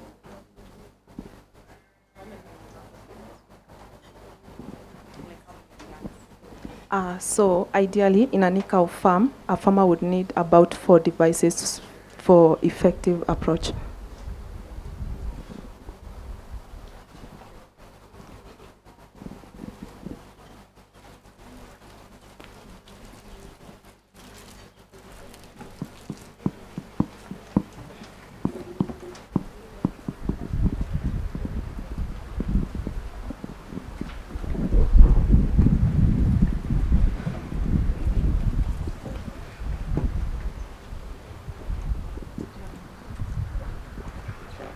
Thanks for that. It looked like there was a solar panel on the top, is that right? Yeah. So is it completely off? That's what's powering it to do this? That's what's powering the sensor and the connectivity, is that right? Yes, the solar panel, it's used to power the battery that serves as a backup during cloudy weathers and also at night. Okay, so generally no one needs to recharge or swap batteries, it generally just operates in a self-sustaining way. Yes. Nice. Yeah, there was a question about how it works. You mentioned that there's a compound in there that mimics the pheromones that attract the male. Is the female also attracted to the same trap, or does the female not affect the fruits? The pheromone, lure, attract male fruit fly inside the trap, but the females, since the device, as I said, it's placed in a strategic position near the ripening fruit, because the ripening fruit emits specific scent which attract female fruit fly, seeking ideal position for them to lay eggs. That's the time that since the female fruit fly is allowed the trap, they can enter the trap. Also, to add on what she said, we capture the male fruit fly also to end the breeding cycle, because if we capture the male fruit flies, then the female fruit flies will not have anything to mate with, so we end the breeding cycle. In addition to that, it's the male fruit flies that fertilize the eggs. So when the female fruit fly lays the eggs, it automatically dies, so the male fruit fly comes to fertilize the eggs. So in this, we also control the infestation. Nice. And I imagine over time you have an opportunity to gather data. The rate at which traps are being filled tells you something about the population size in each area. So to do that, you would need to know the coordinates where this is installed. Is that information part of the platform today, or you only know who the farmer is who bought it, and we don't know the actual installation location? At the moment, we do not have that. At the moment, we only have a unique device identifier that we use to identify the device. But in future, we were hoping we could be able to integrate GPS so that we can know the exact location of the device. Thanks. Thank you for the presentation. My question is almost similar to his, where there was the database and you showed the admin keying in people's names, their phone numbers, and where they're located and how many traps they're buying. Have you considered, as he said, having a dashboard to just help with the statistics, not just the money bits? Okay, I'll take the question.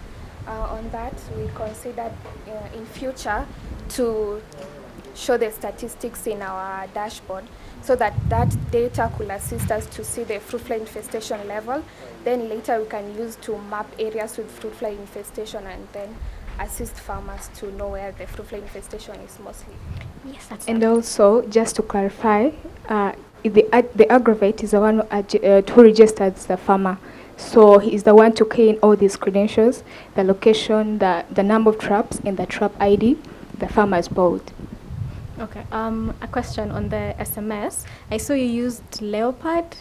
Why Leopard? Why not Africa Stalking? And why not any other service provider? So we settled on SMS Leopard first because of the cost. SMS Leopard is much cheaper compared to other services in the market, and also because of message delivery reliability. It has a reliability of up to 99% in the country, and it is well compatible with local carriers. Okay. And what the notifications when the trap is full, what sensors are you using? We use ultrasonic sensor. That's the same as a proximity sensor, the same one we have on the lifts. Yeah, yes. It's a level sensor. It measures in one distance, so it's easy to know if the trap is full according to the distance. So we set a certain threshold. If that distance is met and that threshold is met, so that's the message is triggered.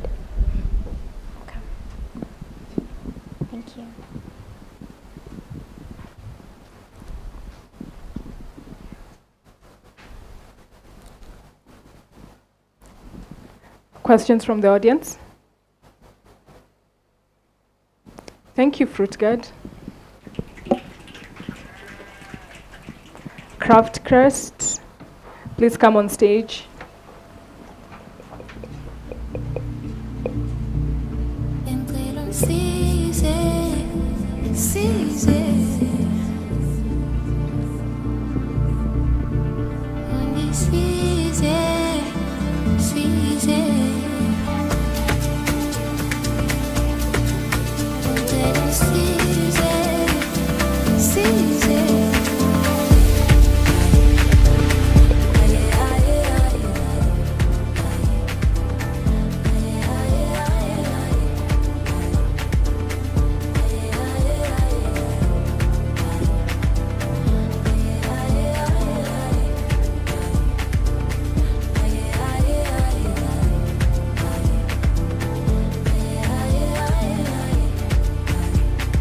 Imagine Emma, an artisan who works tirelessly to make baskets and bracelets. She depends on the little money she gets from these products to feed her family. On the other hand, Amina, she's a buyer who likes to buy customized bracelets but doesn't know where to get genuine artisans. Nema represents 300,000 other artisans in Kenya and 70% of other artisans in developing countries who struggle to get access to fair markets. Nema completes her baskets and bracelets but doesn't have a reliable place to sell these products. Her workshop is full of beautiful unsold baskets and bracelets, yet her income is still unstable. Artisans are struggling to find buyers, and buyers are struggling to find quality. Amina and 60% of other buyers complain about paying middlemen and risk getting low quality products because they do not deal directly with the artisans. So then, how might we help local Kenyan artisans showcase their designs and connect to potential buyers while enabling consumers to discover and customize locally crafted products that reflect their own personal interest? The answer is Crest, a mobile marketplace that connects artisans like Neema to buyers like Amina. Buyers fear to pay upfront for the custom products, and on the other hand, artisans fear to dedicate their time without a guaranteed pay.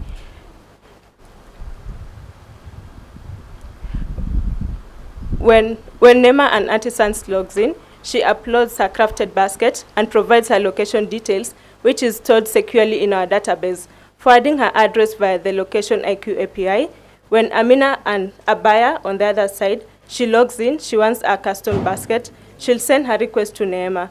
When Neema accepts this request, she'll have to provide a quotation price and the completion date of the basket. When Amina accepts this quotation price provided by Neema, it's when she'll make payments via the M-Pesa Daraja API through an SDK push. And here is where our architecture shines. The payment will not be sent directly to Neema. It will be held in our account and tracked keenly by CraftKit's API. Only when delivery has happened and Amina has confirmed that delivery has happened, it's when the payout will be triggered to Neema. And to secure Neema from delays, we've implemented a safeguard that if no action has been taken by Amina 24 hours after delivery, we automatically send the payment to Neema. Let's explore the experience from both perspectives to understand how we address the unique needs of each user.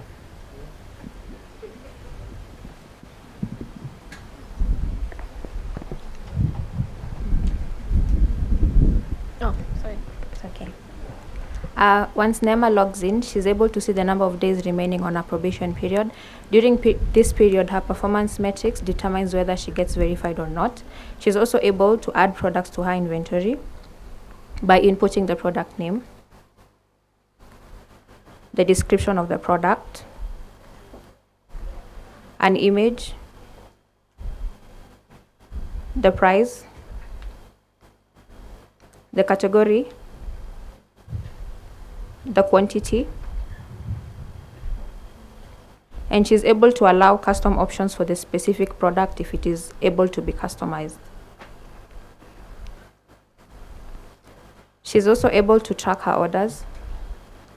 The orders are displayed according to their statuses, and in case she has received a custom request, she is able to accept it and send back a quotation. The quotation includes the completion date, the labor price, the material price, and the quoted price, which is the labor price plus the material price. She's also able to in case she has completed a product, she's able to move the completed product into completed.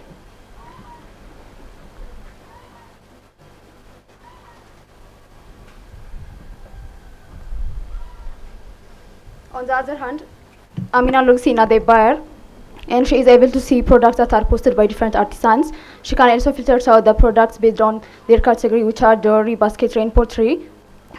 If she wants to purchase a basket, she selects a basket that she likes.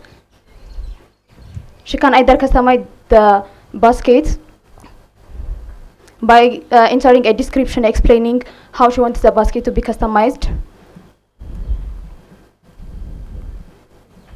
She also sets a deadline for the product to be done. And then she uploads a reference image to show what exactly she wants. And then she submits an order. Amina, she can also buy a ready-made product by adding the item to cart. Here she can also add or reduce the quantity. And then she checks out by entering her phone number.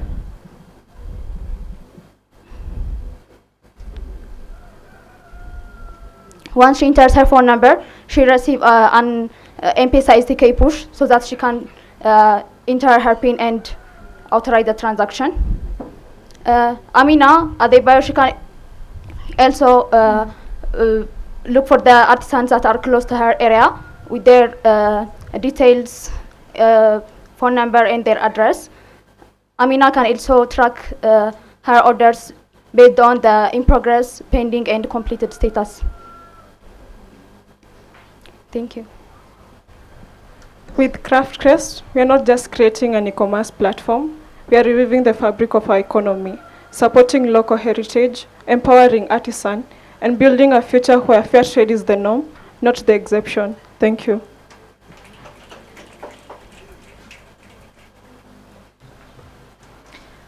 So what would be the difference between this and like a normal e-commerce solution that I can customize? I'll take that question. Most of the existing e-commerce platforms, for example, the ones that deal with craftsmanship like ours, most of them don't allow the customizing of a product where you may see a product, but maybe you want it in a different color or maybe in a different size. So we allow that. Also, there is no, most of them don't have where you hold the money until both parties are in agreement, which we do that for us. So we feel that's the most unique thing about us. But you can easily customize an e-commerce platform to, if you want it to hold money or like do some, like I'm missing the unique proposition for your solution. Yeah, that's my only question. Thank you.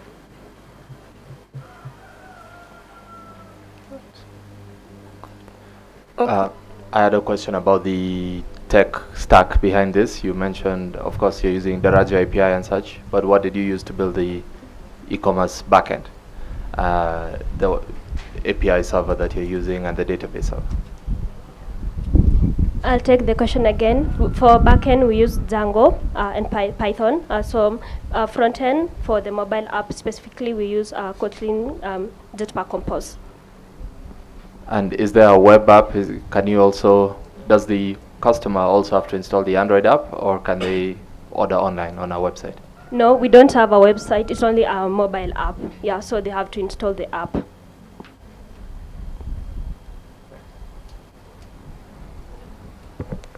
You mentioned that when an order is placed, a custom order is placed, the artist sends back a quote, and then the user either pays, which you're going to hold, and then if there's no communication from the user side, the artisan, in one day, in 24 hours, the artisan receives the money. But when they receive the money and they don't deliver the goods, what happens? Okay. For Amina, for the buyer, she has to confirm delivery for it to be triggered. So for the artisan, on the other artisan side, when she has completed and made the delivery, it means now Amina has to take an action for them to be in agreement. But if Amina doesn't take an action, it's when it will be automatically sent to the artisan. So it protects the artisan and not the user. Okay, not the user. Because the user has already received the delivery, so she's okay with it. So the artisan on the other side is the one who's affected. That's how we implemented for the artisan.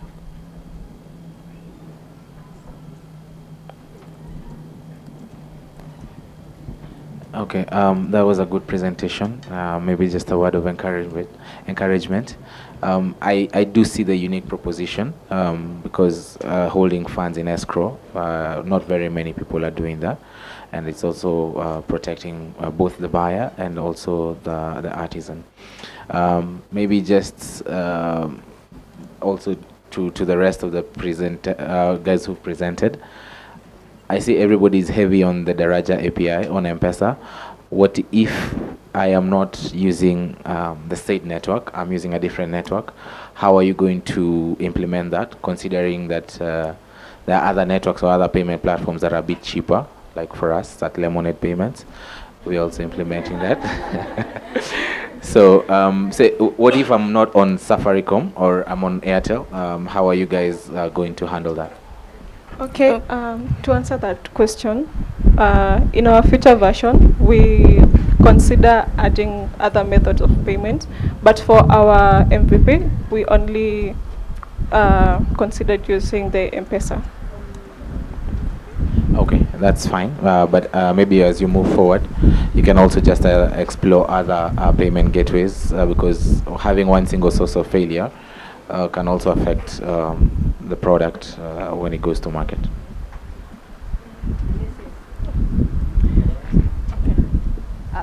Alan, just hire one or two of them. Yes. The entire of 2026 cohort will just implement lemonade payments.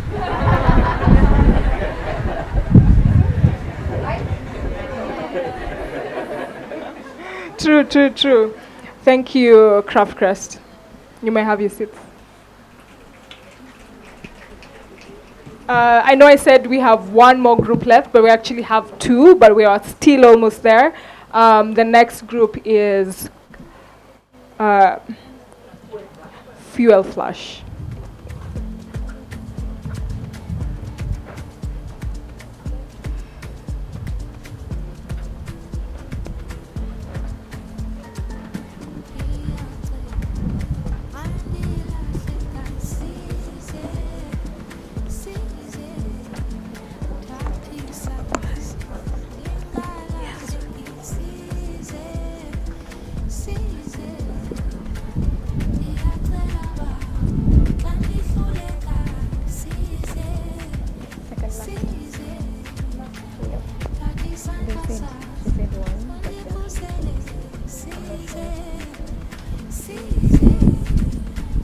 Hello everyone. In Rwanda, Kigali, where fuel price set the pace of every day, fuel costs touch every home, shop and market. It hits hard when fuel cost rises, leaving motorists to decide whether to skip the meal of the day and buy fuel. Although, on the other hand, RURA, an organization that sets the fuel price every 2 months, through news statements, is so sad to know that only 36% of Rwandan population gets to know it, leaving most people clueless, which means those far away from news struggle with every tank fill and budgeting. So let's see what the number says. 64.8% of Rwandan population miss TV-based news due to lack of access, and also 78.8% of Rwandan population own mobile phones, which means 8 out of 10 households in Rwanda own mobile phones. While 11% of fuel consumption contributes to the Rwandan economy. Meet Janet, a 34 years old who lives in Kigali, Rwanda. Janet is a fuel consumer who uses fuel for household activities and also for commuting, whereby she drives herself from home to workplace each and every day. Janet needs to manage family budget effectively regardless of sudden change in fuel price, and also she needs to reduce financial stress caused by changes in fuel cost.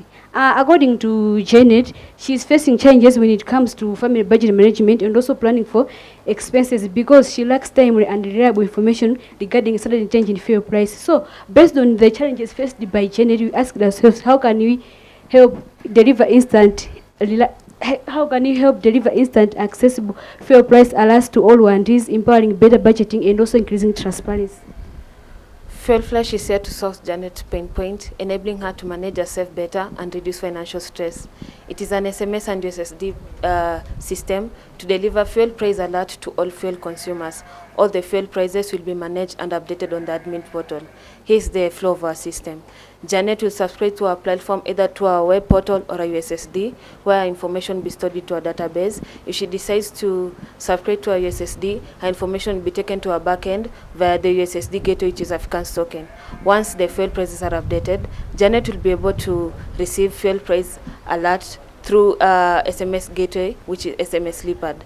With that, Janet will be able to know when the fuel prices have changed and how much they cost. So for Janet to get informed about fuel prices, dial *384 *33121 hash.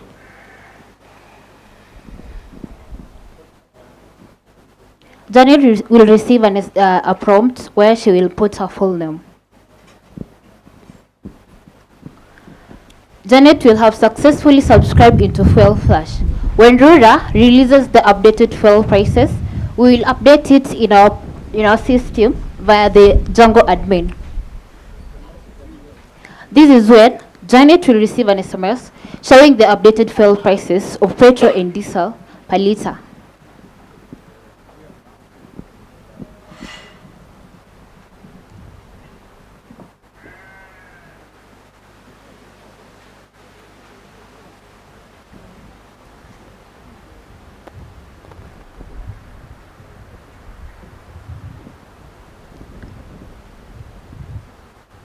Janet can also unsubscribe from Fuel Flash by dialing the same code, then type stop.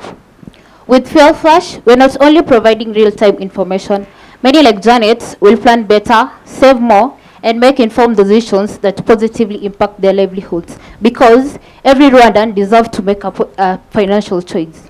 Thank you.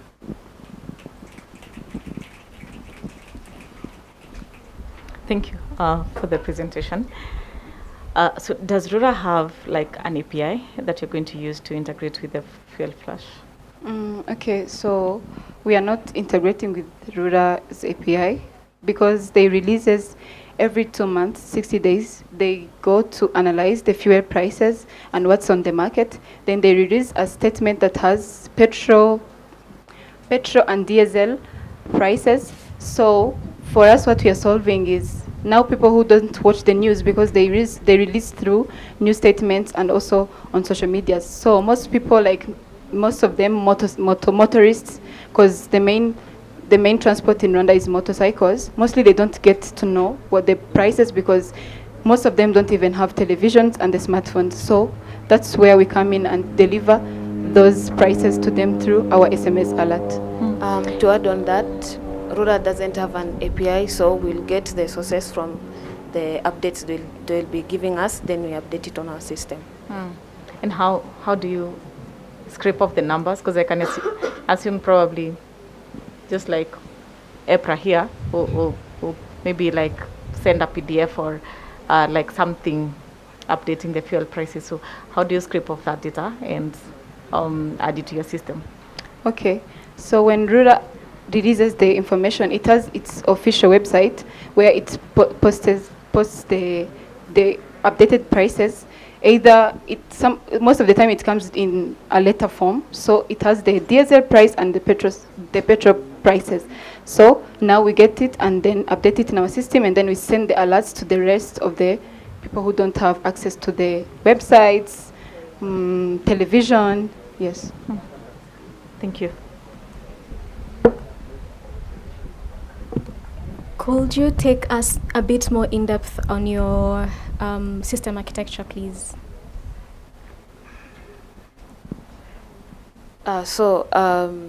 Janet will either subscribe to our platform either through our web portal or a USSD. So on the USSD, we use African's token, where she will input her full name and the number, then we get the information. Then once the admin updates the fuel prices, they'll be able to receive fuel price alert through SMS gateway, which is SMS Leopard, with the fuel price update. Okay, thank you.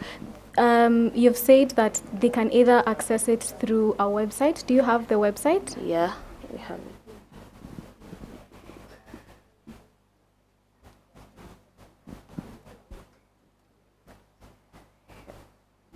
Okay, so when they subscribe here, it also does the same thing as on text? Yes. Yeah. Okay. Then, and I think I had a similar question, because relying on a human to insert these values, what happened? Humans are prone to errors. So are there any validations that you've set up on your end to mitigate this? Because if they decide today, if they miss a number, that means everyone gets an SMS relaying incorrect information. Okay, because now it's not something we update daily. It's updated after 6 days, every 2 months. So okay, it happens. The errors can be in, but because it's not something you update daily, we think the errors will be minimized, not permanently removed, but minimized. Okay. Final question. What do you think about the longevity of your solution, given that most of the African countries, even Rwanda, is making a push towards renewable energy, and like electric bikes, electric cars. So how long-term is your solution? Okay, so for that, we were thinking also of adding other features, because now there are some, during the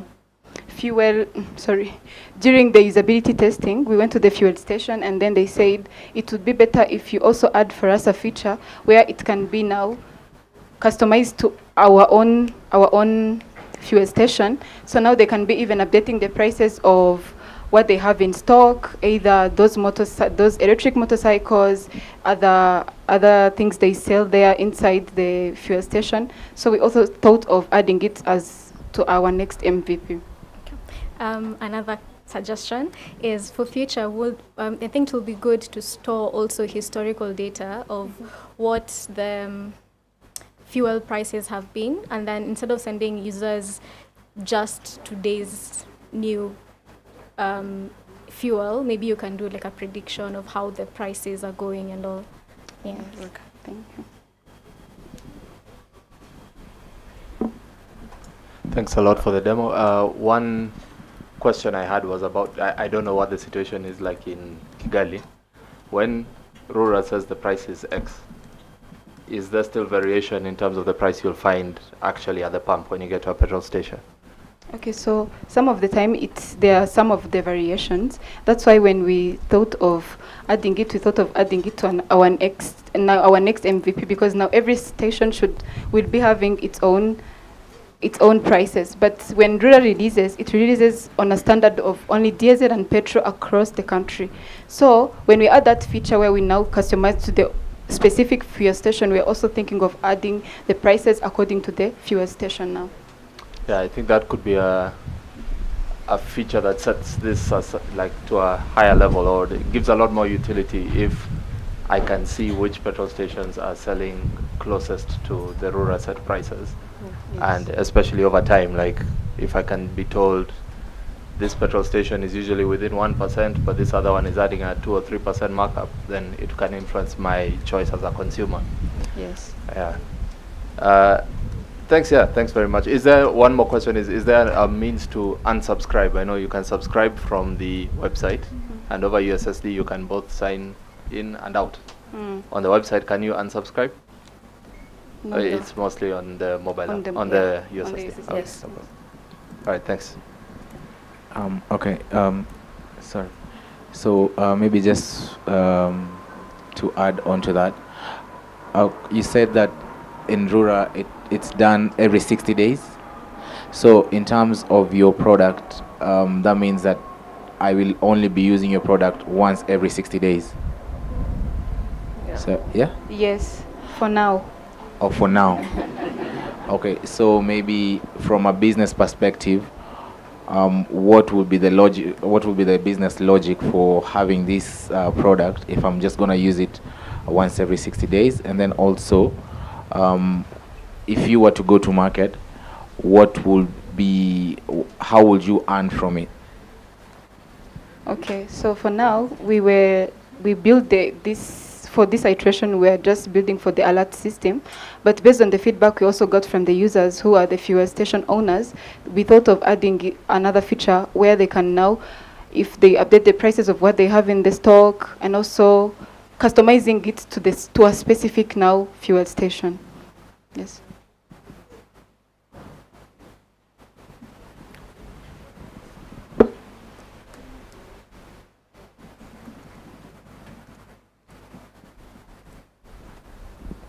Any more questions?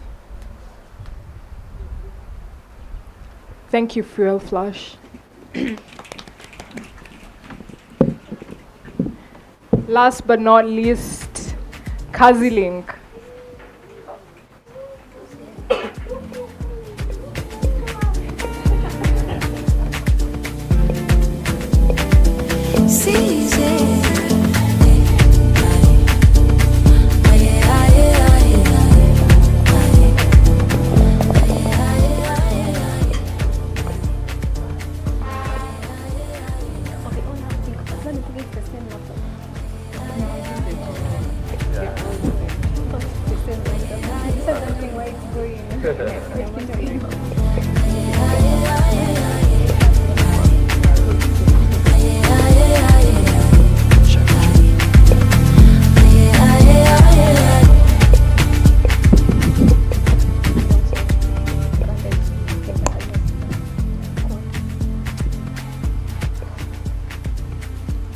Every year, Kenya produces around 40 million bags of maize, and 75% of it is grown by smallholder farmers who depend on timely seasonal labor for planting, weeding, and harvesting. Let's take a case of Wanjala, a maize farmer in Bungoma County. During peak seasons, he desperately needs help in his fields, but because labor coordination depends on fragmented word of mouth and personal networks, he often fails to find workers when it matters the most. This delay means missed planting windows, poor weed control, and harvests that fall far too short for their potential, costing him thousands in lost income. At the same time, just a few kilometers away, Wafula, a willing and able worker, works for hours or spends his last shillings on transport to the nearest trading center in search for labor opportunities, but due to unreliable information, he often depends on rumors or chance.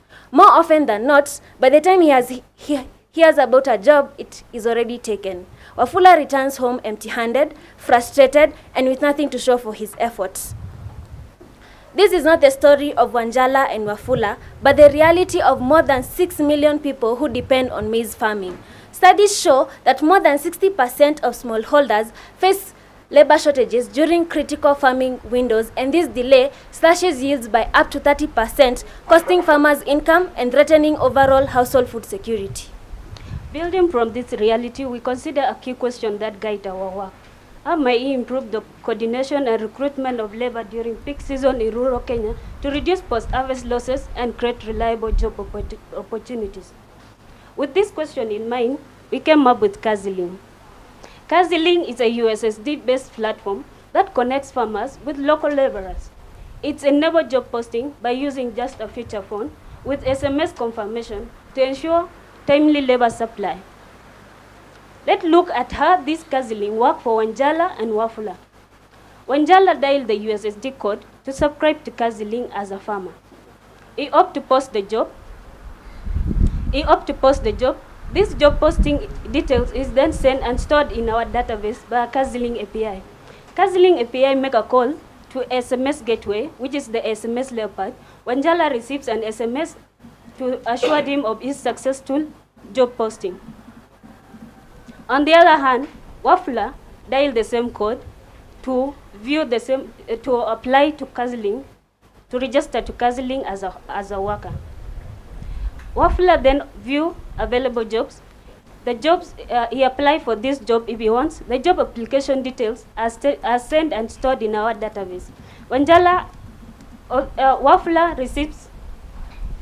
receives an SMS confirmation with full job details, including the farmer's number for more information. Kazzilink doesn't just connect farmers like Wanjala with workers like Wafula, it strengthens the entire agricultural ecosystem. By ensuring timely labor access, Kazzilink advances key sustainable development goals on zero hunger, decent work, and no poverty for millions. The only way we can get to understand Kazzilink is seeing it in action. Let's get to see a scenario where Wanjala needs help with farming and he needs workers like Wafula to apply for it. Wafula applies for it just in seconds. Let's get to see job posting on the farmer's side and job application on the worker's side. Wafula proceeds to dial the short code, *384*, 88462#.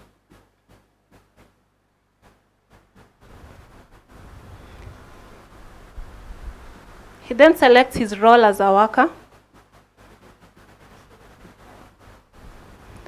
enters his name,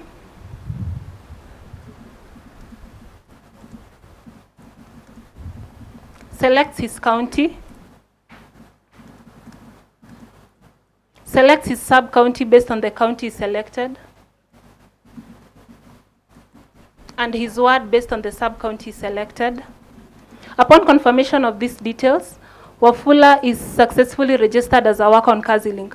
Right now, if he opts to view available jobs, he's shown that there are no available jobs at his ward at that moment. Let's see what happens when the farmer posts work on his side.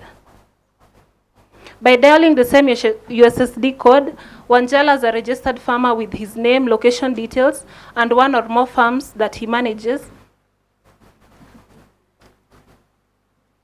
He proceeds to dial the short code.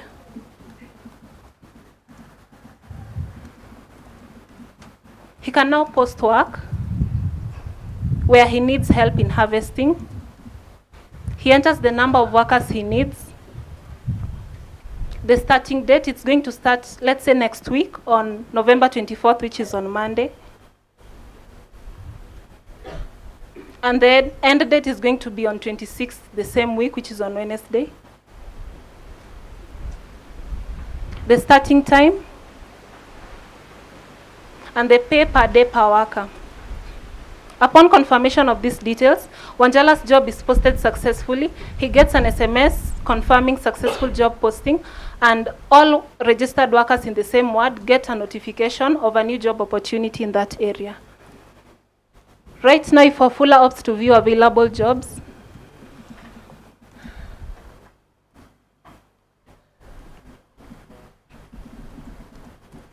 he can now see the job that has just been posted by Wanjala.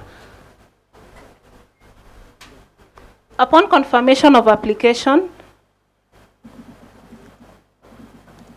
Wafula gets an SMS of full job details and the farmer's contact information for further inquiries.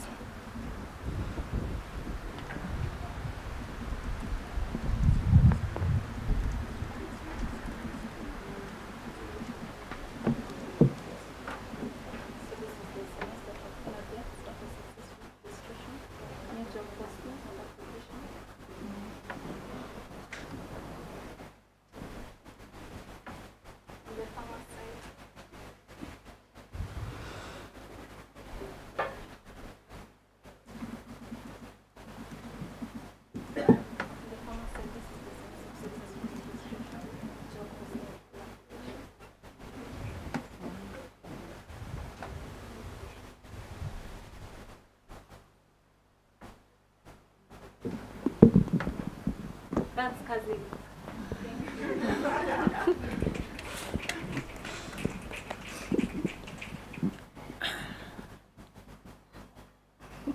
Thank you for the presentation. I think it's a very practical solution, and it can easily scale to other casual laborers like Mjengo and so many other things. So yeah, I don't have a question. I have a question. You showed how once the job is posted, the person posting the job could tell us how many workers they need. Yeah.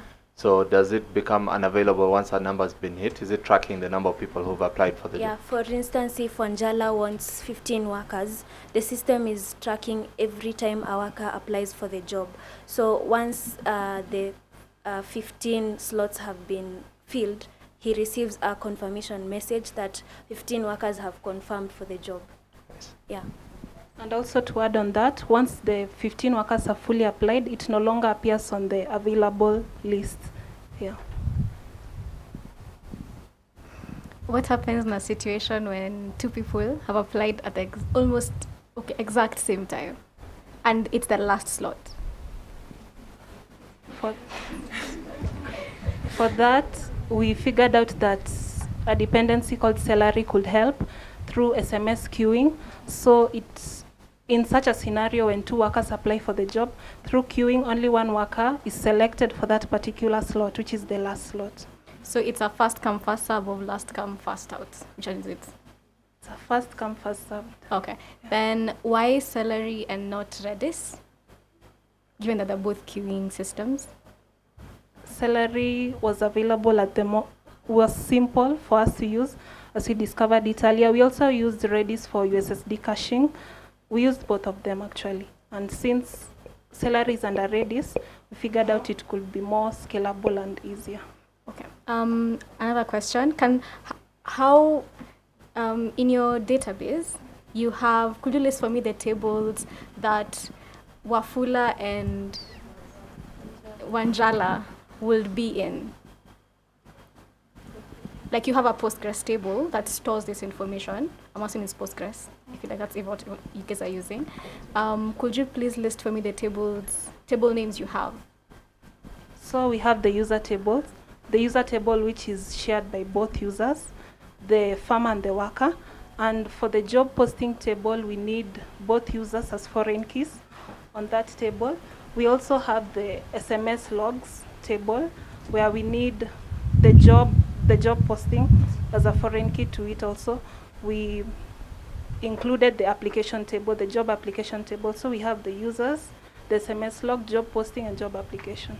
Okay. Can a person be both a user and a farmer?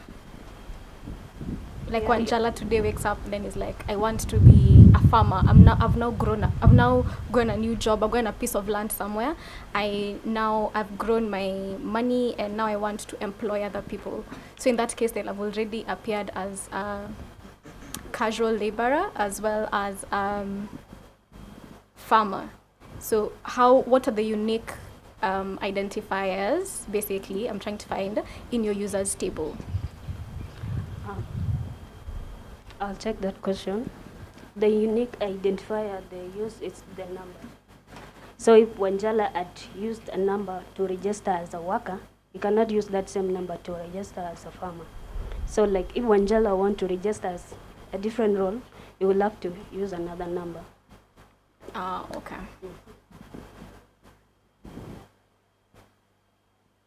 Thank you.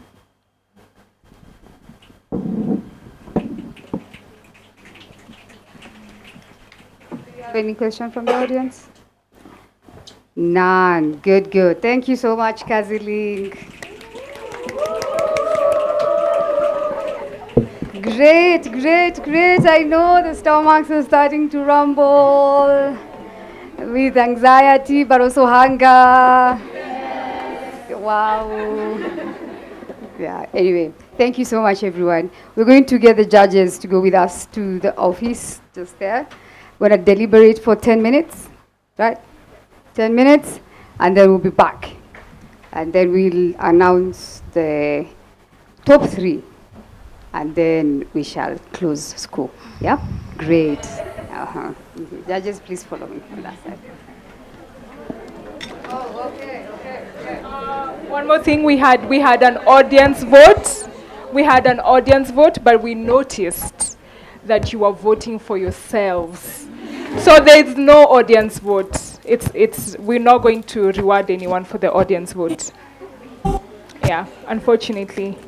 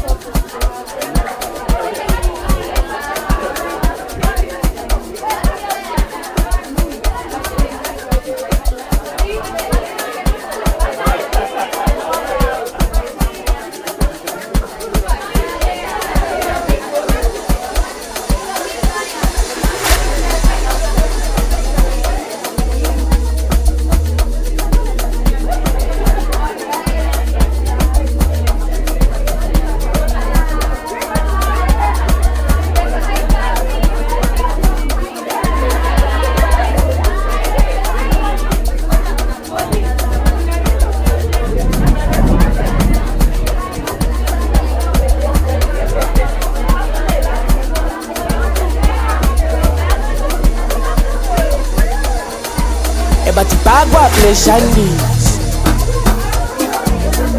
sengiqala ukubajimisa sebeyeke ukungisabisa sebefuna ukungithembisa bathi bakwaplesanisa awusengiqala ukubajimisa sebeyeke ukungisabisa sebefuna ukungithembisa ayi bathi umsebenzi wami uzongisiza nakekela umayisiza sithemba akekho ozongivika ngihamba nomaphorisa umsebenzi wami uzongisiza nakekela umayisiza sithemba akekho ozongivika ngihamba nomaphorisa bathi bakwaplesanisa sebeqala ukungijimisa sebeyeke ukungisabisa sebefuna ukungithembisa bathi bakwaplesanisa sebeqala ukungijimisa sebeyeke ukungisabisa sebefuna ukungithembisa masifika bopa bopa bopa bopa ingane bopa nakusekufika amabhoza nakusekufika amabhoza oh bopa bopa bopa bopa ingane bopa sibekezelile safosta manje le mpilo izokosta asike sijabha amabhoda oh bopa bopa bopa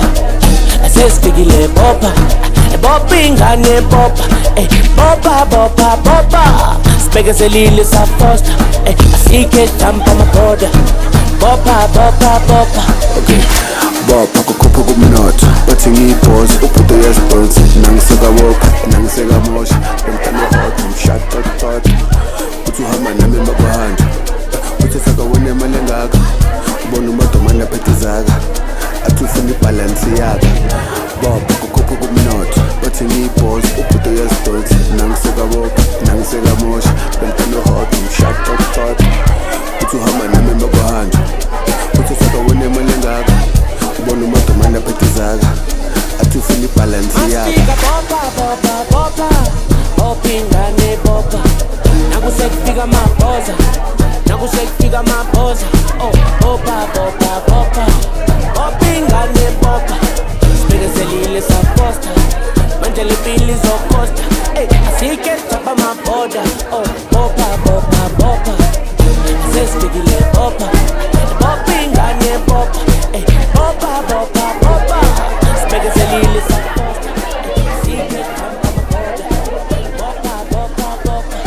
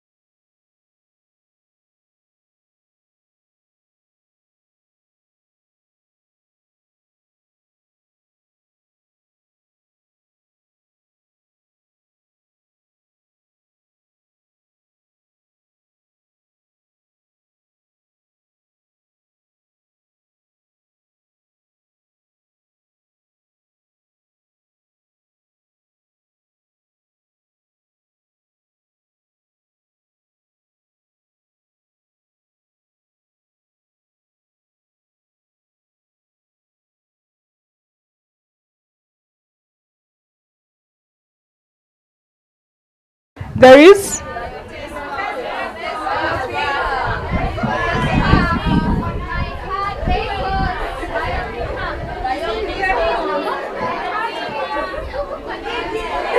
Cuckoo Connect, There were 5 groups disqualified. 5 groups are out, so which means only 10. We only evaluated 10 groups. Remember when you were voting for yourselves?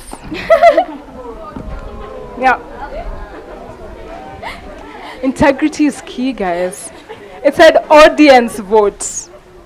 Then you voted for yourself, so we cancelled that. So the people who voted for themselves, we subtracted 5 points each for every time you voted. So unfortunately, 5 groups are out. Yeah. Anyway, I'm joking. We evaluated all 15. Yeah, I was just joking. Yeah. So I'll invite the judges to present the gifts to the winners. So we'll start with they're called runners-up? Runners-up? Second runners-up. So they're going to talk a little bit about, they'll give feedback, and then talk about mention the runners-up. So, yeah. Yes.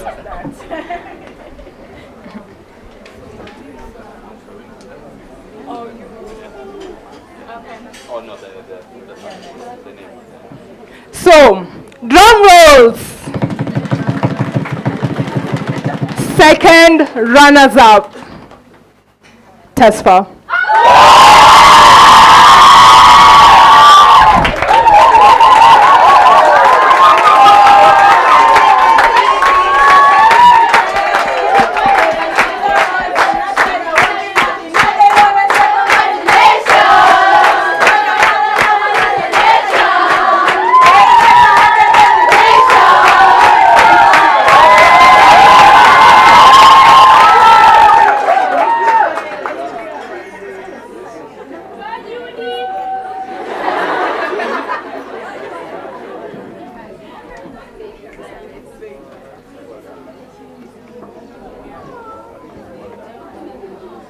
Congratulations.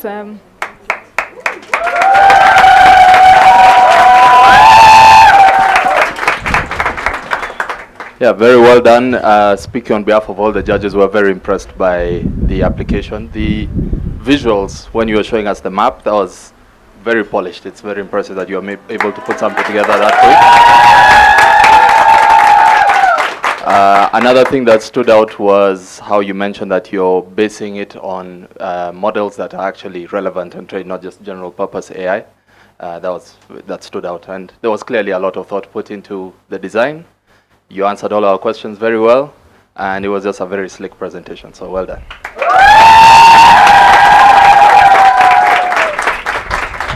Thanks, congrats. Congratulations, Tesfa.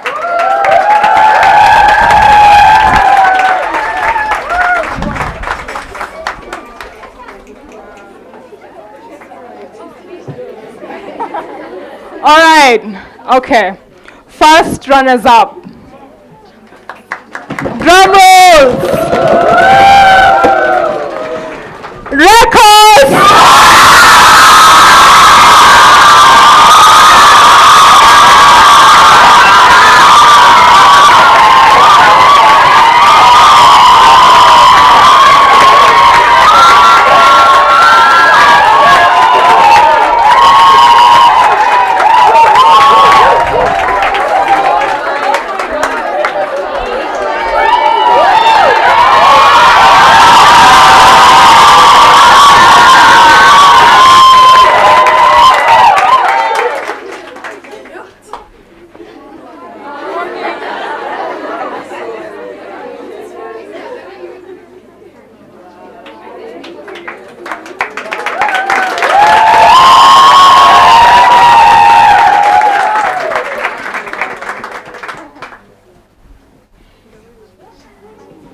A few words.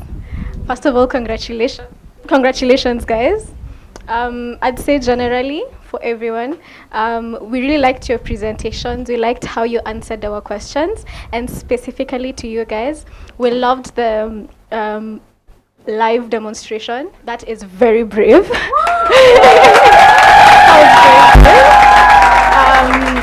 We also love that you used multimodal.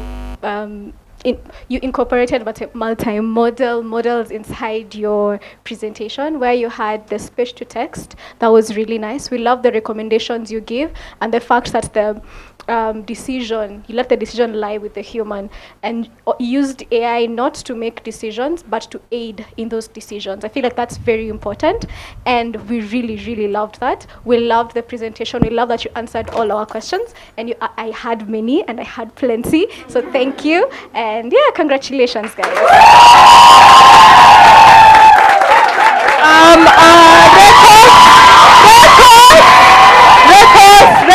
Recos.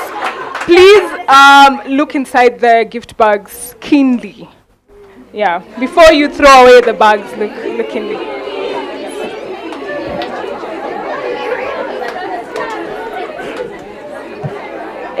Hello, ladies. Let me address the ladies. I'm sorry, guests. Yeah, but ladies, you did very well. All of you did well, and I see myself like so many years back in you, and I have so many years of experience in the software engineering industry, over 15 years of experience. And I know like attitude and like determination will take you places. It will take you far. So you all did well. I liked all the presentations and all the, the presentations were polished. They were well thought through. So like I see like great talent in all of you. So keep up with the attitude, keep up with everything that you're doing. And I'm so proud of you. Like I'm really happy for you. Yeah. So she'll announce there. Okay. This one, I think we should stand. Drum rolls! The winner of codeHive Pitch Day 2025 is... I need to drink water first. I need water. Is my Haki.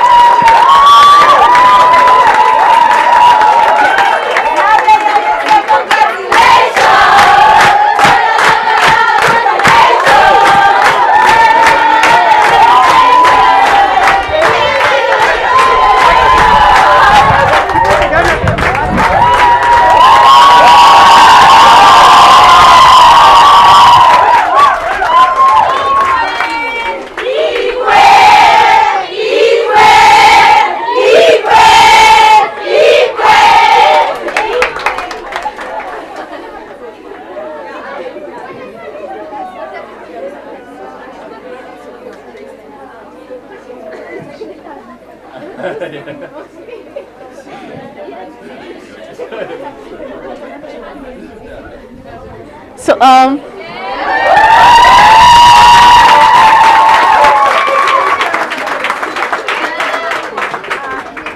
as I said, you all did very well. You all like, if I was to choose like each one of them, I think you all have like a space, whether in my heart or in my mind.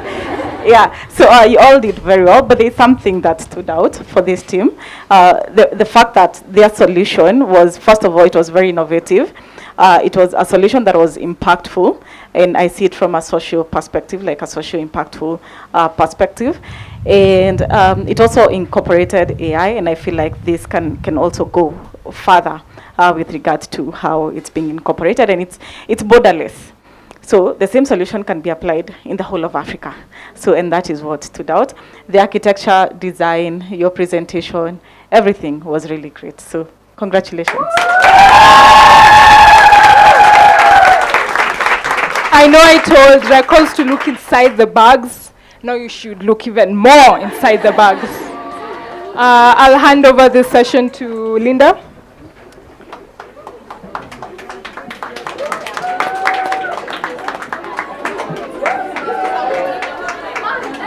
And I want what is in those bags. I should be given. Congratulations, everyone, just for standing here. For those minutes you had to stand here and pitch.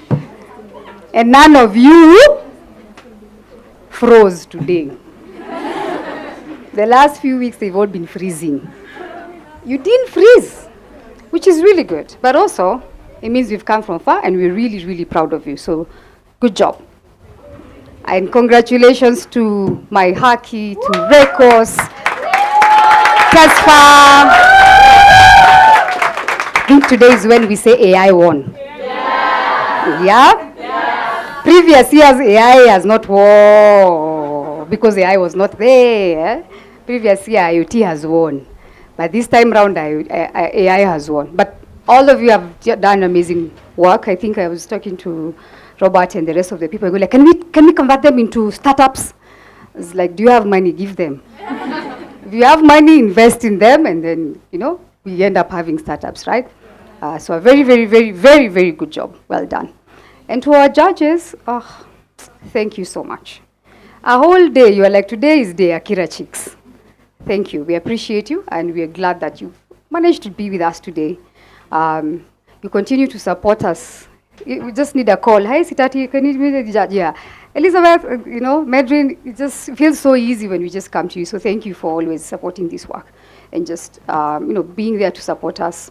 They've come to Microsoft. Did they find you like last time when they came to Microsoft? I don't even remember. You found her? Yeah. Like she's there? Okay, so familiar faces now. Yeah. I see.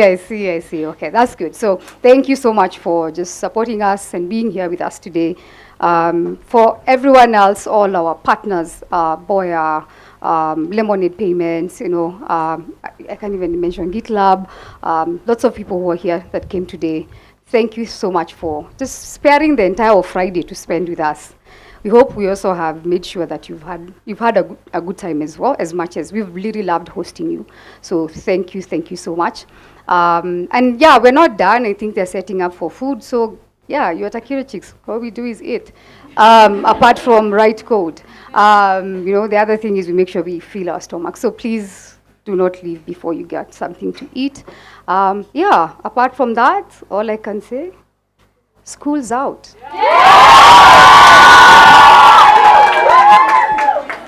See you tomorrow on the dance floor. And enjoy your afternoon. Thank you.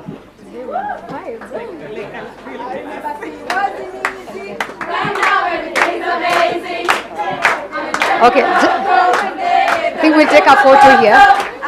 If you don't mind, take a photo. They take they just. Yeah, we'll just take a photo here. So.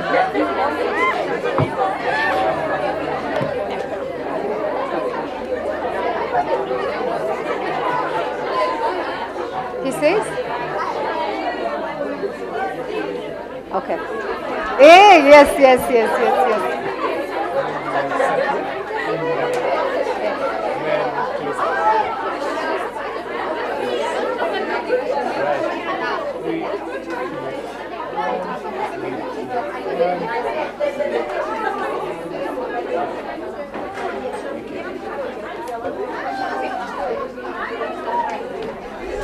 I have a huge shout out to our trainer.